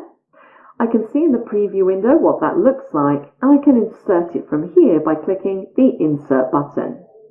And once again, because of those layout options, I need to change this to inline with text to get that to pop back up. Now, an even quicker way that I can do this is, let's delete that out again. If I know what I've called my building block, so in this case CS, all I need to do to recall it is type in the name, so CS, and press the F3 key. And once again, you'll see it inserts it. I'm going to pop that back up by changing the layout. Let's take a look at one more example of saving a piece of content. So in the previous example, we saved off an image, but you can also save off text. So at the bottom of this document, I have a line of text, and this is a quote from a magazine, highly experienced travel specialists that care about your trip as much as you do. And this is a quote I use often in any PR material that I send out about the company. So this might be something that I want to save off. So once again, I'm just going to select the piece of content that I want to save. I'm going to jump up to the Insert tab and across to Quick Parts. And I could do the same thing, save selection to Quick Part Gallery, and then choose which gallery I want to save it to. But if it's a piece of text, I could also save it to the Auto Text Gallery automatically. And all that does is basically the same window, but it just selects the gallery Auto Text, so it's a little bit quicker. And I'm going to give this a name. We're going to call it Outsider Quote. I'm going to create a new category, and I'm going to call this Quotes. And my description,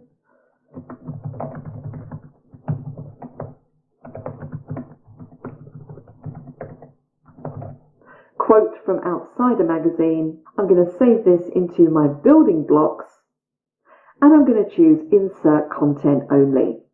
And let's click on OK. So now if I jump across to my other document and scroll up to the top, I'm going to put a little line in here and we're going to pull through our quote. So once again, I can go into my Quick Parts option, and this time I can go to Auto Text and I'll see it listed there. So that's a quick way of inserting it. Also remember, I could type in Outsider Quote and press F3 in order to get that to insert. So this is what we call reusable content. And of course, if you want to manage any of your content, if you jump back down to your building blocks organizer, you can find your quick part. So let's find CS again. And I have an edit properties box, so I can go in, I can change the name, I can change where I've got it saved, the description, all of those kinds of things. So pretty much everything I can modify. And if I decide that I no longer want it, I also have a delete button down here as well. So I'm going to delete out CS, click on close, and it doesn't actually affect the image in the document, it just deletes the quick part, so it's not available for future use. So the final thing I might want to do on this page to make it look a little bit nicer is just remove the borders of this table. So let's quickly do that. I'm going to select the table, jump up to the Table Tools Design ribbon, and I'm going to go to Borders, and I'm going to say No Borders. And there we go, we have a very nice looking document.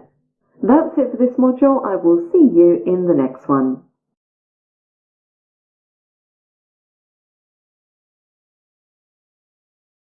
Hello everyone and welcome back to this course on Word 2019 Advanced.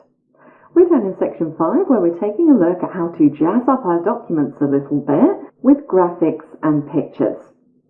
And in this module I'm going to introduce you to something that's reasonably new. When I say reasonably, it was released in Word 2013, and that is icons and 3D models. So let's start out with icons. So on the screen here, I am starting to design a brochure for a company called Bytech. And this company buys and sells laptops. And this first page is a very simple design. We just have a background image. We have some formatted text, and then I've drawn 3 circles, which are just shapes, and added text boxes inside them. What you also might notice is that I've changed the orientation of this page to landscape. And what I'm aiming to do here is I want to make this first page look a little bit more interesting by utilizing icons as opposed to the text that we currently have. Now you'll find your icons on the Insert ribbon. In the Illustrations group, you should see a little option there that says Insert an Icon. And the screen tip says Insert an icon to visually communicate using symbols. And you'll see this a lot when you're looking at different websites, brochures, documents. These days, it's a lot more modern to utilize images, icons, vector graphics, as opposed to words. So let me show you how you can utilize icons to jazz up this first page of the brochure. Now, I want to put an icon in each one of these 3 circles. So what I'm going to do is I'm going to click on this first circle, and what I can see immediately is that I've grouped these circles together. So when I was moving these into position and aligning them, I grouped them. So the first thing I want to do is I want to ungroup these objects. So I'm going to right click, go to group and select ungroup. Everything is now an individual object, so I'm going to click on the first circle. I'm going to go up to Insert and click on the Icons button. And what this will do is it will open up Word's icon gallery. And you'll see all of the icons that you have access to insert into your document arranged by category. And the categories are listed in alphabetical order, so you can jump to any particular category that you want. Alternatively, you can use the scroll bar on the right hand side just to have a browse through all of the different categories. Now there aren't thousands and thousands of icons in this gallery, but there are enough in there that you can usually find something that's appropriate for what you want to do. Alternatively, if you have an idea of what you want to insert, you do have a search bar at the top where you can search. So if I was searching for shopping, I can type in shop and it gives me all of the relevant icons. Click the cross to clear the search. Now this first icon I want to insert is going to represent the About Us section of this brochure. So when I'm thinking about Us, I'm thinking about people, the people who work at this company. So I'm going to type in people into my search box, and straight away it brings me back all of these options. Alternatively, I might want to type in something like us, and again I get a few different options.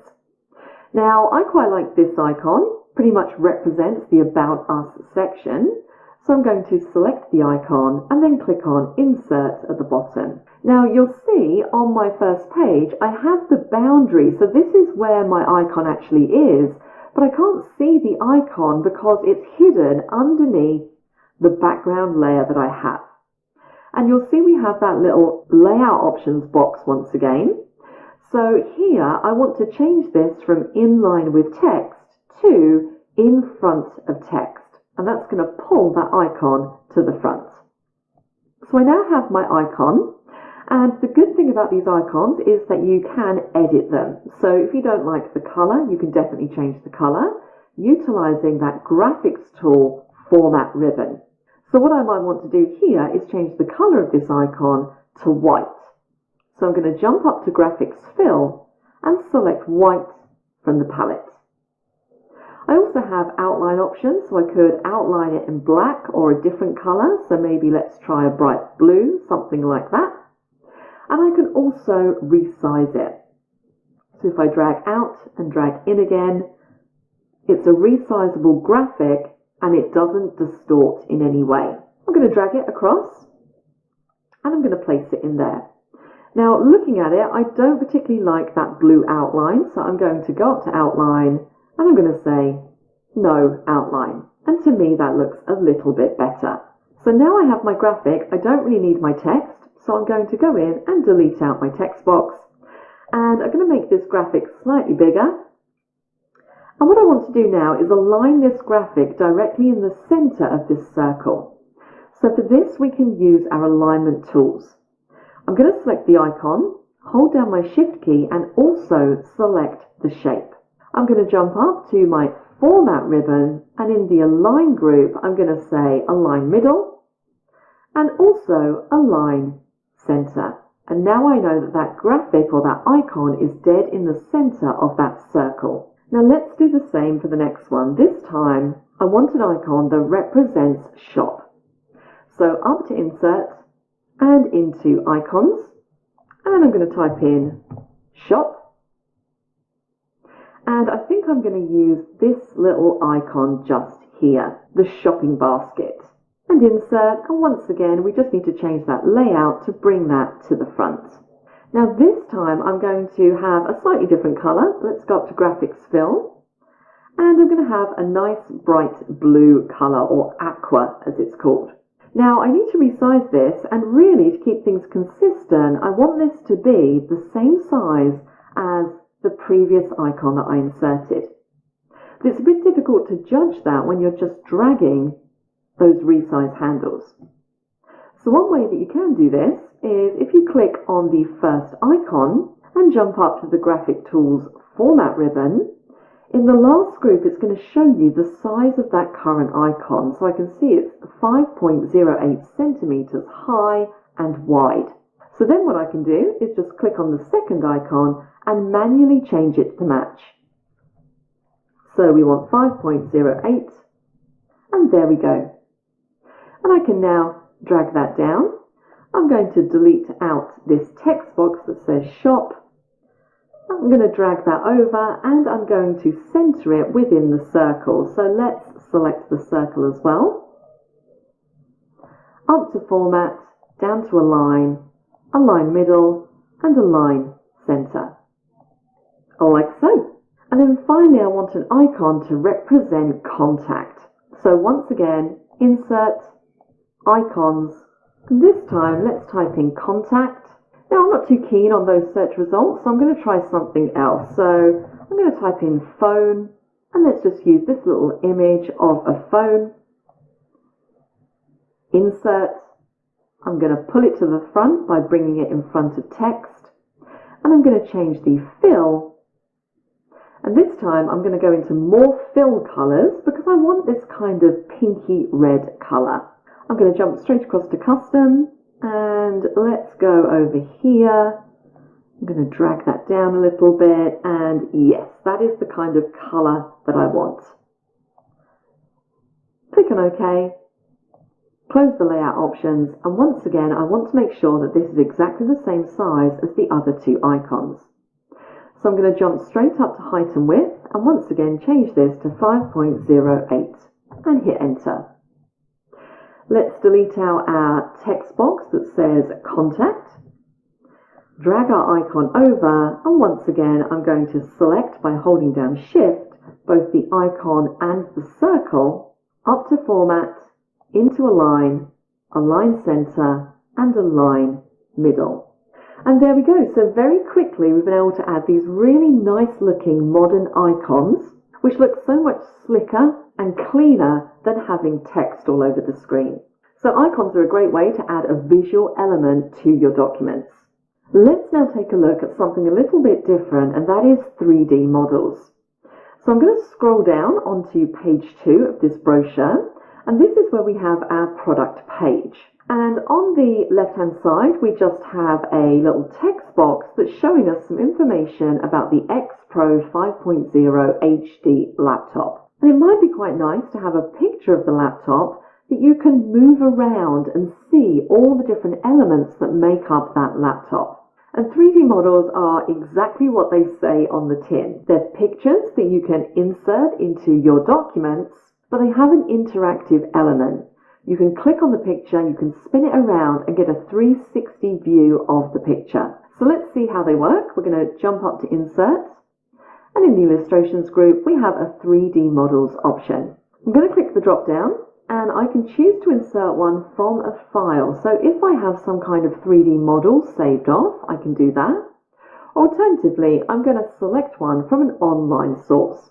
And this brings up your online 3D model gallery.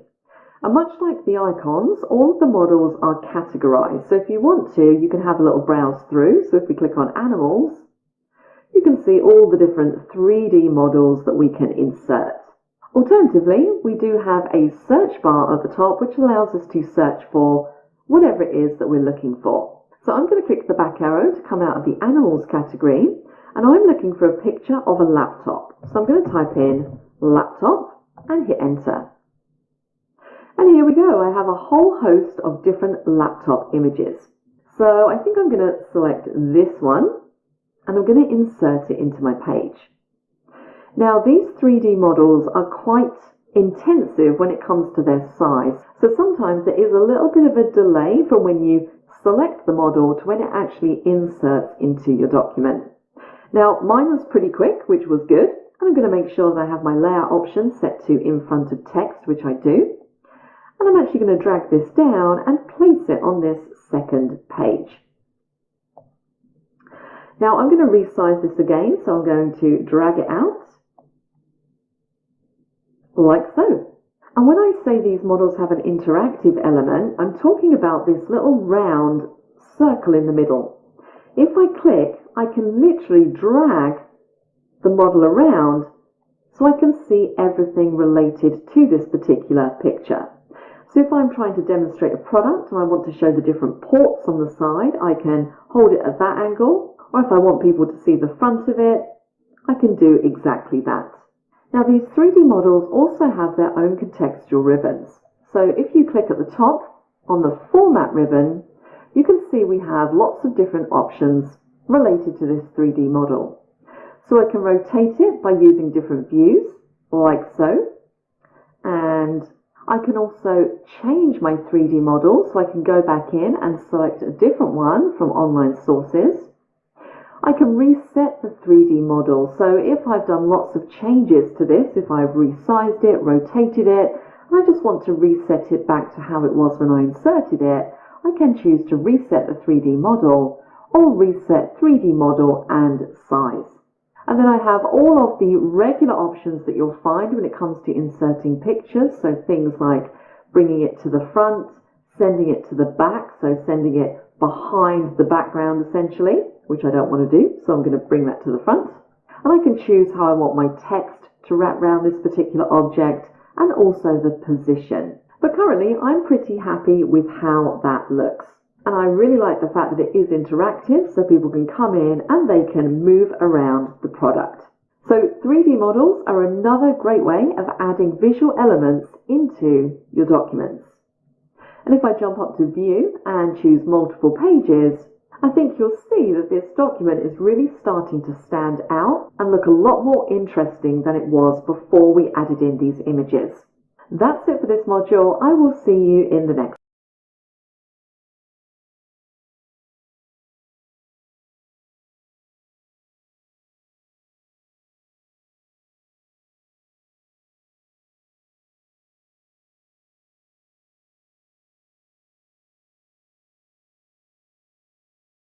Word 2019 Advanced. This is still Deb, and we are into section 5, where we've been looking at graphics and pictures in Word documents. In this module, I want to introduce you to the concept of captions. And this module really leads into the next module, where we're going to construct a table of figures. Because in order to construct a table of figures, then every image in our document needs to have a caption. Now what you'll see on the screen in front of you is I have a basic document here for a clothing company called Pink Moon. And throughout this document I have some images or some figures, as we're going to call them in this module. So if I scroll down, you'll see that I have a little Excel chart. And if I scroll down a little bit further, I have essentially a table which is showing me the best-selling products.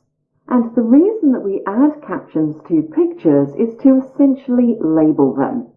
A caption is just a numbered label that you can apply to any objects, equations, and tables within your document. And this makes your image easy to reference within your text as there is a label attached to the specific object. So in this module, I'm going to show you how you can caption your pictures in your Word document. So let's go back up to the top to our first image, and that is the image of the chart. Now this is an Excel chart, but I'm going to click on it. I'm going to jump up to the References tab, and right in the middle you see I have a group called Captions, and the first option we have there is Insert Caption. If I hover over, it says label your picture or object. Once you've added a caption, you can reference your object anywhere in your document by inserting a cross-reference. And that's another really important point as to why you might want to add captions to your objects. If later on in this document I reference this table, I can insert a cross-reference that's going to jump me back to this specific table. And we're going to talk more about cross-references later on in this course. But for now, let's insert our caption. So I have the Captions dialog window come up, and the first thing it's asking me for is the caption for this particular object. And it's automatically put in there for me, Figure 1. Now if I want that label to say something different, I can go down to my options underneath and I can choose equation, figure or table. So it really depends what it is you're captioning. Now this is a chart, but I don't have a chart option, but what I could do is I could create a new label, call it chart and click on OK. So now it says chart 1. I could also change the way it numbers as well. So by default, this is going to go chart 1, chart 2, figure 1, figure 2, so on and so forth. But if I wanted something different, I could click on numbering and I could choose a different way of numbering from the drop down. So if I select A, B, C and click on OK, it's now going to say chart A. Now I actually don't like that. I'm going to switch that back to 1, 2, 3 and click on OK. I can then choose the position for this particular caption. So at the moment I'm going to have it appearing below the selected item, so below my chart, but of course the other option I have in there is above the selected item. I'm going to keep mine on below, and if I really wanted to, I could also exclude the label from the caption. So if I don't want it to say chart 1, then I could check this little checkbox and it will just get rid of that label. So now I've got my options set, I can type in a caption.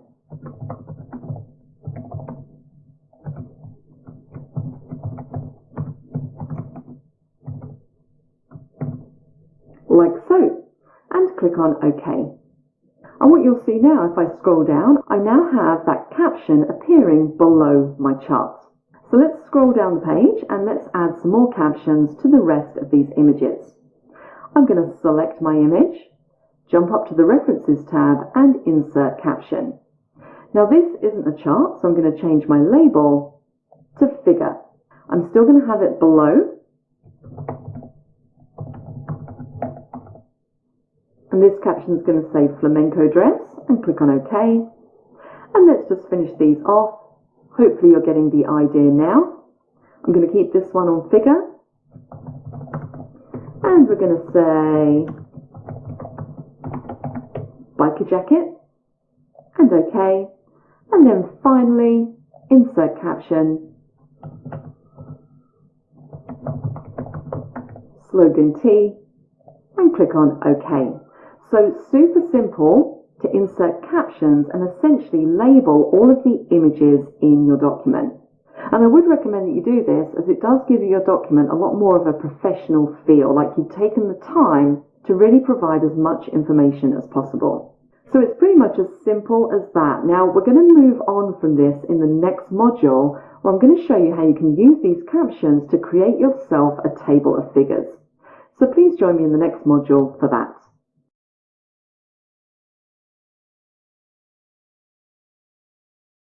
Hello everyone and welcome back to this course on Word 2019 Advanced. This is Deb and we are down in section 5 taking a look at how we can add pictures and images into our Word documents. And in the previous module I walked you through how you can add captions or labels to the objects in your Word document. And following on from that, I'm now going to show you how you can use those captions and labels to create a table of figures. Now, if you're not sure what a table of figures is, it's basically what it says on the tin. It's a way of listing and organizing the figures, pictures, tables in your Word document by creating a table of figures that looks very much like a table of contents. So it basically lists out all of the figures that you have in the document, and you have the option of adding a page number as a clickable link so that it makes it super easy for you to navigate and jump to specific images in your document. Now, the only prerequisite for inserting a table of figures is pretty much what we've already done. You need to make sure you go through your document and add captions to all of the objects that you want to pull up into that table of figures. So we've already done that. We have our captions for our chart just here, and then we have our captions for our pictures a bit further down. So I'm at the stage now where I can create a table of figures. Now, in general, you'll either put this table of figures at the beginning or right at the end of the document. In this example, I'm going to put mine at the beginning of the document. Now, I always like to put a table of figures, a table of contents, indexes on their own separate page. Keep them separate from the rest of the content.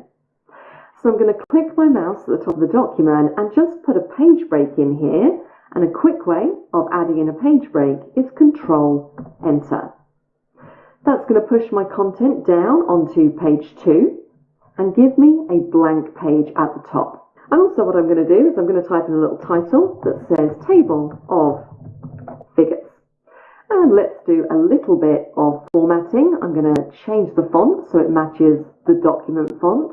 And I'm also going to make it a little bit bigger. And there we go. So let's enter in our table of figures. Up to the References tab, and in the Captions group, we have an Insert Table of Figures button. And the screen tip there says, add a list of captioned objects and their page numbers for quick reference.